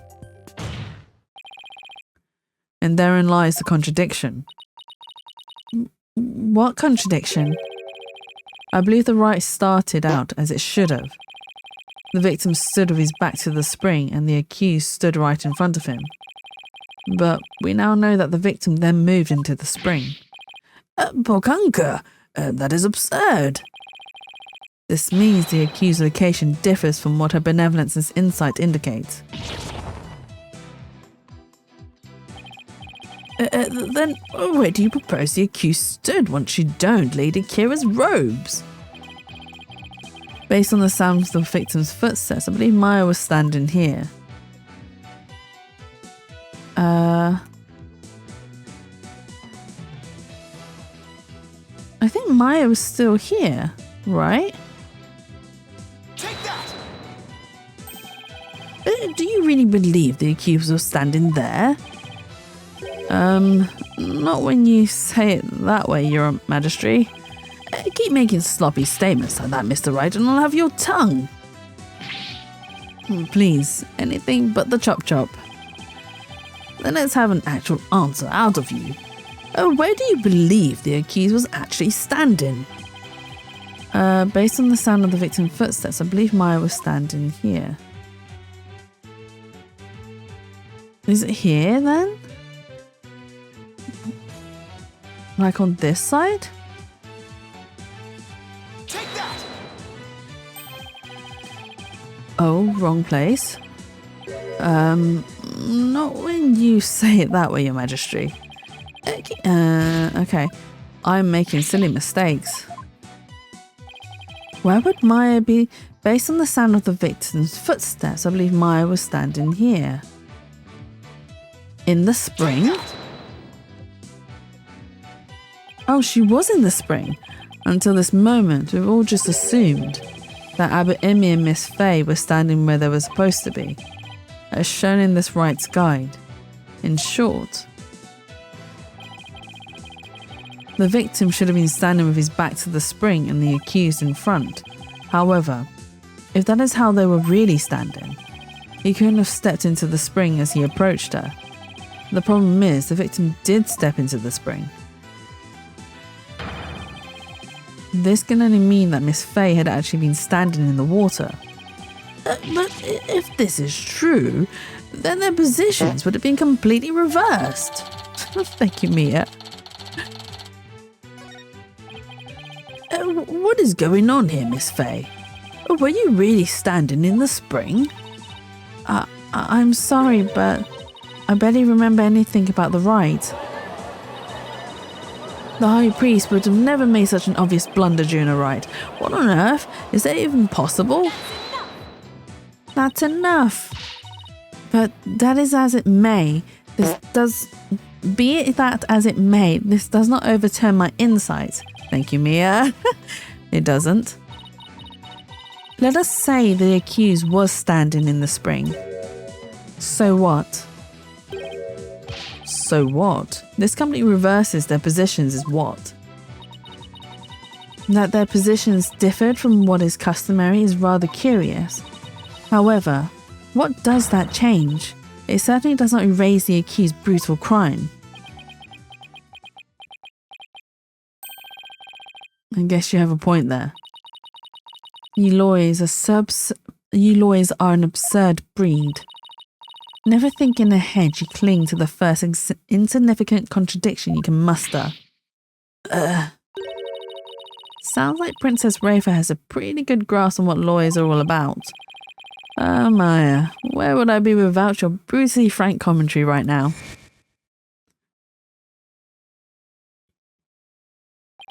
What are you thinking, Phoenix? Is this contradiction really meaningless? But something really doesn't feel right. Did I take a wrong turn somewhere?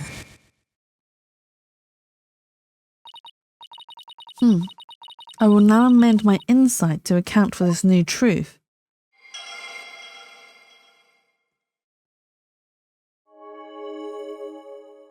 He rushed the accused and tried to fight her off by the poolside lantern. Okay. Now the contradiction is no more. But the truth of the matter still stands, no matter how stubbornly you deny it. Oh, what do you have to say for yourself now, Mr. Wright? Nick. Your Majesty, this lawyer may have raised a trivial objection, but her benevolence insights have no further inadequacies of any kind. Mia. Yes, it would seem so.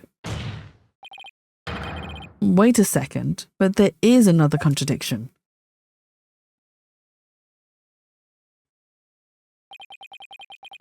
Still you flounder about, wretched beast.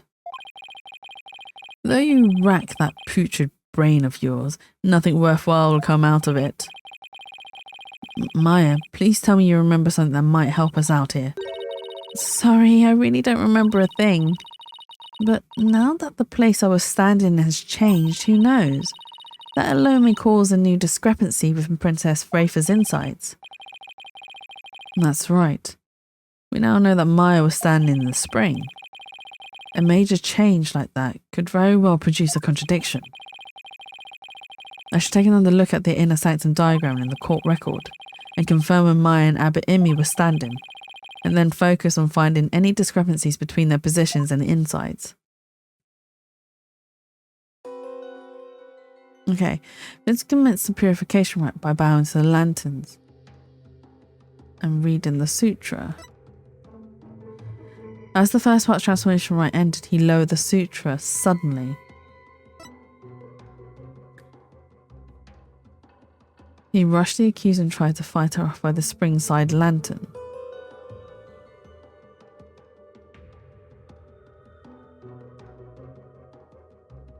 Oh wait! It can't be by the spring side lantern.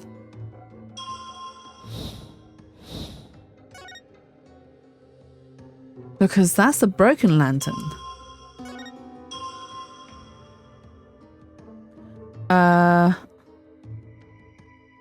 Objection!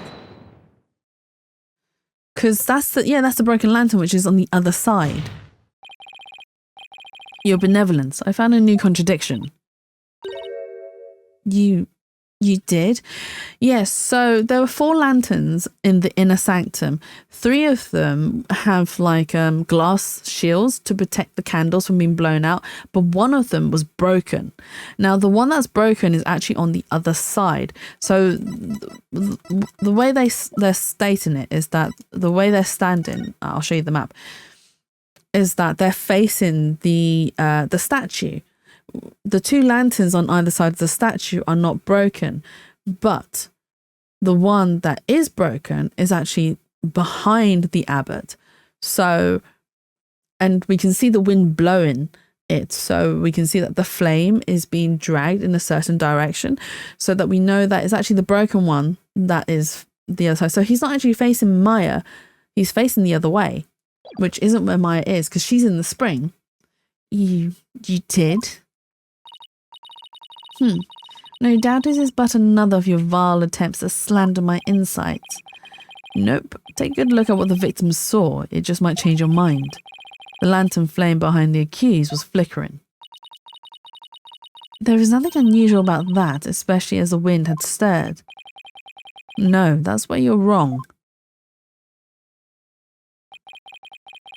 If the accused had been standing in the spring,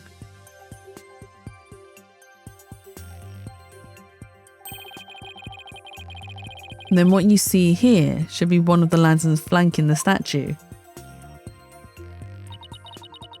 I fail to see your point. My point is, something is wrong here. The two lanterns flanking the statue were both outfitted with glass wind guards, so neither lantern's flame should have been flickering in the wind in the first place. Her concentration face and then a fart. She seems pretty tickled, Nick. I don't remember saying anything funny.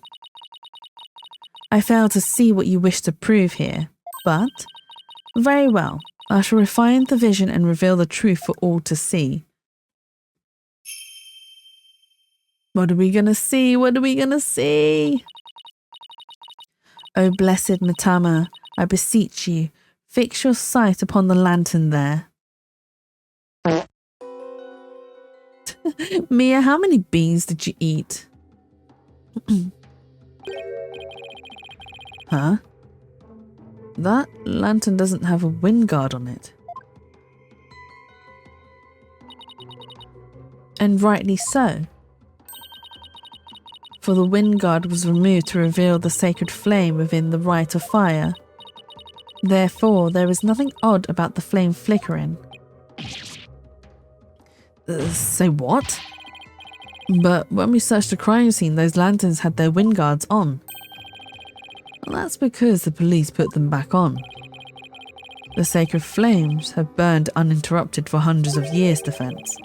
We cannot risk them being extinguished even during an investigation. That would never fly back home. Well, Baldhead, are you done quibbling? Not enough. If so, then it is time to bow down before this testimony of the Mitama. Nick. Don't worry, Maya. I'm just getting started. Alright, let's go over everything we know so far. Maya was wearing Lady Kira's robes and standing in the spring. The High Priest is thought to have been moving toward her, so I should look for sensations that stand in contradiction to these arrangements. I won't give up. I'm going to find a contradiction that will undermine the accusation against Maya. Oh, but what are we going to find? Commits purification rite by bowing to the lanterns and reading the sutra. Okay.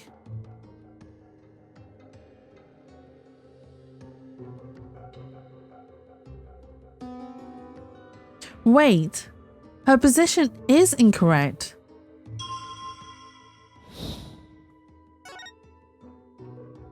Because that one's broken, right? Am I right?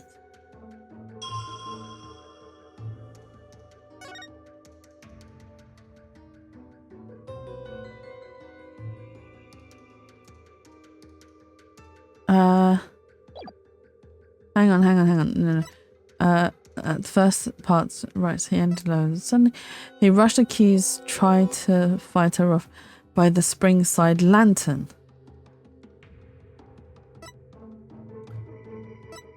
Statement.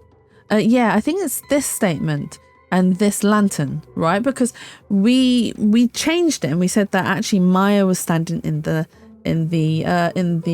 fountain, but she wasn't. So if he had rushed her, it would be behind him, right?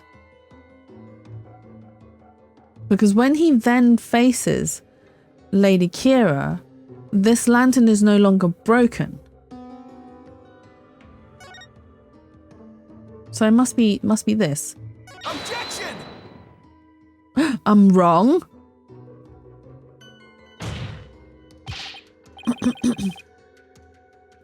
I'm wrong?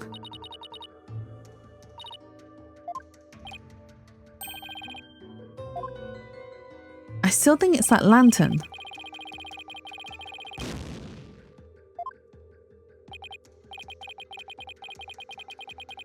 Oh my god, I'm wrong.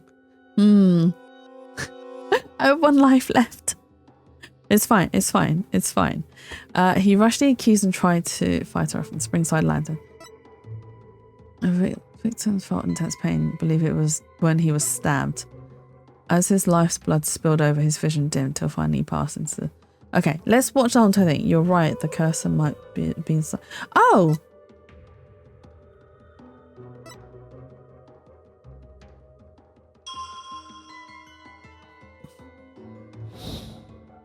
God damn it. Thank you for letting me know that I was actually right. Oh, hang on.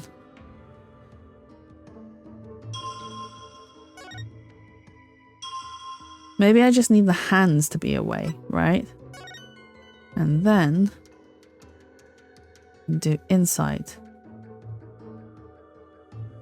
Maybe I need to point it like here. Objection! Oh my god, I lost a life for no reason just because the cursor was just a little bit off. That's really annoying. That's really annoying. What could this possibly mean? The whole field of view is sight. Exactly, exactly. I mean, yes, exactly. Just because it was a little tiny bit off. I really hate it when it does that. But sometimes it's also really annoying when I'm not actually pointing at a certain thing and then the game's like, oh, you got it right. And I said, that's not what I was pointing at. But yeah, sure. I'll take the win. I'll take the win. What could this possibly mean? That lantern clearly contradicts the insight. But this contradiction will overturn the entire case I've been building. Are you all right, Mr. Wright? 1 minute you shout out and in the next you fall silent. Perhaps it is like the bellow of the one who is barreling down a hill with no way of stopping. Is that not right, Prosecutor Samadhi?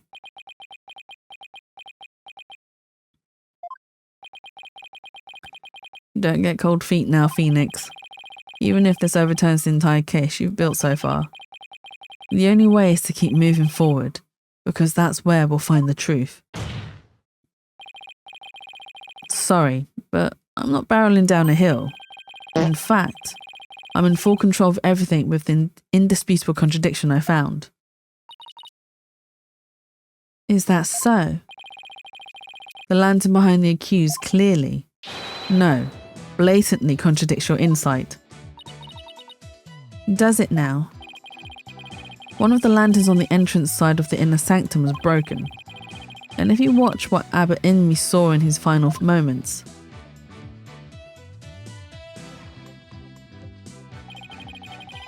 you will notice that the lantern behind the praying form of Miss Faye is broken. The lantern behind Lady Kira, however, is still intact. Dun dun dun! In short, we are seeing 2 different lanterns in this seance vision. How could this be? And even if it was so, how would that contradict my insights? Mia, are you still farting? Let me start by saying, the claim I'm about to raise will overturn the case I've built thus far. Will the defense please explain himself? Based on the broken lantern, we can tell Maya and Abbot Inmi's positions. Maya and Abbot Inmi's positions, where the accused and the victim were standing. But did you not just finish asserting that the accused was standing somewhere else? I did, and I built my argument on that faulty premise. But thankfully, it has led us here, to the actual spot where Maya Faye was standing.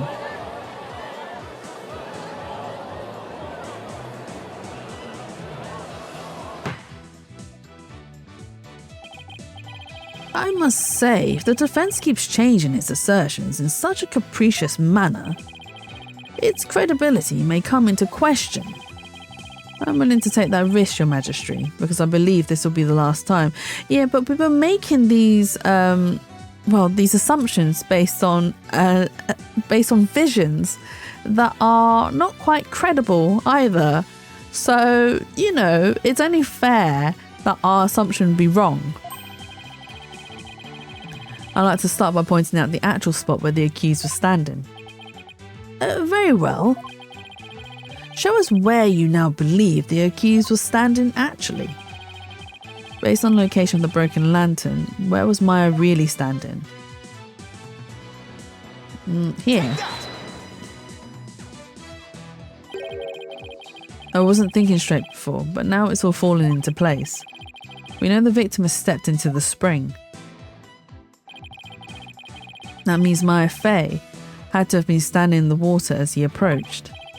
However, his memory, which has only now become clear, reveals that Miss Fey was standing by the side of the broken lantern. In other words, she was standing where she was supposed to be, according to custom. Does that not bring us back to the very beginning? No. This is where things take a different turn, and I mean that literally. The victim had to have been moving toward the spring. That means that while he was moving, he had his back turned towards the accused. What's this? Do you mean to say the victim turned around during the rite? But such an image appears nowhere in the seance vision. Actually, it does appear. It's just that no one noticed until now. No one noticed? How could no one have noticed something so big? There was a moment when the scripture the victim was holding was all we could see. Thanks to that, none of us could tell that he was in fact turning around in that moment. Objection. If it is as the defense asserts, then her benevolence's insights no longer make sense. Is that what you think of Nayuta, Mia? Your fart. How do you intend to explain that? I don't need to explain anything, because it's just as she said, Prosecutor Samadhi. Her benevolence's insights don't make any sense because they contain a huge error. Such insolence. Insolence, even. A huge error, you say? Do explain.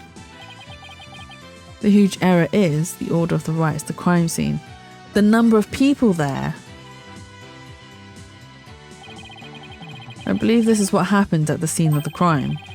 The victim was reading the sutra when suddenly he sensed someone behind him. He immediately looked back to see someone dressed as Lady Kira standing there. Wishing to see who it was, he approached the robed figure. That's when he was stabbed. This cannot be. Oh, but it can, and it is. The insight stating the accused stabbed the victim is wrong. And that is the real truth lying behind this testimony of the dead. But... Pokunka! Dun dun dun! We broke that. Are you suggesting that there was someone else at the scene of the crime? Have I misunderstood the voice of Mitama yet again? This cannot be. Dramatic. Oh no, faint. That was a close one. But I managed to divine the true meaning behind the seance vision somehow. Oh, bye. Mia said bye. I should add these new facts to the court record. I recognised the broken lantern from the start of the seance and was stumped by the flickering flame because I forgot about the wind guards, which aren't anywhere in the court records. Yes, it was never mentioned that they'd been removed, and no one also mentioned that the police had put them back on to protect the flames. So that's an unfair thing as well, where not all evidence was given to us. In the Sanctum diagram updated. Your benevolence, please allow me to take it from here. I will overturn the brash accusations of this faithless, putrid-minded lawyer. Yes, I shall place my trust in you. She's so disheartened.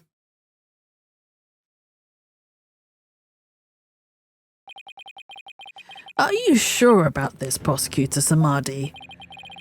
My work as an international prosecutor has taken me to courtrooms around the world. And in that time, I've learned to perform last rites for souls in trials lacking a seance. It's a good learning experience for her. She has... It's also because she's been coddled a lot. Yes, of course. Forgive my ludicrous inquiry. Moreover, I have with me a forensic investigator from overseas. I will show you all the most magnificent last rites ever seen.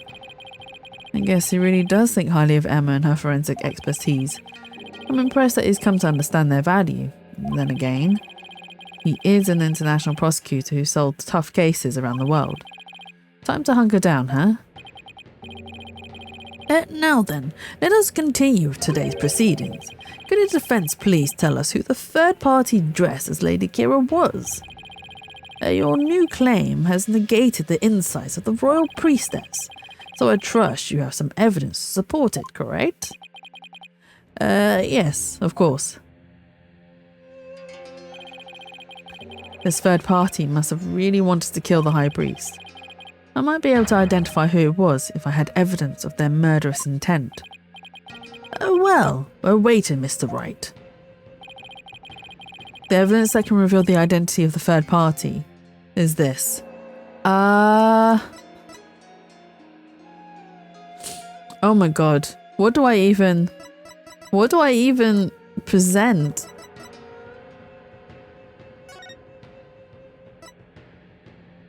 Therefore that I know what you are planning. I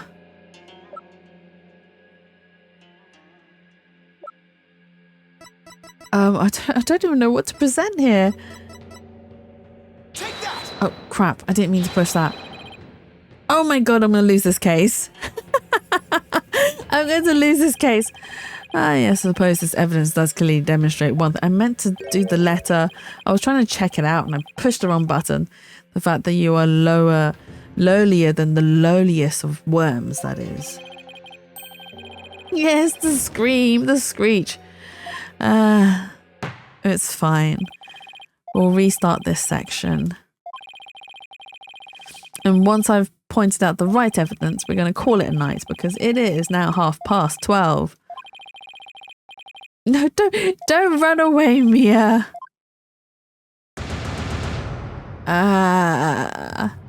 You got guilty again. No, not the guilty verdict. Retry from this scene. Okay. Oh my god. I think it's a letter. It's the letter that we need to present. But yes, once we do that, and then we'll save our game and then we will call it a night. If the game will load. Yes, of course. This third party must really wanted to kill the High Priest. I might be able to identify who it was if I had the evidence of murderous intent.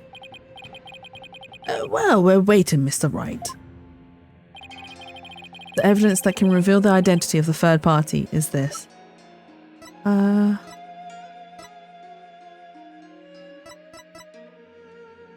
Take that! Was this letter, right? 3 days before the purification rite. The victim received a warning letter from an unidentified individual. He did? Whoever sent it clearly meant to threaten the High Priest. The letter said, "Do not perform the rite." But the rite went on as scheduled. I believe that is why the High Priest was murdered. Who do you suppose sent that letter? A person with something to hide. The rebel hunter disguised as Lady Kira herself. Oh my god, we're going to accuse the priest of being a rebel himself as well. Peace.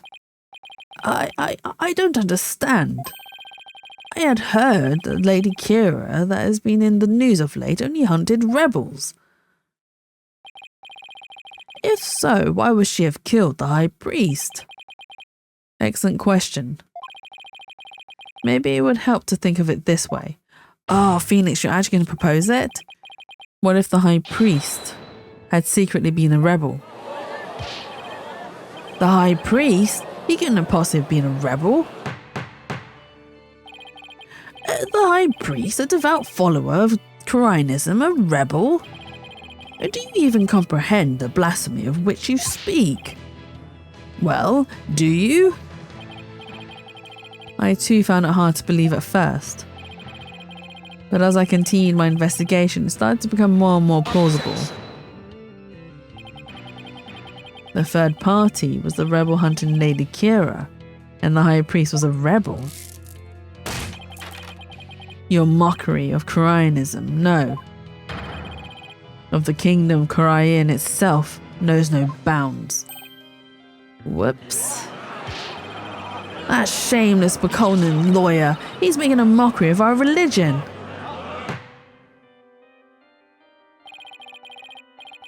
As a faithful Quirianist, I take issue with these claims, and I am loath to admit them in today's proceedings. I don't like where this is going. The defense's claims are but vile blasphemy, tantamount to spitting on the Holy Mother. Is it really that big of a deal, Maya? Abbot Emmy was a distinguished monk and very well respected too, so yeah. Please don't let this turn into an international incident. But fear not, good people crying. The rantings of this putrid-brained lawyer who seeks to sully the soul of the deceased shall come to no avail once I conclude these last rites. The prosecution's assertion that the accused killed the victim remains unchanged. But the victim was stabbed in his abdomen. How was that possible when he had his back turned towards Maya? Or Miss Faye? Someone must have killed him. Objection. Welcome back, Barry! Are you sure about that? You may have invalidated the seance, but do not let it go to your putrid head. The karmic flow of this trial is as yet still in my hands. How can he be so confident? Something has occurred to me, you see. And your allegations of a third party are but a deluded fantasy. And I shall prove that by calling a new witness to the stand. An eyewitness who will deliver a definitive answer that will dispel the defense's doubts. An eyewitness? Oh, very well, let us call this eyewitness to the stand. Shall we hear what he has to say? Because an ad has started. So let's hear what he says, and then the ad will finish, and then I'll send you guys off on the raid. It's him again. Oh, well now. He has to be the shaggiest witness I've ever laid eyes upon. Please state your name and occupation. Oh, I'm, that so-and-so, whatchamacallit.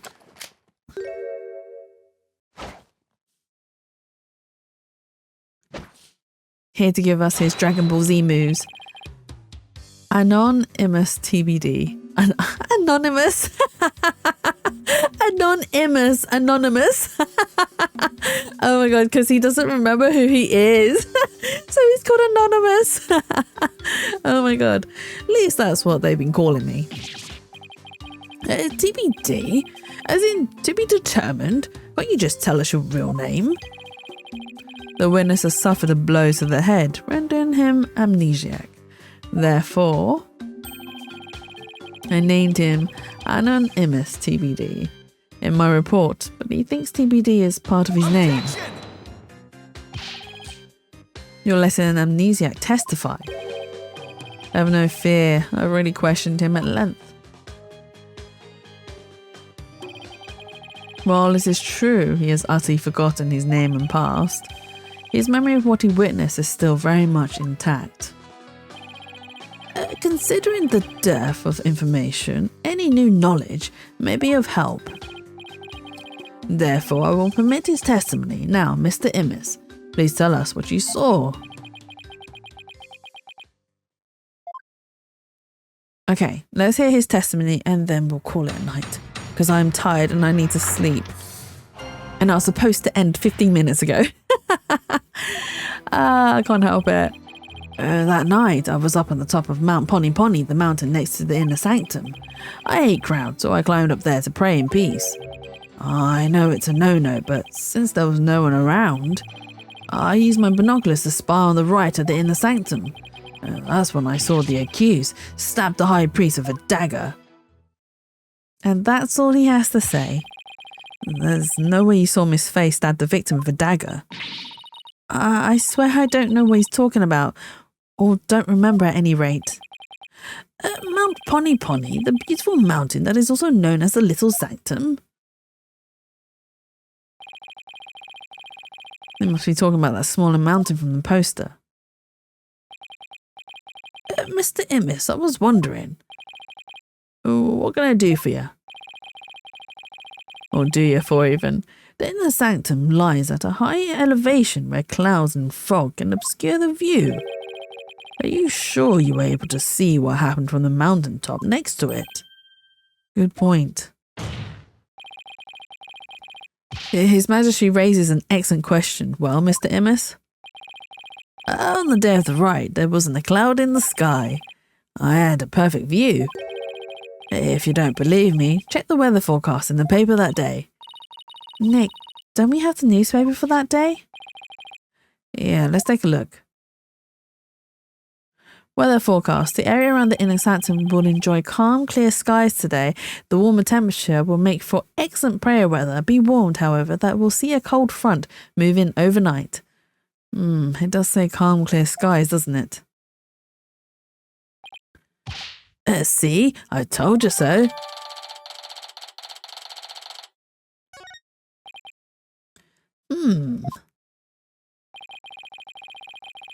Oh well, it would appear the witness has offered testimony worth hearing.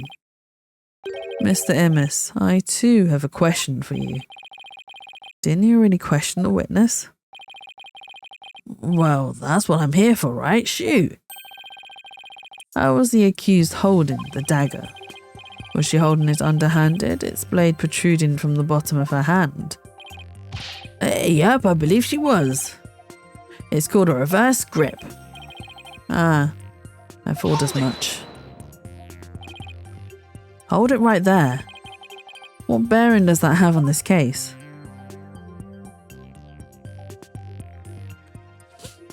He's gonna say that's how she stabbed him in the abdomen.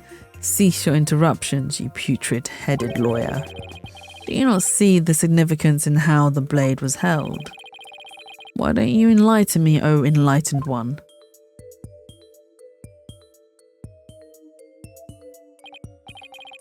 Fair. I knew you were a fool. I can already picture you in your next life. Next life? Yes, after your soul writhes for centuries in the pits of hell. You shall be reborn as a witless sea urchin with barbs limited to your posterior. You shall live a short, inconsequential life only to be brutally devoured by a sea otter. That was a bit excessive. I simply asked what the dagger grip had to do with the case. Now pay attention. How the accused held the dagger is of a vital importance. With such information, we can infer exactly what action she took. You were saying that the victim was killed while he had his back to the accused. Is that correct? Yes. As such, the accused's dagger grip tells us something very important. The accused approached the victim from behind, swung her arms around him, and plunged the dagger deep into his abdomen using a reverse grip. Ah. What? Thus, Mr. Immis's testimony clears up any doubts that might remain. Ah ha ha ha, and it coincides with her benevolence's insides as well. This is a disaster. I thought I'd blown this insights out of the water, but now they're back to haunt me. Now then, the defense may cross-examine the witness. And this is where we end stream.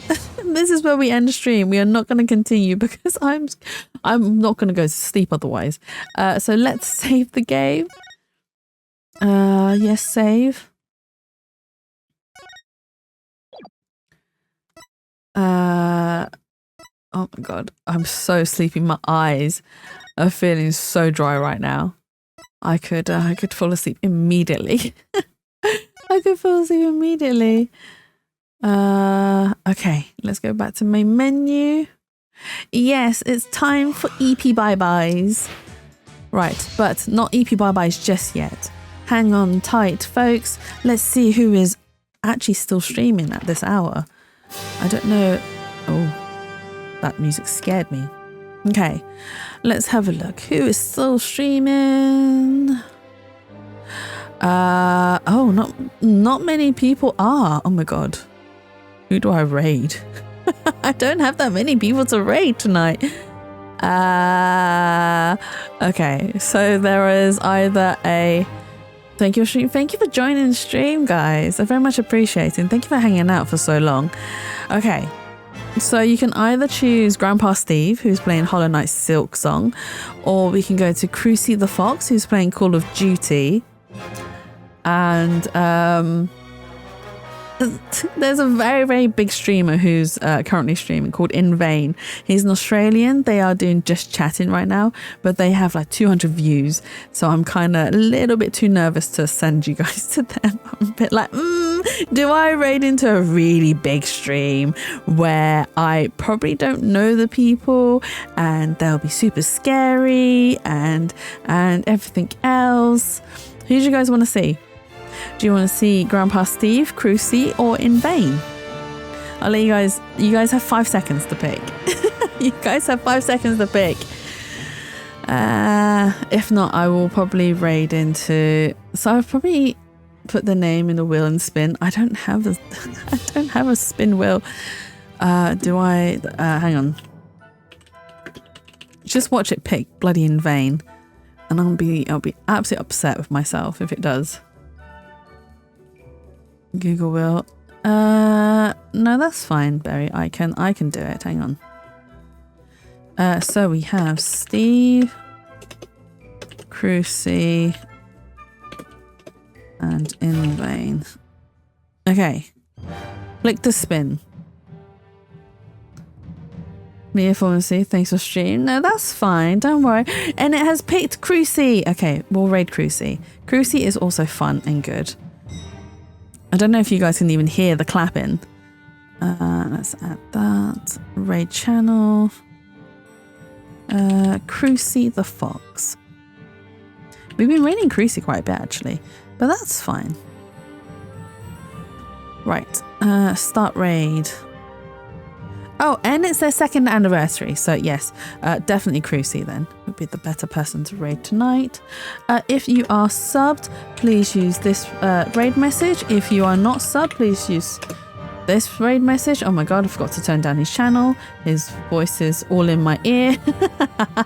He is very loud. Anyway, thank you so much for joining me tonight. I'll be back on Tuesday with some more Date Everything.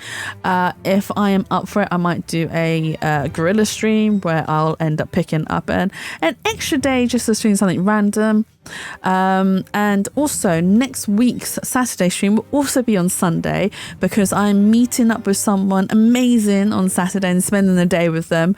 You guys know them. They're very well known in my chats and they are known as Berry. But yes, enjoy yourselves, have fun, and I will see you guys soon. So it is bye bye from me for now.